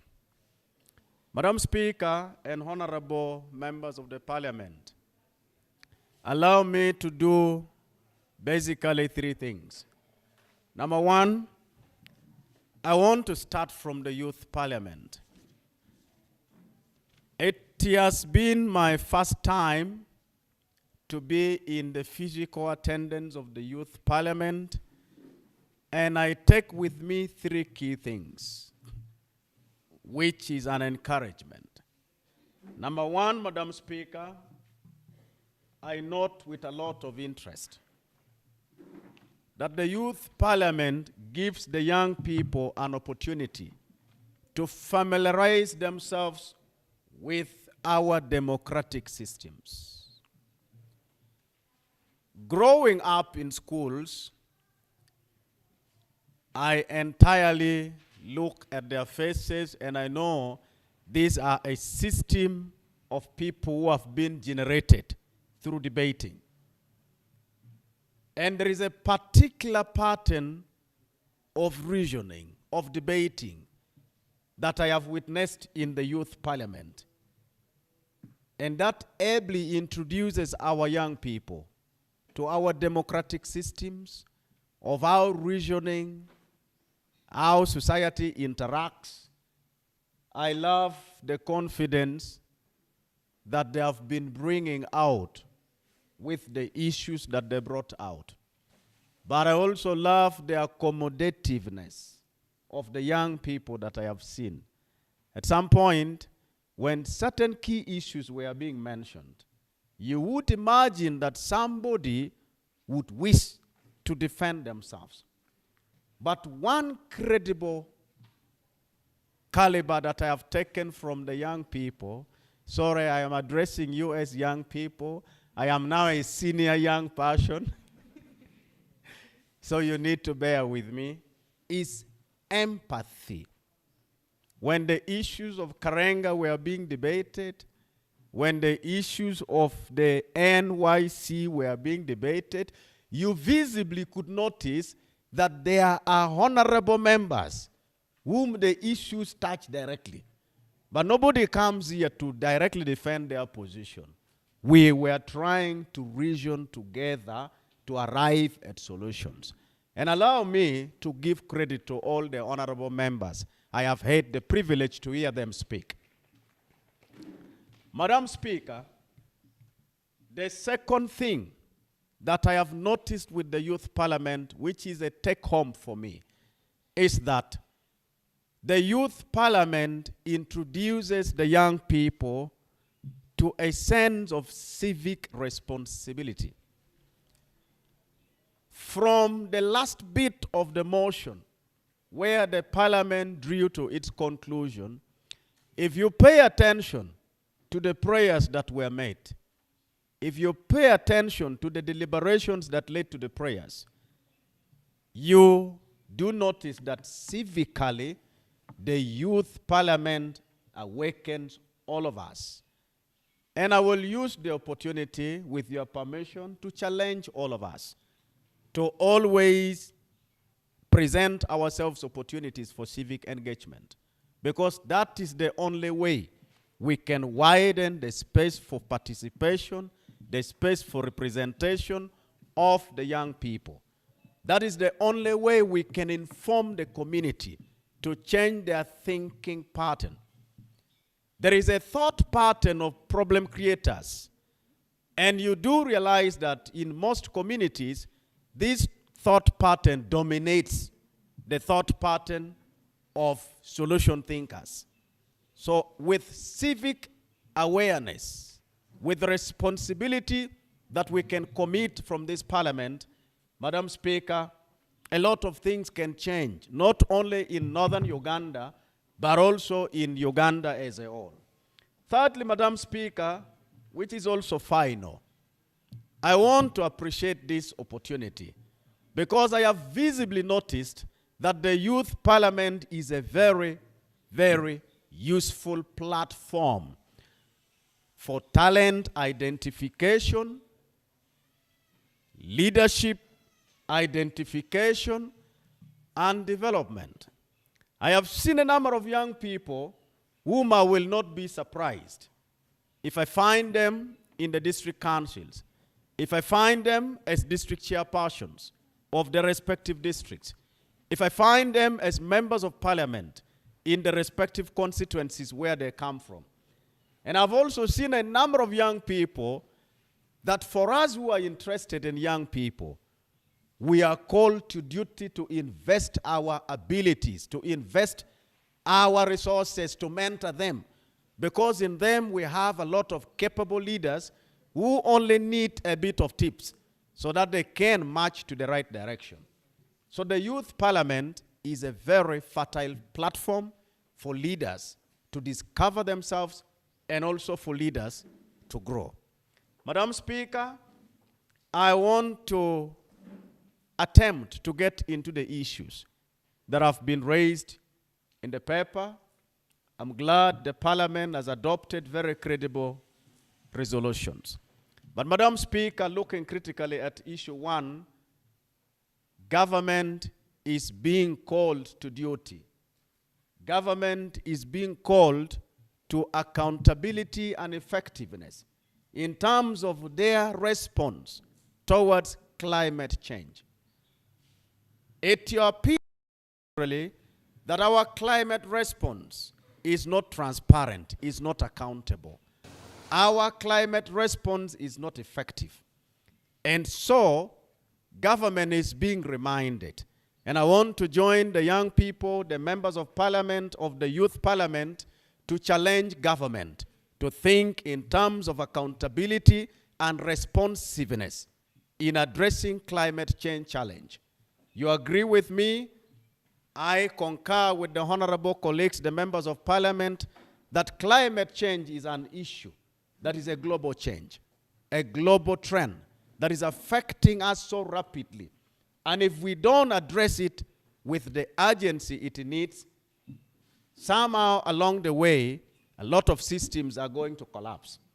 I had the privilege and the benefit when I was a very young child in 2009 to debate at a national level on climate change.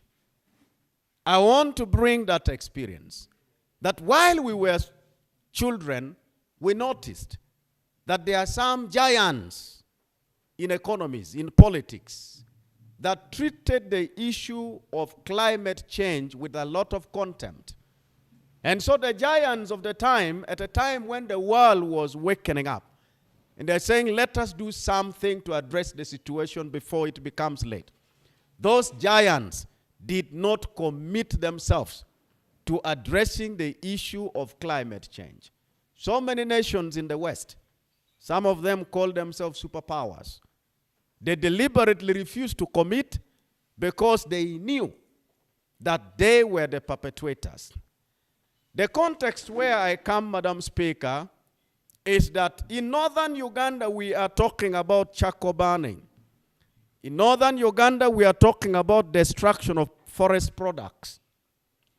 When you arithmetically come to the deduction of it, and you compare with one atomic bomb that is thrown by a Western country, the effect, the emission that comes from one atomic bomb may take 3 years for northern Uganda to produce. May take 3 years for Uganda as a country to produce. And so climate action needs a lot of collaboration, international and regional collaboration by governments. Because if governments are still thinking selfishly, where governments allow others to take arms and they exercise their military power at will, one thing we need to agree to and concede to is that charcoal burning can even be rated a minor thing if you are to compare with the industrial activities and the military advances that take place in the countries of the white. I'm not faulting them, but I am reminding them to think humanely, but also to think responsibly as a human race that can as well be grossly affected by climate change. Treating the subject of climate change, I am glad the young people delved into the issue of agriculture. Madam Speaker and honorable colleagues, the members of the Youth Parliament, agriculture contributes to 40% of Uganda's GDP. Agriculture employs 80% of the labor force. That is what we are talking about. And agriculture is entirely dependent in the context of Uganda, it is entirely rain-fed. And what that means is, when we topple the climate, when we overthrow the climate, when we destroy the rains and stop them from falling, the impact is that we are directly affecting 80% of the population of the labor force. We are directly affecting Uganda's GDP to a larger scale. And so it should be our motivation as a people, especially as young people, that we invest in solutions. We invest in advocacy for climate change actions. I want to challenge all of us. I have always reminded of us of this call, that every generation has its own unique challenges and the moral obligation to resolve those challenges. We are glad that our forefathers and our fathers have failed in their duty to realize that climate change is an issue to attend to. The responsibility falls on us. That gives us a sense of duty that we should be proud of, that we are the generation that mitigated climate change. We are the generation that neutralized climate change. Let us take on this responsibility, and we do not shift this very moral obligation to the generations coming after us. If we do that, Madam Speaker, we shall have stifled their ability to be productive. How do we achieve that, Madam Speaker? I am glad proposals have been made, but I also want to join the members in thinking. One way to go forward is sustainable agriculture. We can achieve sustainable agriculture through organic farming. We are a generation who do not believe in the fertility of the soils that God has given us. And so we do a lot of investing on fertilizers, investing in chemicals that cause a lot of impact onto the climate. We invest in a lot of untested, unproven, very inefficient technologies.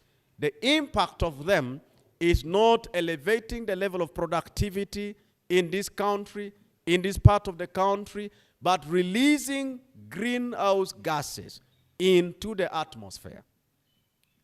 And in the long run, the translation is that we are destroying the layers. We are inviting heat, and when heat reaches the ground, in physics they say, to every force, something has to revert. And that is exactly what is happening. And so the wizards, in Achole we used to have wizards of rain. If they say it will rain, it will rain. If they say it will not rain, it will not rain. But the unpredictability of the patterns of rains as a result of climate change have even now defeated the rainmakers, have defeated the geographers. Nobody can tell with precision that it will rain to this amount at this period or it will not rain. So it is a call on duty for all of us that we invest in sustainable agriculture. One other option we can choose to follow, Madam Speaker, as a region, but also as a country, is to transit into renewable energy. A lot of debates have been coming on the capacity of the people, but I want to believe that government is not blind to this capacity and the incapacitation of the people.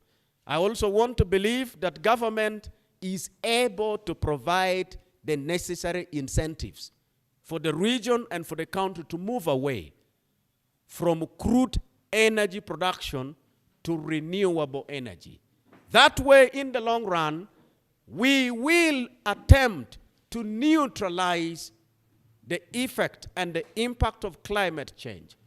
I want to challenge you to think in terms of the thoughts of Denmark. What Denmark has done, Madam Speaker, is that in 2020 they passed a law, the Climate Action Law. And in the climate action law, they have committed that by 2023, emissions into the atmosphere shall have been reduced by 70%. And by 2050, for us, we keep dreaming about 2050 and we are seeing smaller things. Denmark is saying by 2050, they shall have completely neutralized their climate. They shall have brought the impact of climate change to zero. We can also score something, much as not to neutrality, but to a larger extent that will improve on the sources of the livelihoods of the people. Madam Speaker, I will attempt to provide an insight into the second issue, which is a brave issue, the issue of cattle rustling. And I will use this analogy. In the church, we are told that God created angels, and when he created angels, he gave a lot of abilities to one particular angel. He gave him a lot of gifts. That angel is called Lucifer. And because of the multiple gifts that God gave Lucifer, it made Lucifer to become an indisciplined angel. The end result is that his name has changed from Lucifer to the devil. And that is the same situation with northern Uganda. That is the same situation with the Karamoja issue. A honorable member said he has a feeling, he is allowed to have the feeling, he has a feeling that government is responsible for the raids. Madam Speaker, I have reasons to believe that government is responsible for the raids.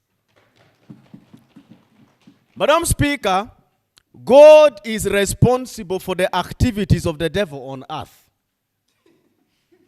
If God decides one single day to put the activities of the devil to an end, that will also mark the end of the powers of darkness. I do not know what my Muslim brothers and sisters believe in, whether the power of darkness or eternity, but to the Christians. And the same thing with Karamojong. History informs us that there was a time that government wanted to neutralize certain powers within this sub-region. And the only way to neutralize those certain powers was to create an extraordinary force that government would rely on privately but also secretly to neutralize those powers. Government created a situation, and so government should take responsibility to address the situation. I do not want to believe that this is a private matter where we need to take arms as people, where we need to request government to now come and bring for us the guns and we confront the Karamoja people. No. This is a situation which is so much alike to the situation in heaven. As we talk at the moment, there are angels, when they look at Lucifer, they think Lucifer is the bad guy. Lucifer also thinks they're the bad guys because they don't want to give him liberty. And that is the situation that has been created in the north. The Karamojong may think that the Cholis are the bad guys. Why? They are insisting on keeping their cattle because that is what they believe in. Every short-horned cattle belongs to Karamojong. And so when they come for them, we must release. And when they come, we also resist because we believe they are taking the resources that belong to our people. It's a sad situation. In the last 6 months, we lost 286 people. In the last 6 months, 280 people went because of cattle raiding. In the last 3 years, we lost an equivalent of 391 US billions. 391. And that is the situation we are talking about. So I agree with one of the speakers that it is very, very ironical for government to come out and say this region is the poorest, when government is aware a lot of resources are going to waste. The solution is one. The solution is with the government. If you treat a problem as a problem, it comes to an end. When government got tired of the LRA, they treated LRA as a problem. And it has come to an end. So let us remind government to treat that as a problem. Finally, Madam Speaker, is on the issue of representation and participation. Madam Speaker, this is a matter which is contentious, but it is also laughable. Number one, I want to beg to take a departure from the people who are proposing ministries, departments, and this and that. I very much believe that the core functions that the youth institutions were supposed to serve were two. Number one, participation that must be realized through representation. But where did we go wrong? Did we go wrong because we are under a certain ministry? No. We went wrong because of some particular reasons. Number one, lack of identity is affecting our representation, is affecting our participation. To majority of the young people out there, I'm glad the members of parliament here are not part of that majority. They move with the wind.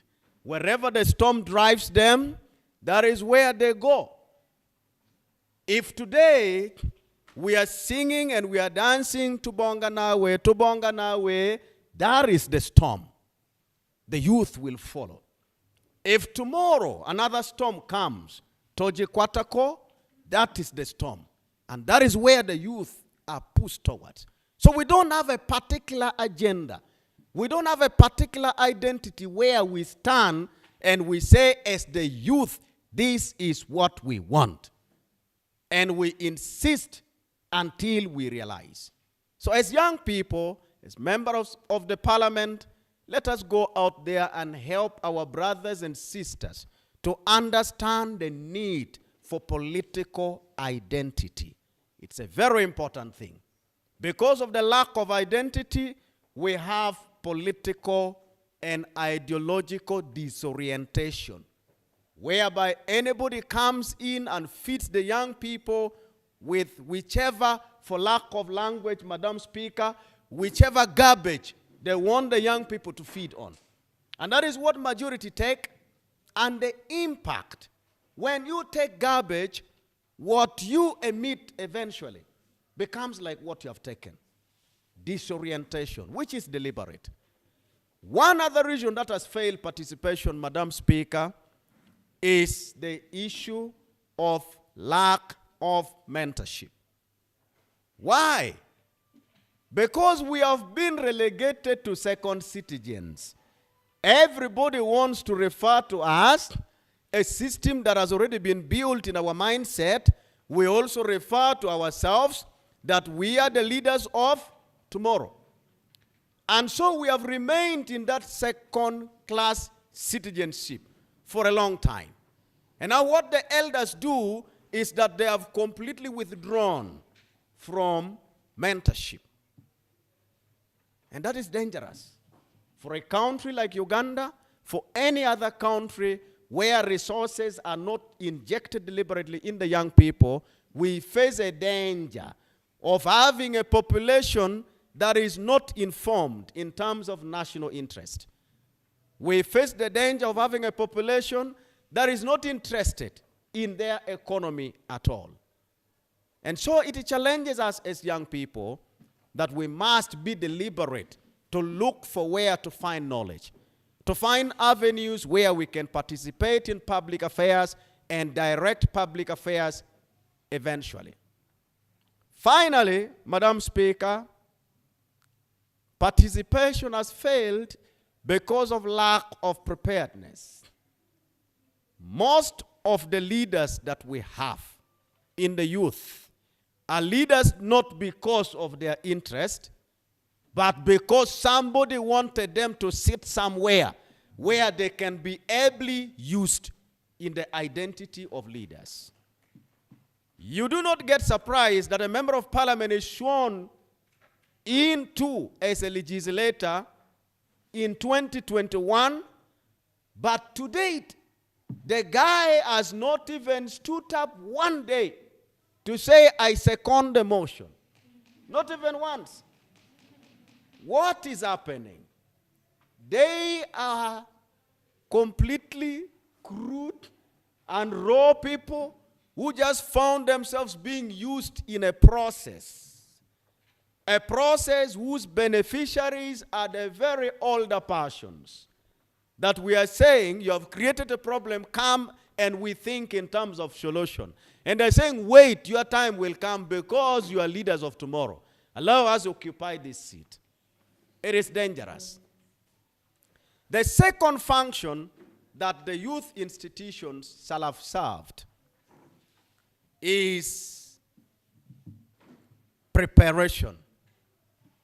The National Youth Council, the youth seats for members of parliament, the district youth seats are supposed to act as political nursery beds.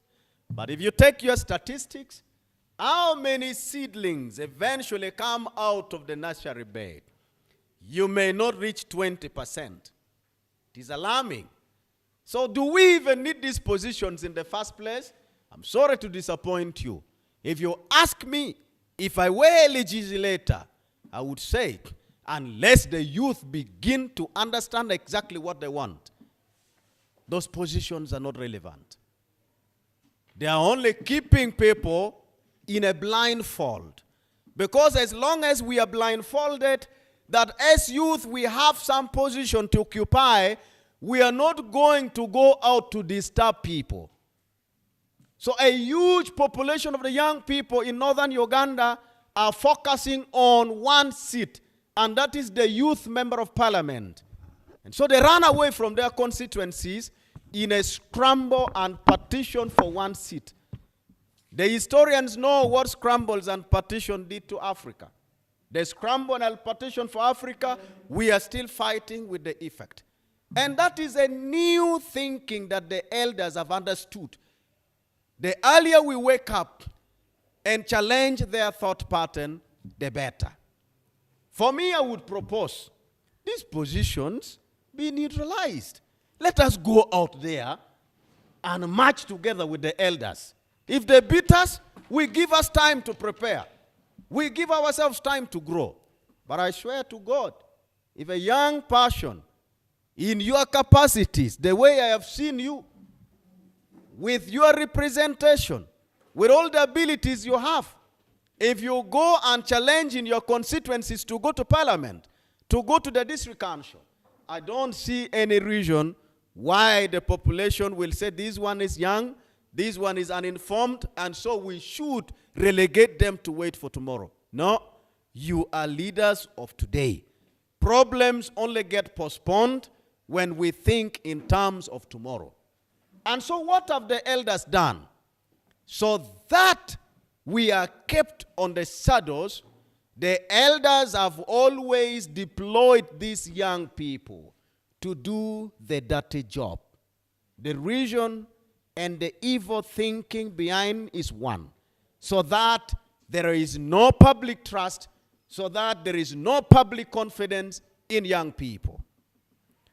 When it came to time for removing age limit, for us who support government, for us who support the NRM, we have all the right, all the audacity to talk about this without fear. When it came to time for removing age limit, it did not require elderly persons to do the job, because they want to keep their hands clean, so they pushed the young people to do the job. Young people went and mixed up their hands with dirt, with blood. At the end of the day, when society sees the people who are executing the task, those are the people they blame. They don't see the force behind the executioners of those actions. So as young people, we need to wake up and begin to scrutinize our actions. Not, Jesus said, not everybody who says, Lord, Lord, Lord, will eventually see me. Not every older person who says, my boy, my girl, my boy, my girl, and they send you out there on errands, wish you well. A lot of them are projecting you to the public so that the public see the actions. They will judge you by your actions. They will not judge you because some older person sent you to do the dirty job. And that is how we have been patronized. That is how we have been neutralized in the politics of Uganda. That is how we have been pushed aside from the tables of negotiation. Because when the society sees us, they don't have confidence. They don't have trust because of our actions. As young people, let us monitor our actions. As young people, let us begin to think in terms of keeping ourselves clean. Let us begin to learn the path of integrity and the path of political discipline. Madam Speaker, I apologize. The members talked a lot, and so everything I have spoken, I was noting from the many good words that they gave me today as their guest. I've had the privilege to speak to you, very brilliant and capable people. I rest my case here for God and my country. Leaders are corrupt. I talk and I know. Thank you, everyone. As you all know, the guest has already... Faraja Digital Television is a free digital platform participating with the youth, women and men in civic engagement, economic and Afrocentric development stories. Our heritage sets each and every one of us from the other. At Faraja Digital Television, we educate and sensitize the young people to protect and conserve our African heritage so that it does not lose its authenticity as we pass it on and on from generation to generation. We provide an insight on the business economics and startups. We also bring you successful stories of young, vibrant entrepreneurs. Our platform intends my own boutique, which I'm operating along Lumumba Road, former Adrico Hills factory. I'm called Asizu Proskovia, and we are in Ovison Trading Center, Vura Sub-County, Alarua District. I'm Rotimi Ivan from Malangi. This is my enterprise. It is called Sunrise. I'm a tailor. We are in Alangi today. Mine is to train the entrepreneurs on how to market their products on social media, plus all other social media platforms they can use to market their business. One of the key focus areas was how do we get digital skills to the young people in West Nile. Most importantly, in the face of COVID, because COVID limited our movements, COVID limited our interactions and our ability to be able to transact or even earn something from our businesses. We've been having training on digital marketing, doing business on WhatsApp, Facebook. I received a great training from Advanced Africa and the Faraja Africa about digital marketing, which has really impacted a lot in my business of boutique.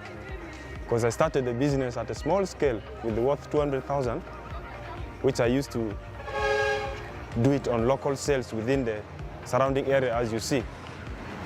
I've been trained about 3 times. The first time was on social media, and then plus other things, and then the second time I went for another training on how to make TikTok videos. And then the last one was around May. They are all good trainings.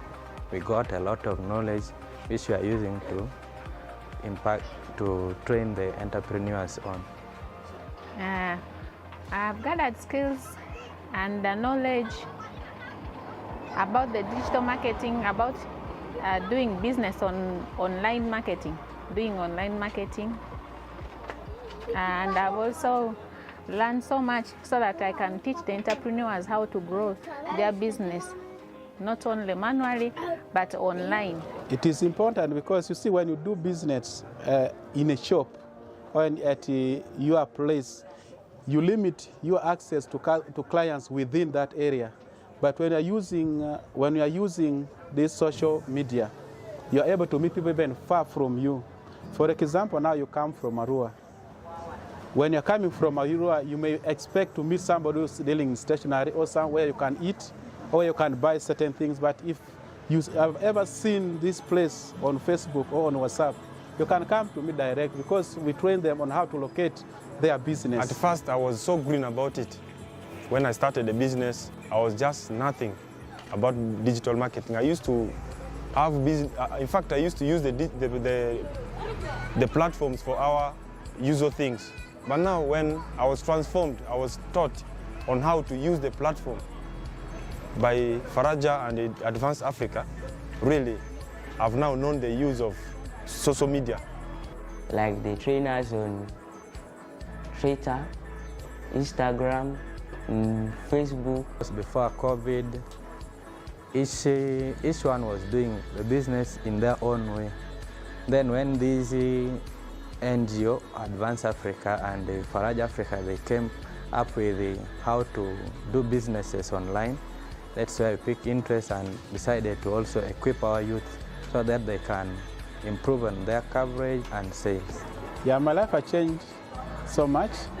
In fact, I thank Faraja and Advanced Africa because now I'm able to sell online. I've sold many printers online, even I've sold some laptops online, which I used to put in one place, but for now, people call me that I want printer, I want books, I want ABC. I'm able to meet clients who, if they had to come face to face, they couldn't have met me. But because the training I had, I'm able to sell online now. So my market base has increased.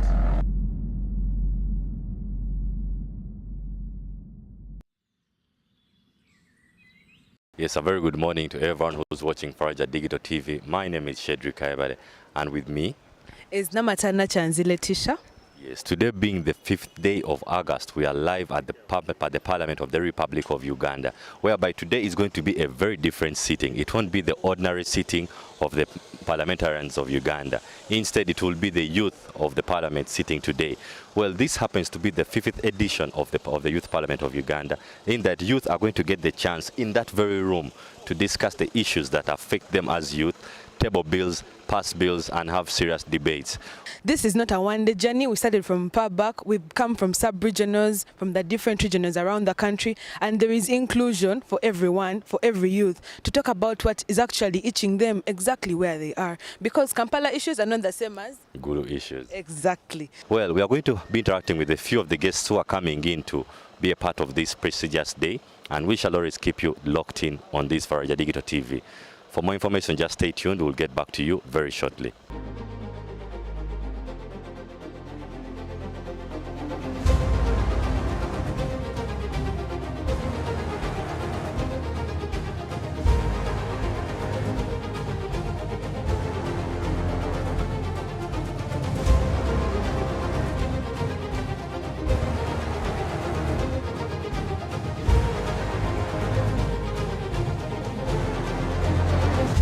For you as a nominee on the position of the Speaker. Why do I think that I am able to achieve this?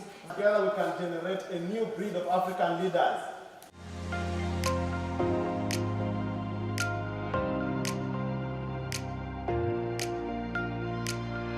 Ezra Ambassador Rashande. The reason why I didn't vote is to make a free environment for someone who is coming into the position, not to have bias on me. In the case of any consultation, so that he be free to come and consult me, and I advise him as his senior.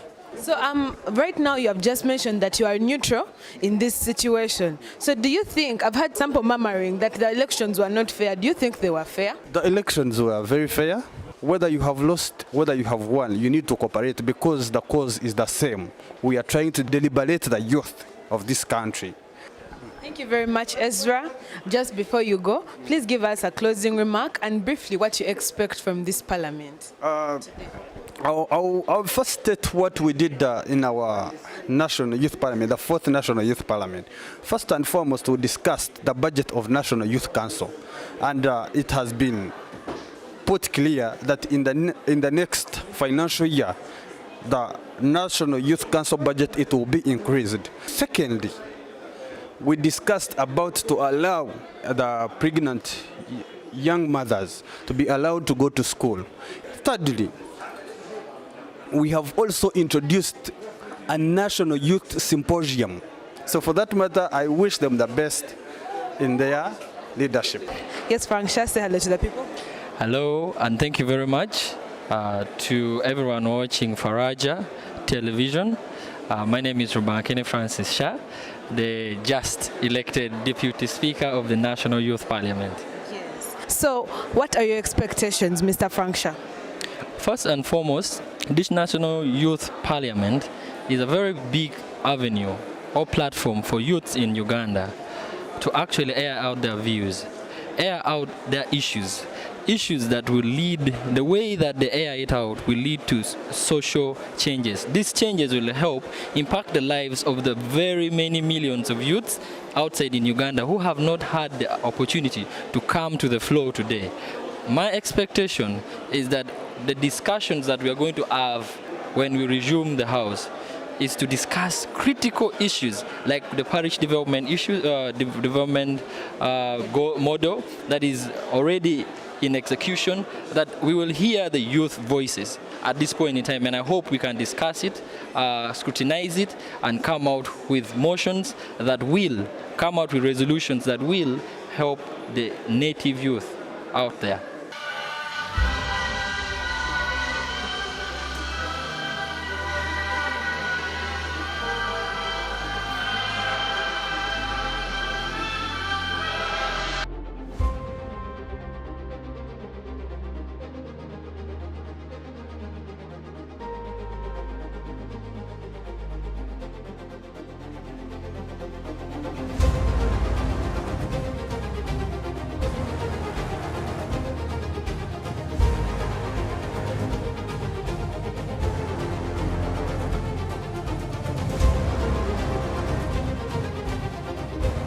Well, as you can see, in my background is the youth that have been a part of this very prestigious event. Could you please give us